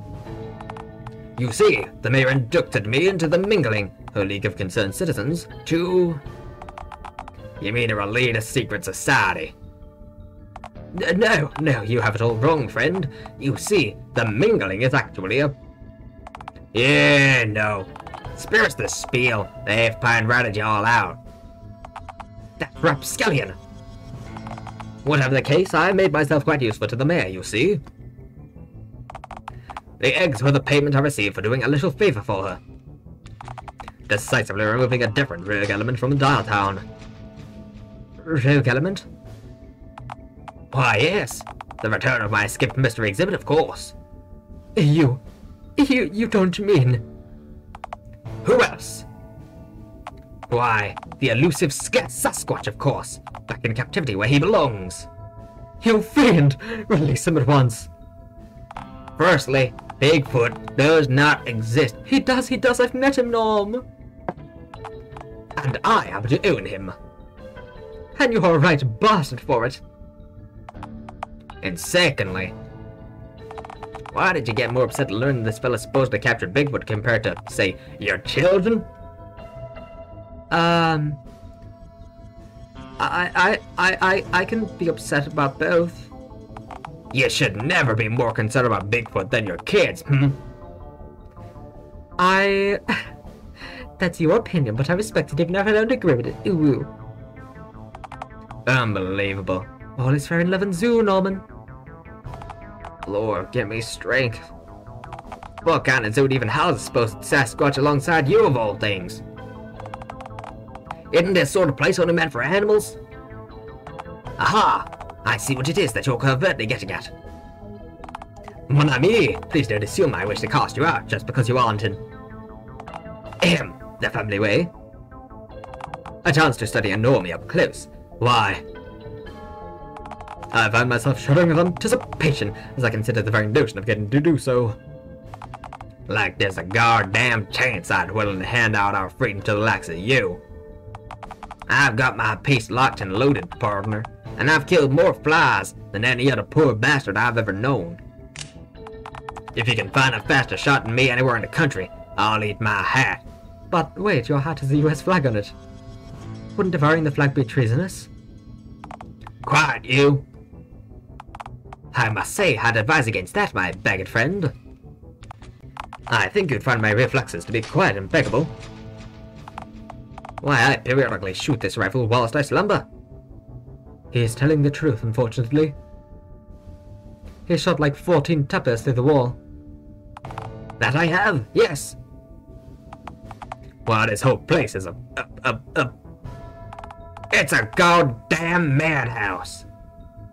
Shooting tappers through the wall like fish in a barrel? You're no hunter, and certainly no man of science. Now, that's verifiably untrue. I'm wearing an astronaut suit, partner. I reckon I understand science, thank you very much. Right, but you're also in a cowboy hat with an American flag on it. The hat were of choice for men who despise fancy schmancy science and shoot at healthcare. Please stop helping. Look, you don't even need to be a scientist to see that this place is nothing more than a graveyard of genuine understanding. Do you honestly think you can judge a creature's natural behavior from an observation point outside a cramped concrete cell? None of this is scientific in the slightest, and frankly, well... You're an ingrate, partner. Plain and simple. Why, I never! I've done my share of fieldwork, I'll have you know. Why, I insist on wrangling every creature that I have on display myself. There isn't one wretched beast confined within my walls that I haven't personally socked right in the jaw. Even the bastard in the crocodile enclosure. Indeed, and untranquilized too. What in Tarzan Nation? What in Tarantulation? You're not just an ingrate, you're out of your goddamn mind. Oh wait, Theo, how are you still so, limmy after wrestling crocs? Shouldn't you be missing at least a few of those? Mon cher, have you ever heard of a land transplant? Right, settled, thanks for nothing. Your zoo serves no purpose. It only stands to give men like you an excuse to strip freedom from anything you find lesser than yourself. But what of the children? Little Billy will strangle your lemurs if given free rein of the place. No, I was referring to the non-lost causes. As you know, Dialtown is a thoroughly uninteresting place. This zoo, while it, granted, may not be perfect, is a slice of that which is exotic here in our dull backwater town.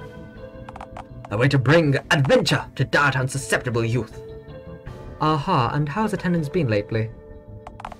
Even with re-entry, as of late, I've struggled to attract seemingly any guests at all. But the people will come. Karen Cam? Theo, my dude, this place is depressing. By capturing these animals and sealing them away. Can't you see? You're hoarding the adventure all for yourself. If you had to go out and wrangle these animals yourself, to seek your own adventure, shouldn't the rest of Dialtown? Huh. Surprisingly well said, I can't believe it. Why, you aren't just right. You're right on the money. This town. The reason it's gone soft, not unlike the underbelly of a bleak beach turtle is because of yours truly. In my haste, my well-intentioned adventurous instincts,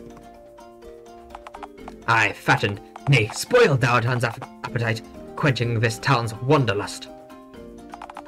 Depriving Dialtown's fair populace of an adventure to their very own. Well, no more. I, Theodore Russellbelt, will tear down the walls of this wretched institution, brick by brick if I must. I will painstakingly separate brick from mortar, all in the name of adventure. Sure, and I'll take that. Uh-oh. Finally, some real firepower.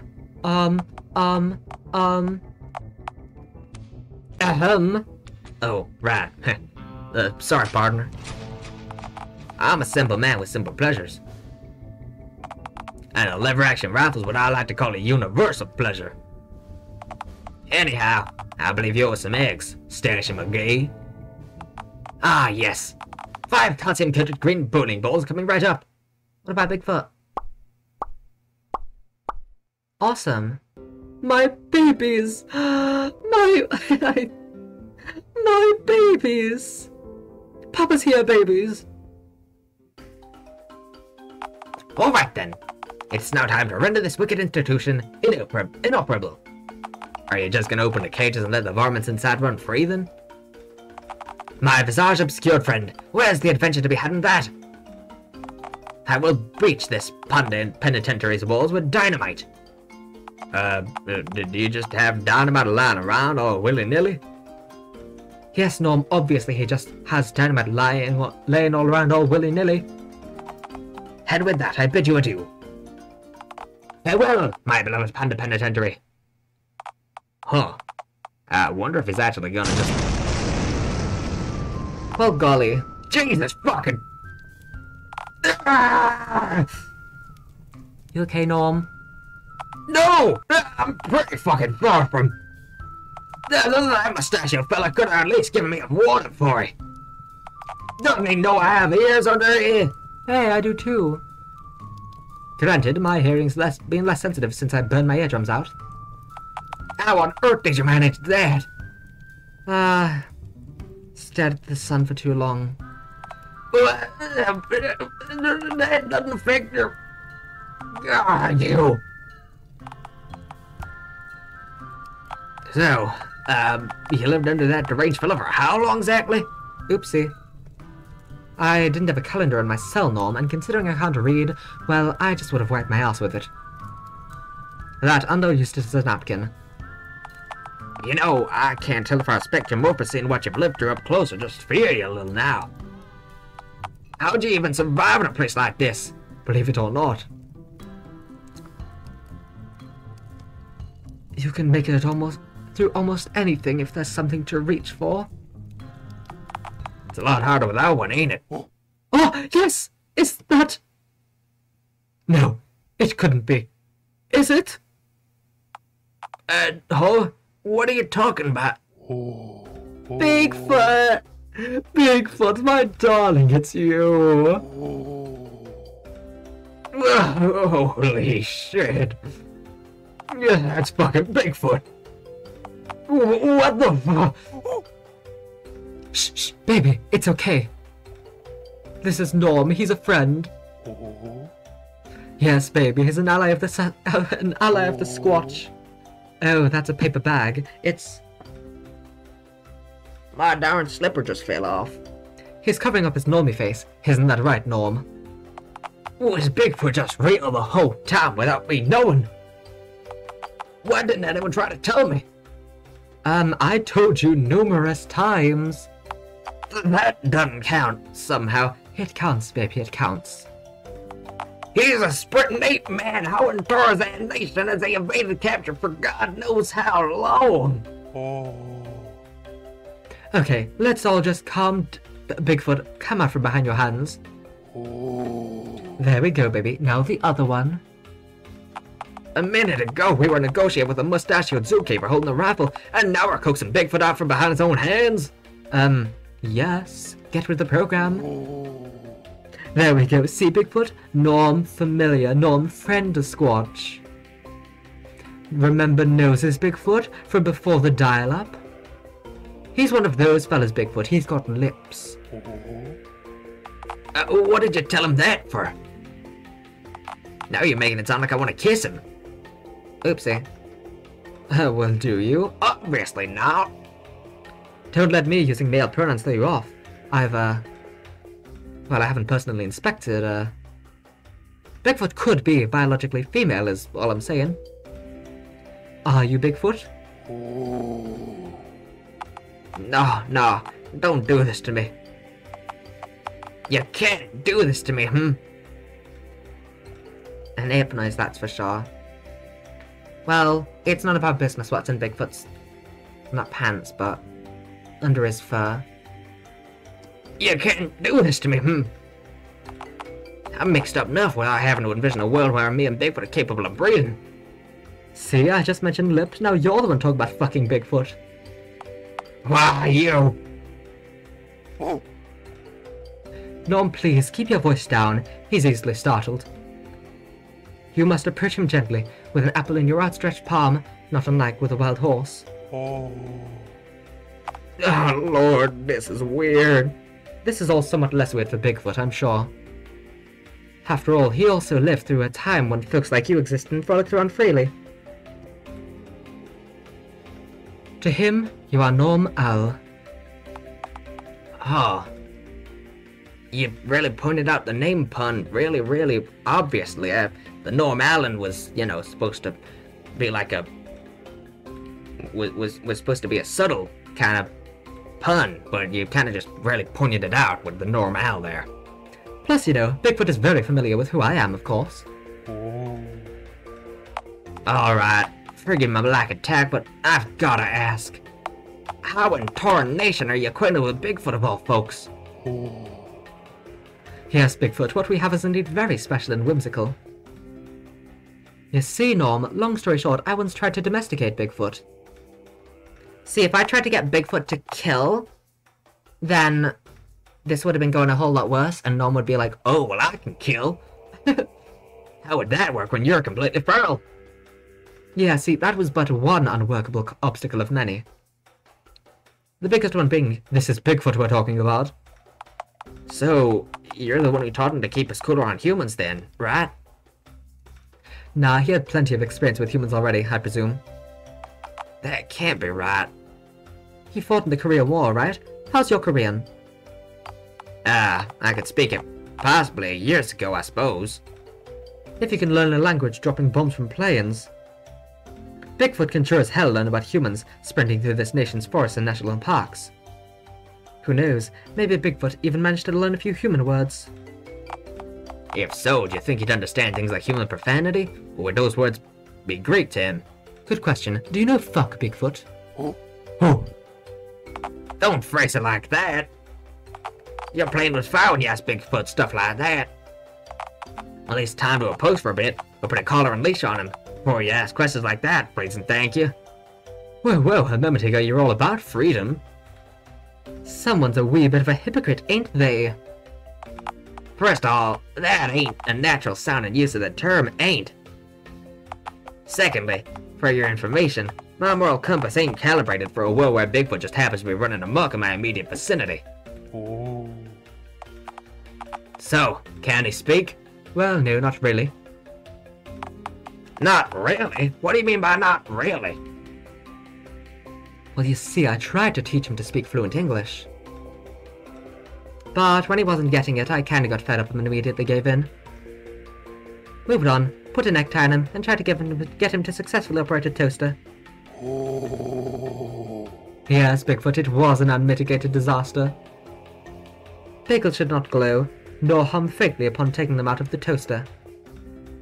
But he almost figured it out, Norm. Ah, what the hell, I might as well ask. Bigfoot? Do you have any wisdom you'd like to impart on us? Something you learned from me, perhaps? Oh, please.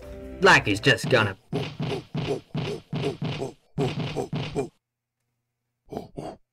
Oh! Me good. Bigfoot. Bigfoot good. You good. You good as are. What in tar fucking nation? Okay, there he goes, sprinting off into the woods. Huh. Do you think he decided to leave at that moment because he sensed he was no longer needed? That his work here was done? Nah, he just sort of does that. Huh. You know, I have to admit, I'm a tad surprised. Actually, nah, referring to how I feel right now is simply being surprised. Feel like calling the twister that sucked up your paw a light breeze. Is that a country expression, or like... Look, when we met, I figured you'd talk of helping folks with nothing more than manipulative horseshit. That you were nothing but a green charlatan, trying to sucker me into letting you use it, and then discard me like this country had. But you helped raise Bigfoot's self-esteem. Is there even a word in the dictionary for the kind of good deed where you'd give Bigfoot a helping hand? There certainly ain't one in the Bible, that's for damn sure. I'm sure there it is, dude. It's a thick book. It's likely in there somewhere.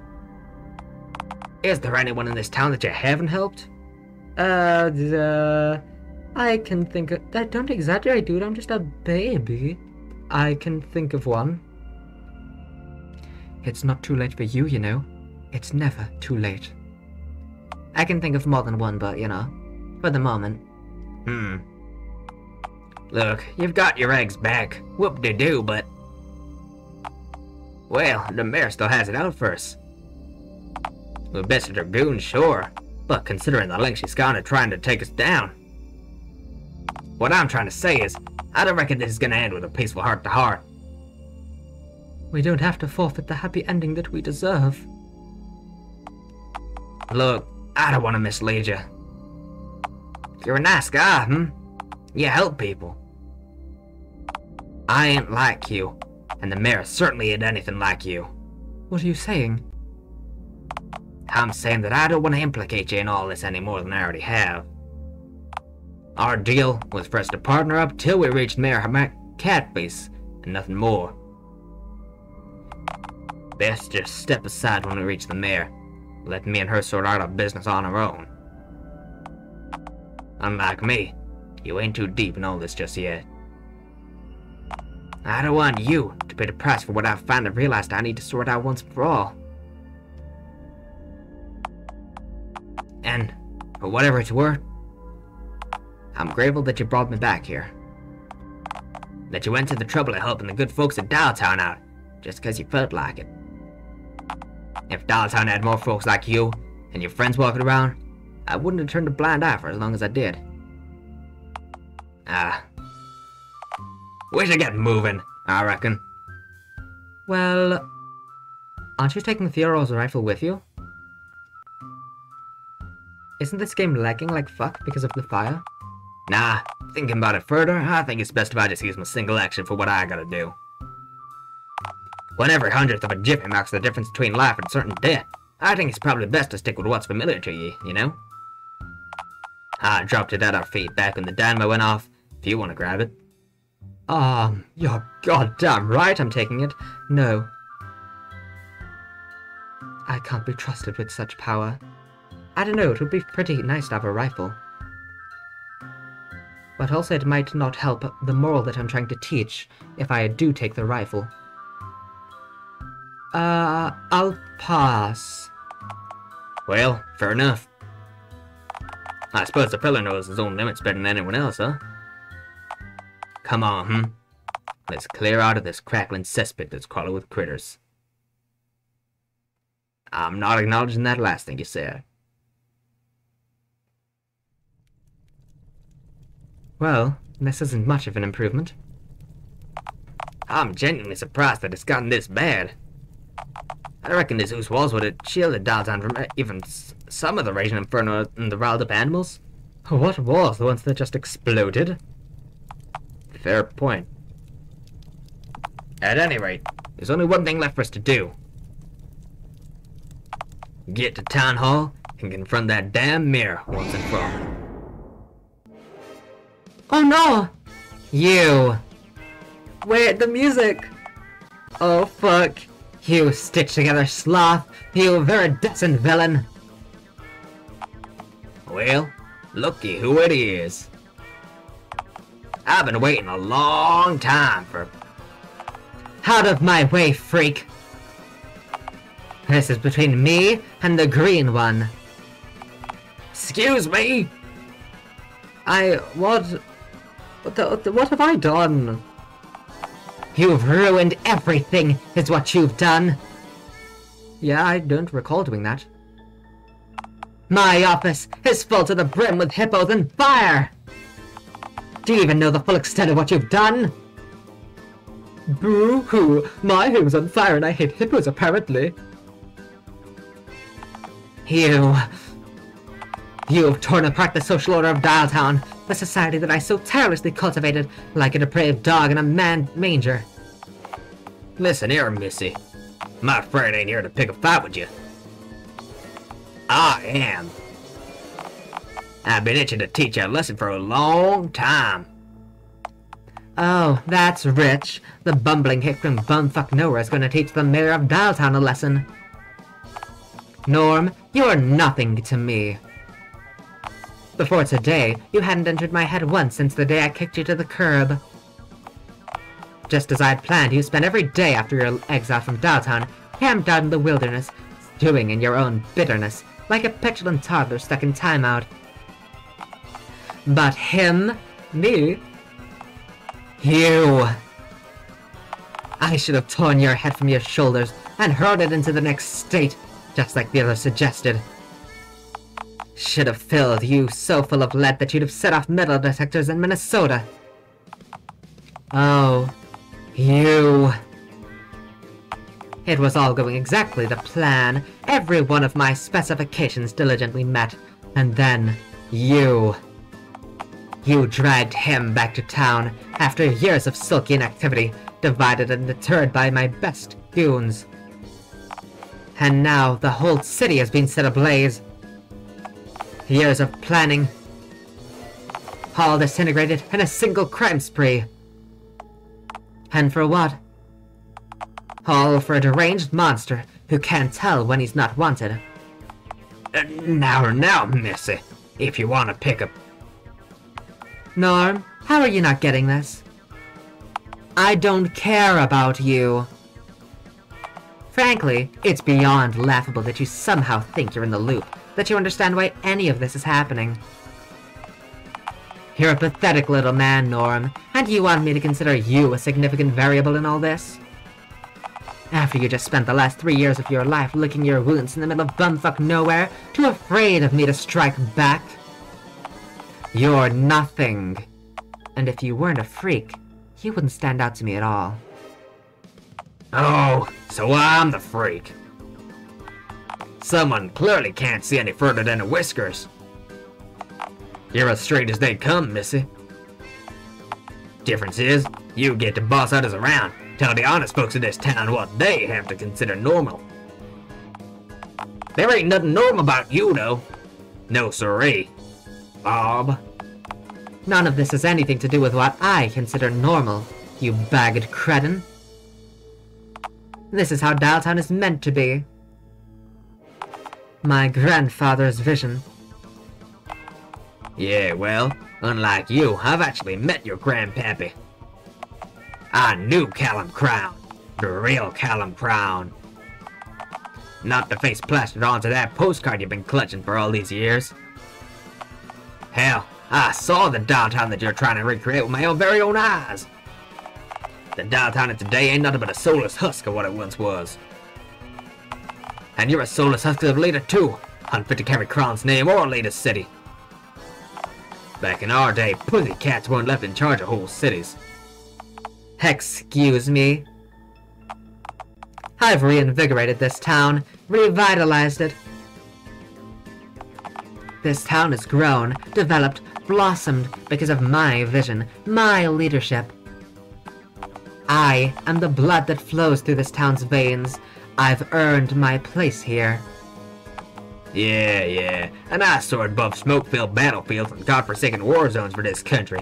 Hell, even jetted off into space, all for Uncle Sam. I've forged new frontiers, sacrificed my old life for my country.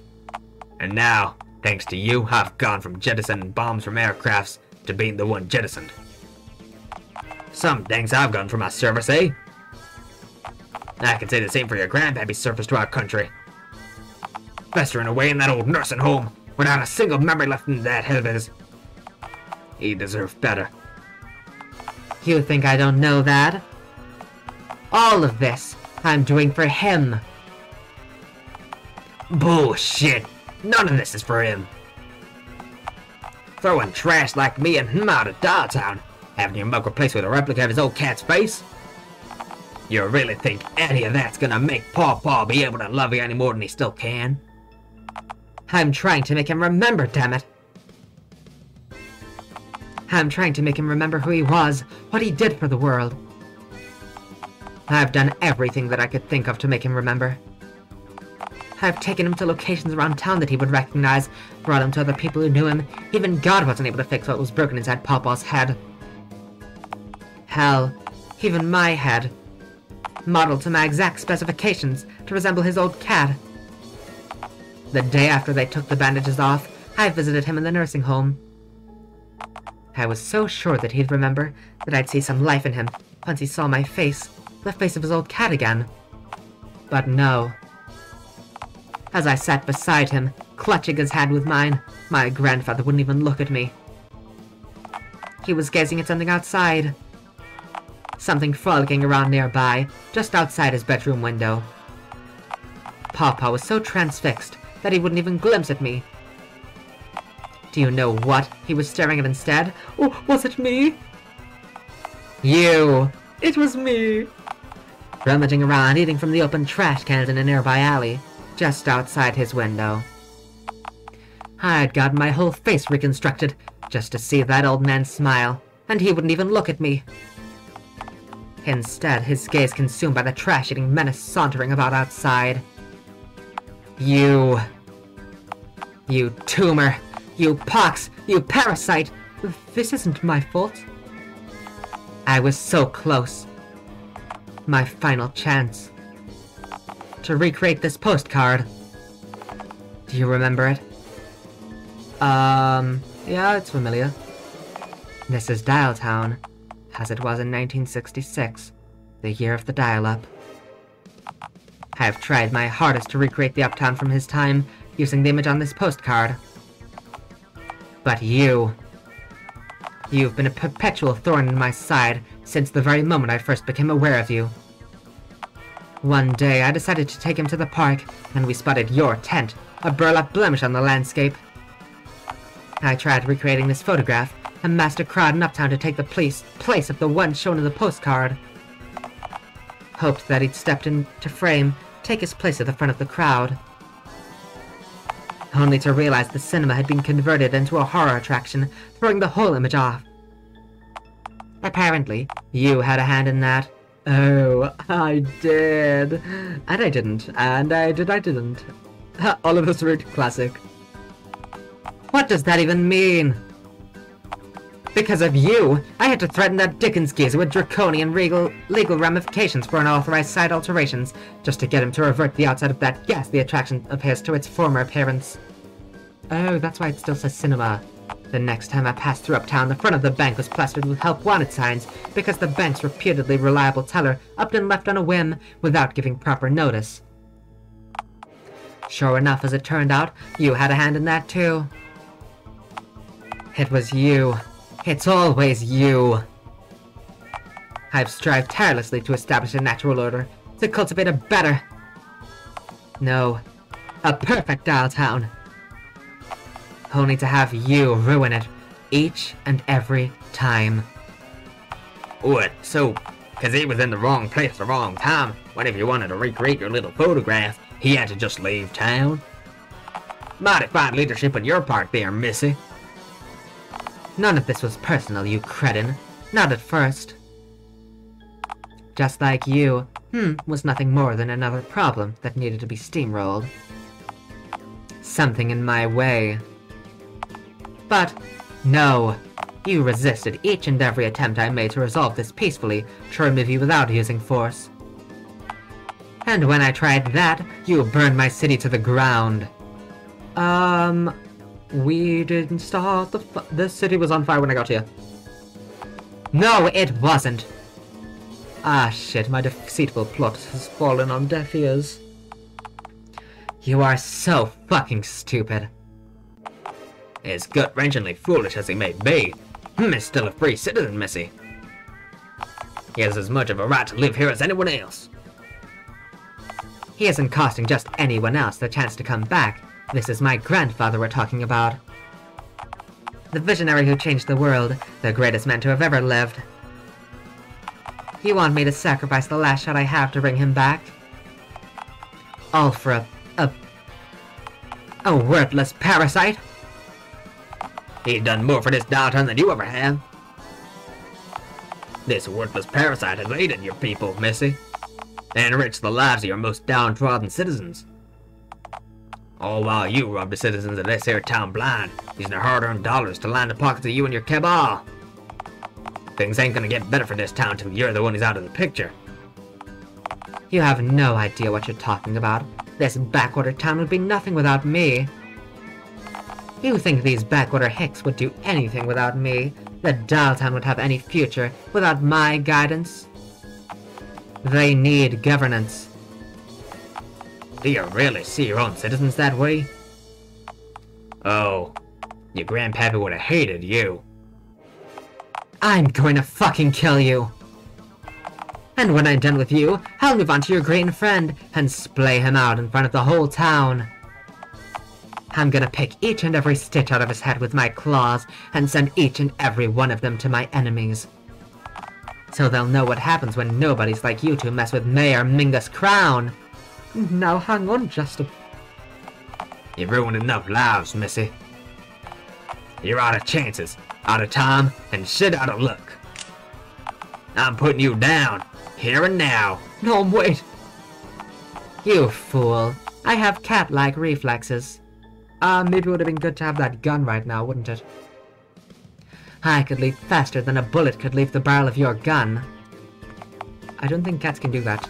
You'd miss, and then I'd gouge your eyes out with my razor-sharp claws. Do you honestly think you can leap faster than a speeding bullet? You're out of your goddamn mind. Norm. Go ahead, try, make my day. You'd miss. I don't miss. So here we are. Together we departed, and together we peregrinate. Pregante? No, I laid my eggs back in Act 1, don't you remember? Ah shit, am I pregnant again? It's a pleasure, as always. Oh hey narrator, it's been a while. I feel like we haven't talked in a while. Sorry that I can't like really add much to this. I'm really just reading out the text on the screen. I'm not really making jokes or anything. My bad, guys. I'm so sorry. Oh, I gotta stretch, though. I feel like we haven't talked in a while. Truth be told, I haven't had much to say since you met Norm. Well, I haven't had to say much, rather. I suppose I was more useful back when you were a hermit and didn't care about anyone else. You know, back when you didn't have anyone else to keep you from wandering into oncoming traffic. But now look at you. Dare I say you've blossomed. I have? You've got a family, A dysfunctional one, granted. And yes, one full of people who aren't actually related in the slightest. And sure, okay, one of them happens to be Bigfoot. But as they say, a family which happens to contain Bigfoot is still, by definition, a family. You've come a long way, Whoa, epic! Oh hey, you're good at explaining things, right? Apparently so, yes. So, what's going on right now? I'm not following any of this, to be honest with you. Are you... Norm's gonna kill Mayor Mingus! That is, unless she is in fact able to outleap a speeding bullet.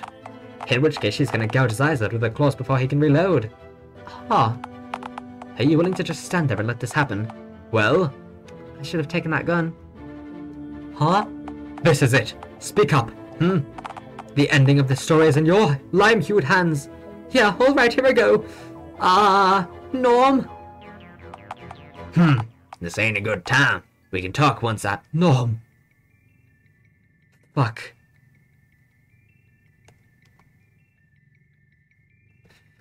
Fuck. Don't shoot, please. Pardon? Do you seriously think I'm gonna back down this far into our journey?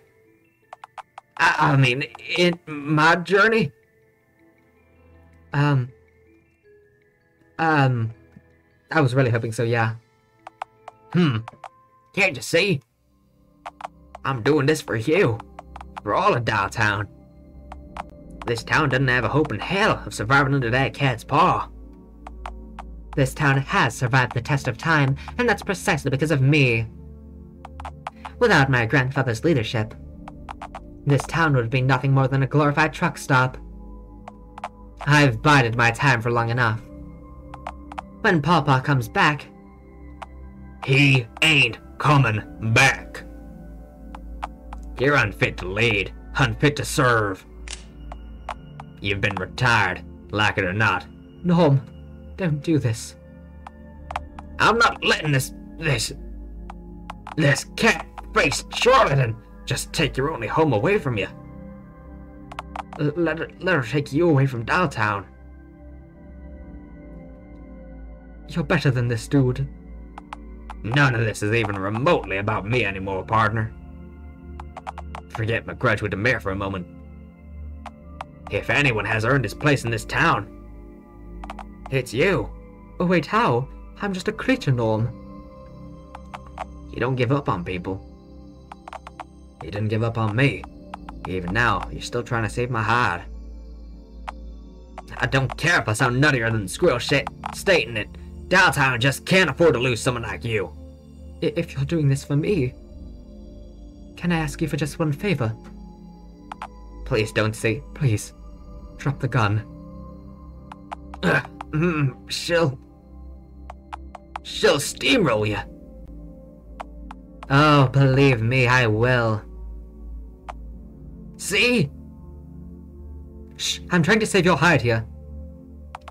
She doesn't deserve mercy, You don't have to do this. Except I do. You don't. You have friends now. You don't have to go after all. You don't have to go after all this is over. We outnumber her. We'll stand behind you. That is, if you don't prove her right. This is your one shot, Norm. Not literal shot, though. To prove years of propaganda wrong. Your one shot to prove the mayor a liar. I can't believe it. For years I've dreamt of this moment, and you just talked me down from it. You're your own man, Norm. You're showing mercy because you care about justice. Deep down, you know this shouldn't be your decision alone. This should be the people's. Alright. I'm backing off. She's all yours. Uh-oh. Do you honestly think that telling your hick friend to holster his pistol changes anything? I am beloved by this town. I am the blood that flows through Dialtown's veins, just like my grandfather was. I am the most essential component of this backwater cesspit. An enforcer. No. A liberator. You couldn't dream of achieving even a fraction of what I have. I'm not just going to make Pawpaw remember who he is, oh no. I'm going to make him proud, damn it! Ooh, gun. Wait, hold on. I've waited for long enough. I'm going to splay you out in front of this entire town. For the first time in your life, your bones are going to get to see moonlight. Shit, this is a real pickle in it. If you talk like a goddamn British person in my company again, I will do everything in my power to give you a brain aneurysm, you know. Very ironic considering I've given both of our voices, I've made both of us British, but fuck off. What I need is a Deus Ex Machina, dammit! What threads are left remaining? What lore hath remained unrevealed? Man, I don't know. Your backstory and origin, perhaps? I was likely born in a fast food restaurant bull pit while screaming, dead end. Something to do with Randy, maybe? Randy died as he lived, not relevant to any of this. Move on! Here's my pitch. Mayor Muggo's postcard. Ask to see it then. Quickly scarf it down like a loose slice of cheese and then book it while she's recovering. I'm going to fade the screen back now. I'm not responsible for what you decide to do once your autonomy is restored. Hey, before you kill me to fucking death with your gloved hands and such, can I see your postcard up close? What kind of troglodytically trusting tabby do you take me for? Give me the... If I handed you the postcard, you'd likely just devour it like a slice of white cheddar. Mingus, please, I would never. If you cannot tell the truth, then just shut up. I find it hard not to be devious, Miss Mingle. I am a mischievous scamp. And you expect me to hand a family heirloom, nay, a family artifact, to any mischievous scamp who just so happens to ask? You must truly be a maniac if you think I'd part with a genuine surviving sample of my grandfather's handwriting. Handwriting? What? We already know this. There's something written on the back. Oh, there's an old love letter scrawled onto the back of the postcard, one my grandfather wrote to my grandmother back before the dial-up. But the most important thing on this postcard is the vision, his vision, seen on the front. That's Dialtown. His Dialtown. But I've heard both you and Norm speak about what Callum would have wanted. I've never actually heard Callum speak for himself. Outside of heavily reverberated hallucinatory snippets of dialogue, that is. I'm sorry, well... Actually, for what it's worth, I happen to agree with Missy. For all the hemming and hawing we've done on the issue, we're both speaking for Callum. Wouldn't it be nicer to hear what he has to say, just this once, even if it's not on this very topic? Look, I know what's best here. This letter and all that it contains is my family's property. My family, my birthright, mine. Read it, Missy. I want to hear what it says. You can't make me. Actually, I can. Hand it to him, or I'll fire. If you want to know what it says so badly, why don't you just read it yourself then, huh? If you're close enough to hand me the postcard, you're close enough to disarm me. To be fair though, I can't read. Pass it on over to him. We'll give it back when we're done reading it, you know. Go ahead then, shoot me. Just try. Mingus! Alright, alright. One glance, then straight back. Let's see here, it says... Oh right, I can't read. Yep. Exactly as everyone else can recollect. Just hand me the postcard. I'm fine with you getting close. That was the plan after all. No, hold on. Let me try, I got a few words in the last one. Let me try to sound it out. The Dialtown 9 to 10 6 to 6 hot dog. Ha! He's not getting it. Hand it back before he devours it. For the love of all that's holy. Just hand me the... No, I can do this. I just need to imagine what he'd have written. Oh, here. Oh, time to be quiet again. My Fuck. dear Mama, it pains me to be away from Dialtown.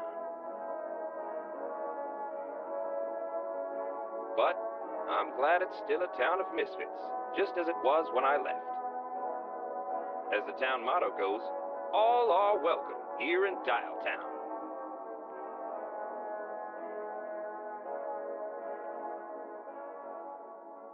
Huh. Also, hi Chloe. I came back at the end of the game where I was right about how long it was for once. You were! Oh my god, I'm so proud of you.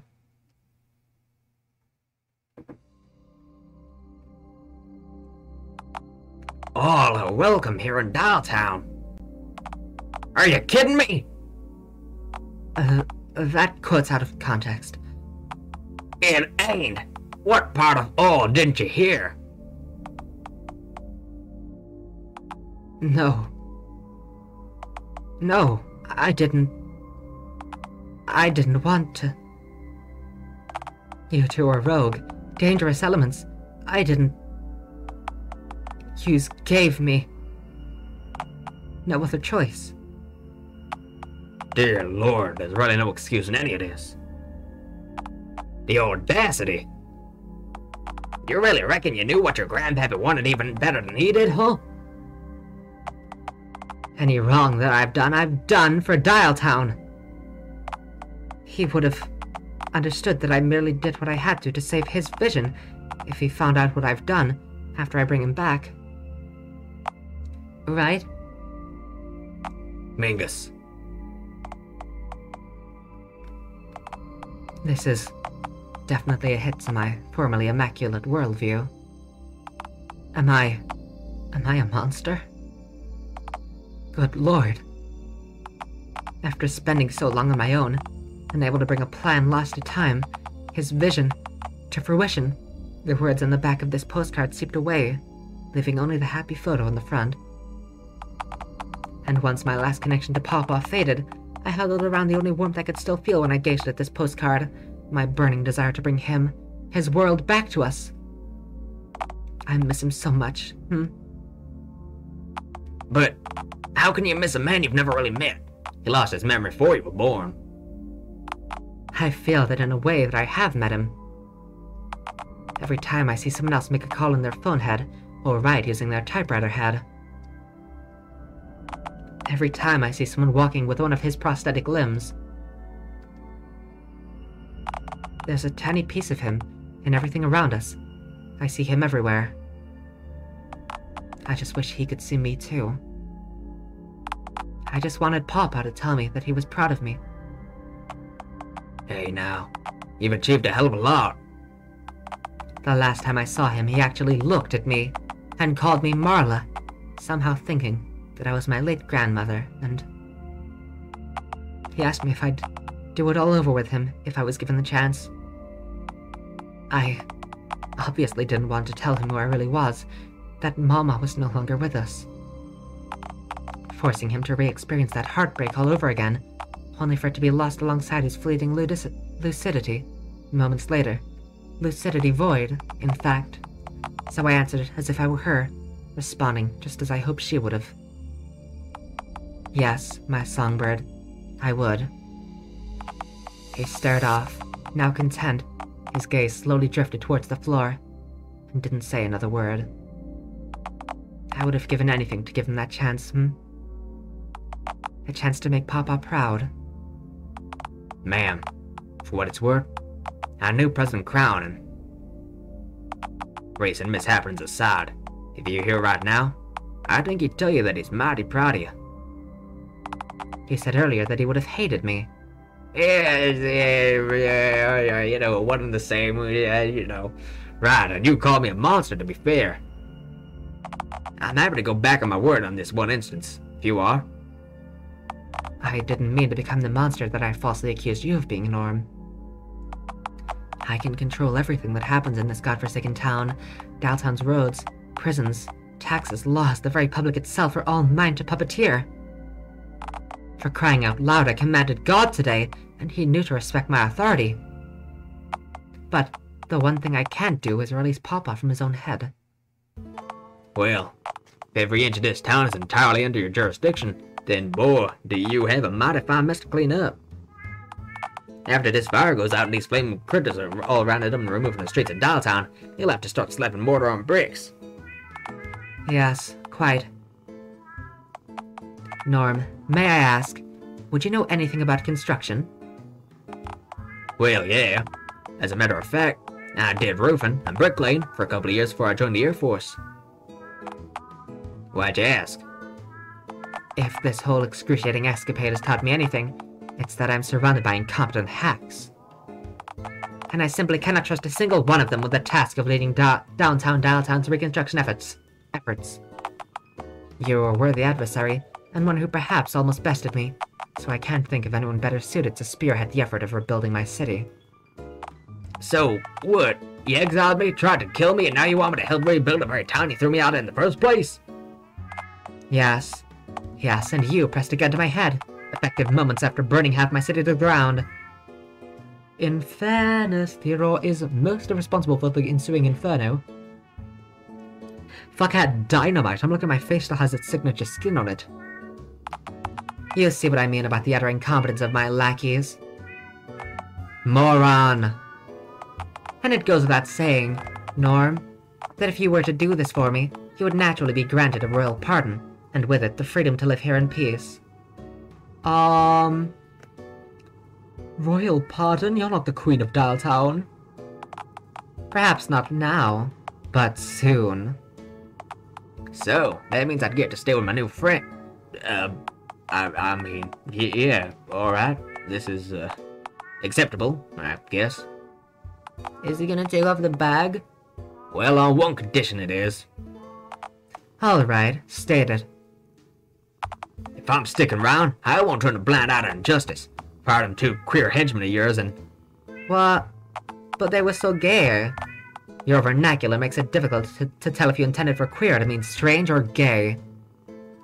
Why would you interrupt me to point out such a needless distinction for those two clowns? Well, because they're both. Apologies. Continue. Hire me as your new sheriff. No. What if I was to use one of my own guns? Which means you could add the cost of my pistol and ammunition to your budget in order to launder a few $100 and buy yourself some fancy schmancy expensive milk.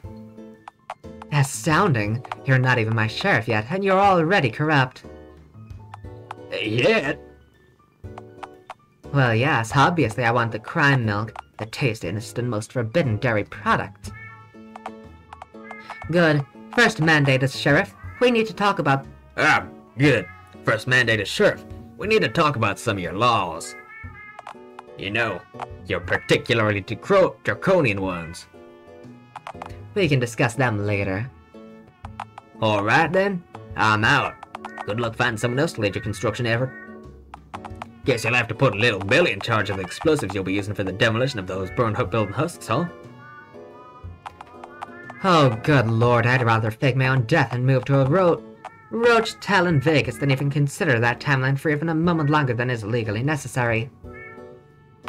Fine, fine. I'll agree to one single change now, and we'll discuss the rest later. Lower your tax rate by no less than 25% for all citizens of Dialtown. Absolutely not. This town needs every cent allocated in the budget for its various nectaries and to fund my rigorous beauty regimes. Beauty regime? You're a cat! Cut taxes! You don't understand. Lowering taxes by 25% across the board would create a budget deficit of approximately $1 million. Where do you expect me to get that kind of money from, huh? What's your average yearly salary? Well, it's currently around $1 million. Fine, fine. I guess I'll eat nothing but baked beans for a year. Whatever. That's a mighty fine start, Cattywampus. I reckon that ought to even things out a bit. Now the taxes and sheriffdom are out of the way, I only have one last question remaining. What about Oh, who cares about... I care. Let my green friend here run amok and frolic around this fine town whenever he pleases. He ain't harming anyone with his tomfoolery. I'm harming less people than Little Billy, to be fair. Oh, alright, alright. Fine, Your exile has hereby been lifted, and you've been pardoned of the inexcusable sin of being your true self. Oh, epic, yeah! Let's fucking go! You get to live in Dialtown, in a house of your very own. Tent. In an apartment of your very tent. I'm not letting you take up valuable public space with a tent. Fine, fine. In a tent, located in a secluded tent at the park. Oh, for the love of... Fine, in a tent at the park then, I guess. But you can't hurl lit fireworks at swans that wander near your tent anymore, without paying the same fine everyone else does for causing illegal swan-related explosive incidents, that is. No, I'm shooter now. Just a mighty large sacrifice, but alright, I guess. Your sacrifice is appreciated. A new day is dawning in Dialtown. I can feel it.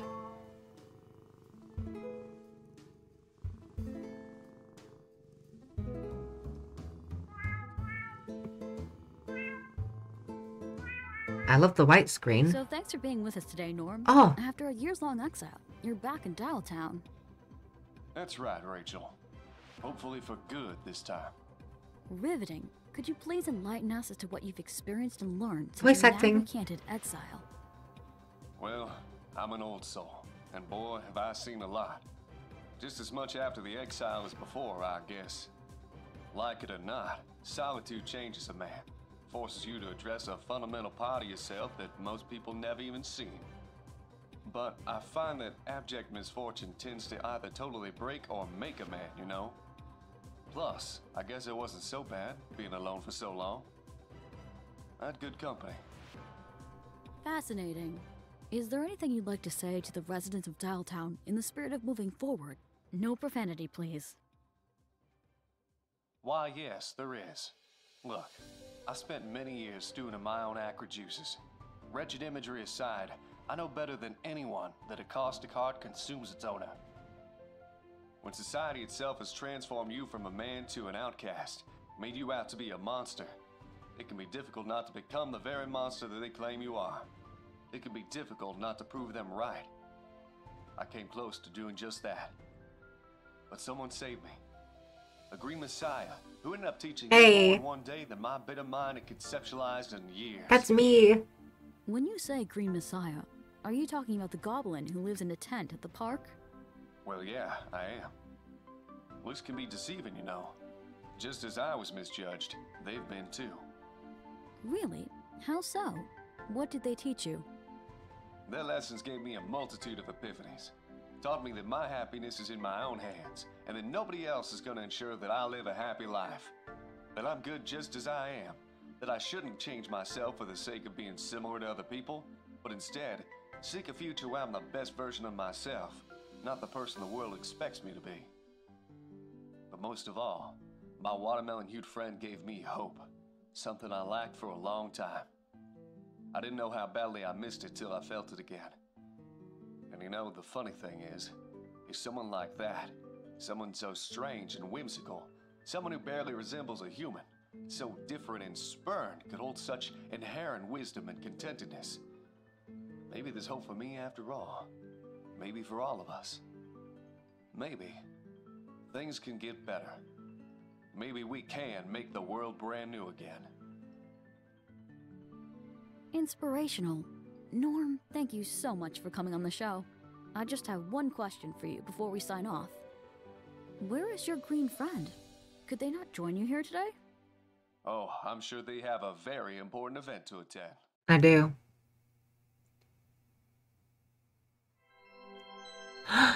My younglings! Could it be? Oh my god!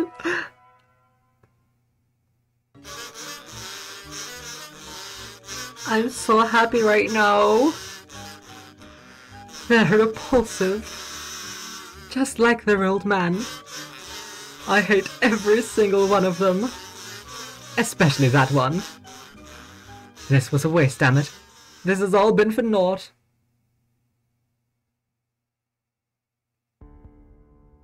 Now, to credit some truly deranged people. Roll credits? Hey! Oh my god, that was amazing. I fucking love that game. Dogman, doing a big creative many such things. Setting the whole rotten thing in motion, bastard. Fucking, oh. Ogre and salt. Yours houndly, Dogman. God, I fucking... Sorry. My apologies, Dogman. I won't swear anymore. Nathan Hanover, who's this lovely fellow? Britain in it, go both to the downtown soundtrack, bruv. Being British and full. All of them for your weddings and such. Oh, one. Oi. This is oi. I didn't realise that was an I. I thought it was a one. John Street. Sorry, I'll stop being British. Can't believe I tricked you into playing a game about dating phones. Yeah, that was crazy. And finishing it, yeah. Jesus, what the hell? John Stringer, drawing Dialtown's title screen art, drawing Dialtown cinematic slides, being a bloody top bloke. Phil Morg, you are swine, I am drunk canine, you may be loud, rude, you may have attitude, but at the end, you are Morg man, you tolerate me, you are pork titan. Mulling each of Dialtown's wretched Selime 3D models, testing and quality insurance. I hit high, Phil Morg. Nice. I can't read anymore. Dr. Coyote, drawing the Mingle's note heart. Yelping to call the noise a coyote makes a bark will be too generous. Exactly 1024 years. Nice. Ken Cosmos. I gotta drink water, please. Designing Dialtown's logo, as well as Dialtown's town flag, during my hideous mugging game, thanks. Displaying copious amounts of patience whenever I sent a weird meme involving purple fast food mascots I wear.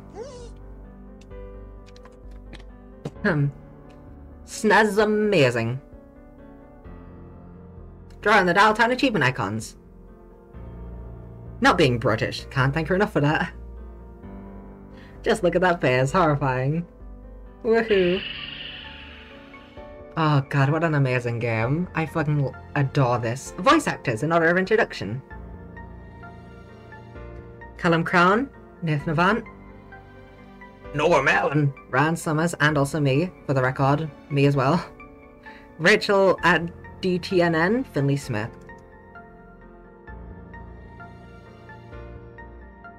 Body models. Imposing black box for copyright reasons, not weird reasons. All of these are voiced by yeah, just like get just replace all of those voice actors. Just me, my name, me. Like 4 of them: me, Oliver, Hoodwink, Thanks Man, Karen, Coffee Nut, Norm, Shanbo, Epic, Mingus, Just Ahead, Savage, Miscellaneous, License from Null Entity.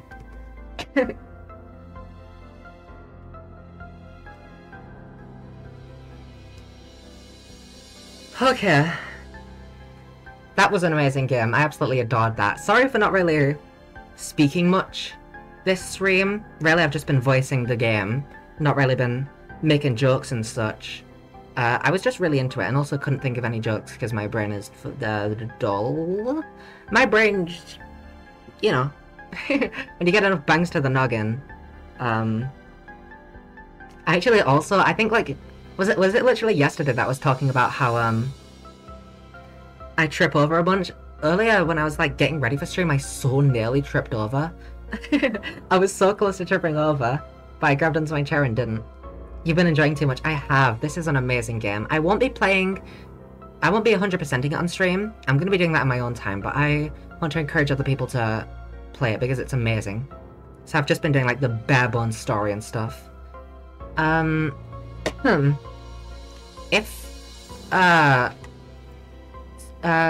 there was a DLC mentioned, so I might be playing that soon as well, because that sounds very epic. Everyone should play the silly phone game? Absolutely. I could not recommend it more. Absolutely amazing game. I adored every second of it. I don't think there was ever a dull moment. Technically, during the Bigfoot route, I was a little bit tired, I will admit, but even still, it was very fun, even though I was tired and kind of regretted starting it on that same day as Karen's route.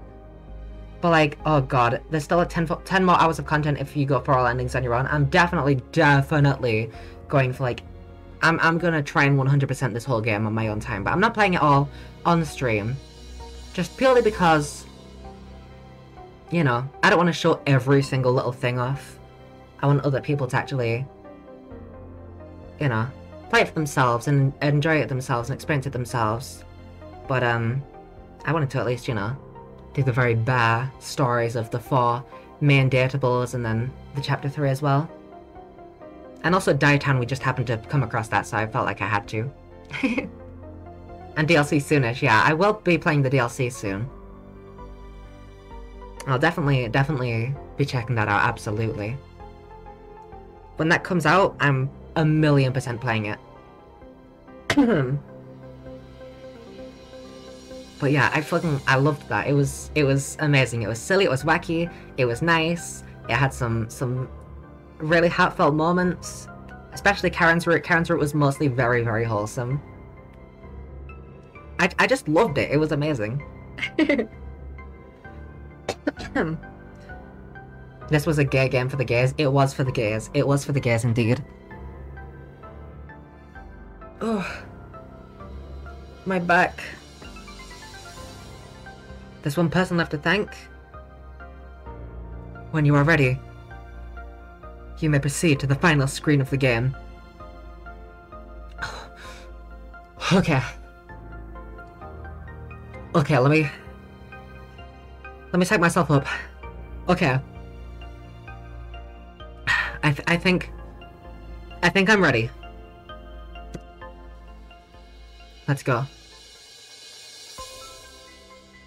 Ah, look at everyone.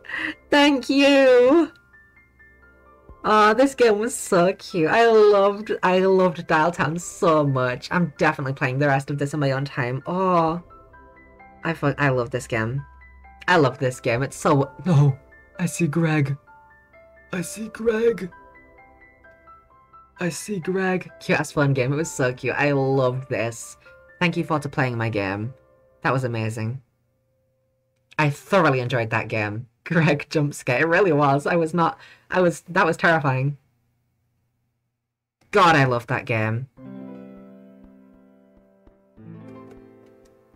Alright, I will not be playing the rest of this on stream, but I will be playing the DLC when that comes out. Oh, hey, new music! Or like a new arrangement. I don't know what the wording is for like... Same music, but like... different instruments. Heck yeah! Happy ending music, yeah! Oh my golly. Anyway, I really enjoyed that. I love this game. I love this game. It was so much fun. I'm actually going to really miss it. But we will be playing the DLC when that is out. Absolutely so. It's been an hour 56 minutes. I'm trying to remember how long the first part was. I don't know. It was like 3 hours or something. So it has been like roughly 5 hours. So you know what, Chloe? Good. Good. Well done, Chloe. Round of applause for Chloe. Well done, Chloe. Good game, yum tasty. It was very, very tasty. I was good for once. Yeah, you were good, Chloe. Very good. You're very good. Well done. Yeah, I've had a grand old time. It is about 1 AM now. So... I'm gonna have to stop stream. I was like... when we got to like Theodore's part, I was like, oh god, my mum could be back home any second now. I'm terrified. Luckily she didn't show up, because otherwise I would have had to cut it short and just do like the next half an hour, the last half an hour another time, which would have kind of sucked. I did it. You did it. Well done, Chloe. Thank you to Chloe for buying this game for me. Yeah, I'm a little bit like, Dan, we're finished now. I also do want to say, for December, I might not be able to stream much. I'm Chloe. Oh my god, you are! Congratulations. I might not be able to stream much in December. I looked at my mum's calendar. There's a lot of days that are not marked. That could just be because it's not December yet and she doesn't know her schedule, but I think it's more likely because, you know, 'tis the holidays, 'tis the season and all that. So I don't think she'll be at work as much. So I can only stream like... Right now there's only a few days and it's like right at the beginning of December, so I will probably not be able to stream for most of December, but I am also planning on releasing some very exciting stuff in December, so yeah. I'm just, oh my god. I feel so giddy now from that. I'm so glad that I continued playing today even though I was a little bit sick. I'm glad that for that 15-minute break, that was very, very helpful. Anyway, I'm rambling now because that was amazing. Exciting stuff, it's so exciting. At least it's exciting for me. Oh god, there's so many... I mean, you can probably figure out what it is, but god, I'm so excited to release them. I'm glad you finished. I'm really glad that I finished too. Yeah, there's actually one other thing that I kind of want to do, to be perfectly honest. I'm trying to think... You know what, let's do it. Final thing. Just one last thing. This might be a mistake, because I don't know how long this goes on for. But we're going to do one tiny last thing. Gasp, oh my god, one more. One more! In fact, we'll be a goal again. Why not? I won't randomize it. I want to just give up immediately. Oh, what are you doing? I give up! I've had it with the relentless orb we're all stuck on. I have had it with love, egg-laying, and everything else. You can't just give up. You haven't even left the tent. Leave me alone, I'm pregnant and tired. Pathetic. So what if it is? I'm going rogue, I'm going off the grid. Ah, sigh, Happy, don't do this. Come on, I bet if you really tried, maybe if you actually left your tent, you'd find someone to take you on that accursed fun fair. I am committed to giving up narrator. Fuck effort. You aren't fit to forage away from society, Happy. I can just eat turnips, I guess. They grow outside, right? Would you even recognize a turnip field? They don't grow on trees, aren't they a fruit? My god, you clearly don't even know what a turnip is. That is a lot of pressure. I thought being a hermit was meant to be relaxing. Have you ever met a well-adjusted hermit? I've never met a hermit, period. That's the fucking point. Happy, you can't just... Happy, are you... Oh, here. Huh. Well, that was easy. Huh. How about that? Eggs. I guess you just left it too long. So wait, am I Mimo now? Well, your shell time bombs do have to hatch first, I guess. Do you think you have it in you to look after them until they... Okay, you're already thinking about something else, aren't you? Do bats make nectar, and if so, what does it taste like? Okay, fuck it, whatever's done is done. Your eggs have been laid, and you're still, sadly, You've overcome near your trial and dodged all possible character development at all costs. You proud of yourself? Yes. You are repugnant. I have never claimed otherwise, yes. Great. Guess you're just thrilled with how things have turned out then. Actually, I'm not sure if I am. Wait, really? And why the heck is that? This sort of devious, nonsensical behavior seems right up your alley. I guess something's missing. Something's wrong. Am I pregnant again? You just gave birth, I very much doubt that. Cats can be impregnated twice at once, so what's your point? Bitch. Yes, but I find that cats tend to give birth to their young all in one go, instead of tactically keeping a few kittens in their womb to shoot out of their gut later on at their discretion, not unlike a shrewd feline trebuchet. Besides, you definitely didn't have more space in that swilling gut of yours for more eggs than you've just laid. Right, Well, what do you think I lack? Purpose, definitely.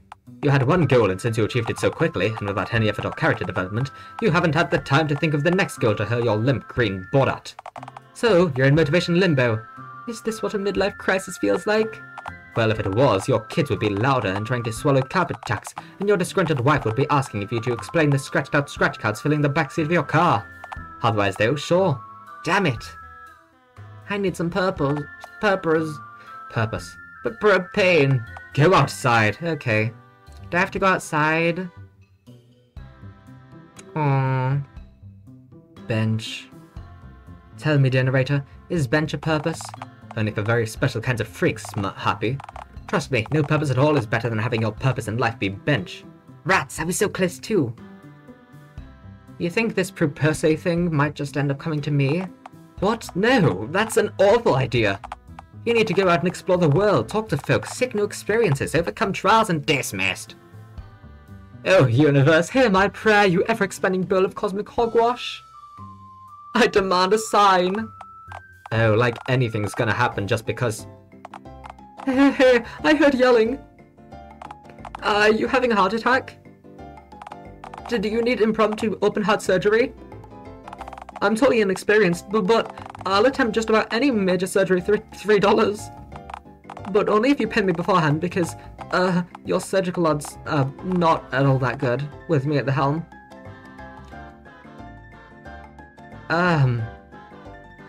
If I was having a heart attack, you could dial 911 on your phone head. I mean, I could if they hadn't blocked my number due to repeated misuse. Turns out, a broken heart is very different from a heart attack, medically speaking. So, you can't fix a broken heart? Unfortunately not, no. So, yeah, my name is Randy. I'm kind of like if the soft underbelly of a turtle was a person. Swag, thank you, Randall. What has you bench gazing, my scary green friend? Are you looking for purpose? How did you know? Honestly, I was kind of just expecting to instantly die and end it, but I guess here's Randy. First thing I tried too. I learned the hard way that benches are not an adequate thing to center your entire life around, unless you're a drunk carpenter or own a local furniture shop. Otherwise, you're just a bench enthusiast with a nectar problem. So, what's your purpose then? Well, right now I'm at work. Then, one day, I get to die. Sounds marvelous. Except for the working part. What else do people use to occupy their time and energy constructively? Well, you see, most people also, well, they aim for nice stuff like love, you know? Human connection. I'm green. Oh, right. That doesn't seem easy at all. Do you have a love? Yeah, I mean, I guess. How'd you find them? Were they on a bench? No, no. I crafted my girlfriend. Out of trash. Tell me more, esteemed bandit weirdo. Yeah, I was having trouble finding a mate too. I guess my intense masculine energy was intimidating potential partners. Impossible, but go on. So, I meticulously crafted a body pillow out of literal garbage. Every night, I fall asleep clutching my makeshift partner and weep inconsolably. And this is a normal thing that people do? Of course it is. Would I ever mislead you, knowingly or accidentally? I guess not. Could I do this?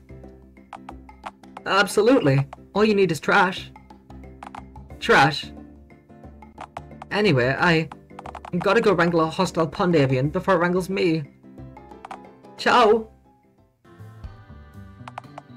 Okay, that man is obviously extremely poorly adjusted.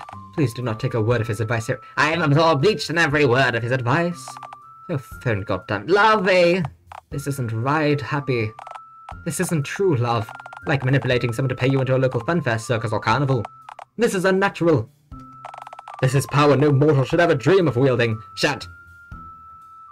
I just need to figure out who to model my lover on. If you pick Randy, I'm checking out. No. I need somebody who's principled. Uh-huh. Someone who would never leave me. Right. Someone who believes in me and believes I can be better. Sounds promising. Do you know of such a person? Yeah. It's you. What? No, I don't believe in you. Not even slightly. I'm just an incorporeal voice that only you can hear. Pick Randy. He's objectively a much... I have chosen. So, what, are you gonna make a body pillow of me then? How would that even work with me lacking a physical form to depict on the pillow? No wait, I've got it! Behold, sock. Okay, so, you're dating a sock puppet now? Yes, and the sock is you. You have been given a physical form. This is really sad. Well, do you have any better ideas? Yes, and I have shared several of them with you. Very true. I say we should follow Ticket Jerry's advice. That guy seemed well adjusted. Well adjusted? He seemed miserable and broken from years of neglect and societal. I have boarded the Jerry train. Choo-choo, motherfucker! Fine, then. What was Jerry's depiction of true love again? He said people in love go to the movies together. We should do that. How's that gonna work? You literally don't have a single dime to your name. Regardless, scene transition. Wow, this is like a whole thing. Yo, bro! Hey, ma'am! My name's Oliver. Is that a sock puppet? This is no ordinary sock puppet, dear Oliver. This is my boyfriend. I mean, well, partner. What gender do you assign to a disembodied voice, anyway? Ask? That's, buy popcorn. What? Why? Are you talking to the sock right now, or me? I want popcorn. Why? You can't even really eat it. Physical form, bitch. Popcorn. Oh, alright. Oliver, may I have some popcorn for my beautiful and handsome sock partner, please? Sure, alright. This is weird, but I dig it, I guess. Here, that'll be $19.95, please. Ah, fuck. Would you accept 3 bottle caps and a rusty spoon instead? I think they're fairly equivalent in value. Puppet corn. How about... No, I cannot do that. Oh, rats. Fuck, this is dreadful. Your totally cryptid penis blocking me right now, Oliver. Aw, man, I'm sorry. Okay, how about this? I let you into the cinema to make out with your awful sock partner if you're in and out in 10 minutes. And stay out of the direct line of sight of the CCTV cameras, preferably. Sure, but we might take more than 10 minutes, dearest Oliver. What if we get frisky? Please just partake of my groovy offer and or promptly depart, thank you!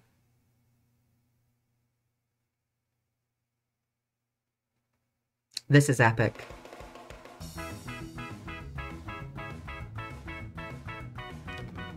Didn't realize I could click.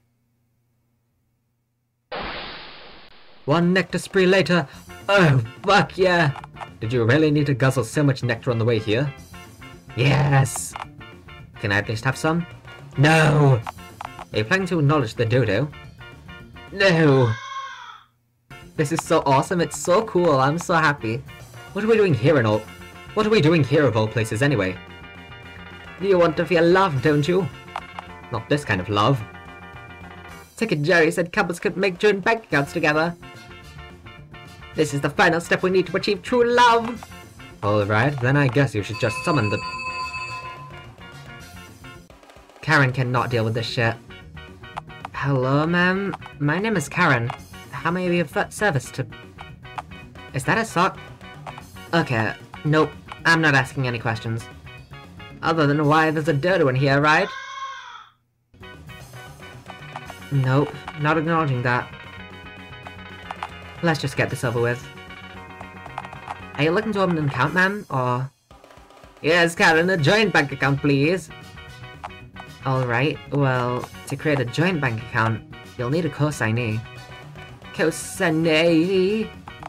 Cosignee. Her joint bank account is for 2 people, so I need to know who the second person is in order to create a new account. I swear if you tell me the cosignee is the sock... I'm so sorry, Karen. I tried to talk her out of it. We're in love, Carmo! My name is... You don't understand. Society doesn't understand us. Can you let me to paperclip from Karen's desk, please? The narrator's suddenly so much cooler. This isn't the time, sock lover. I want to feel the physical sensation. Don't deprive me of that. Karen, can I at least have a paperclip from your desk? For what? To clip the part of your brain that has evidently fallen off back on? Nah, my sock lover wants to eat one of your paperclips. Oh, don't give me that look, it was the sock's idea, not mine. Security! We've got another sock puppet enthusiast. Okay, ma'am, can you look right at me for just a moment? Why? So, the nice fella behind me can whack you over the head with a frying pan. Wait, what? Dan. Oh. Well, this is... Narrator? Wait. Did they take the narrator from me? His physical form? Narrator! I'm gonna say something stupid. Now would be a fantastic time to chide me. Where'd the music go? Well, this isn't ideal at all. What the fuck? Really? A madhouse? I thought Randy said that inanimate lovers were... Oh, hey. Oh, hey, Randy. They catch you with the body pillow? Oh, I proposed to a swan. Did it say yes? Tragic. Say, where'd the music go? Could you hear music this whole time? Yeah, you had a theme song and everything. Was it cool? Kinda. It had a sort of tropical, cheap holiday vibe to it. Isn't there just always music playing? Boy, I sure do love saying wacky shit in the pot itself! Hello? Narrator? Oh, to hell with this. Randy? If I write you a script, can you talk back to me?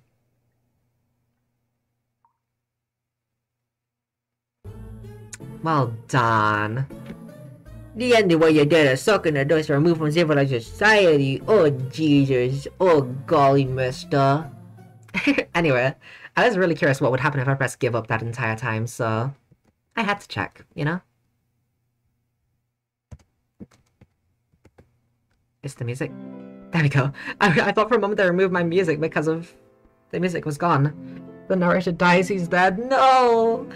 I'm so sad. Anyway, for real outro this time.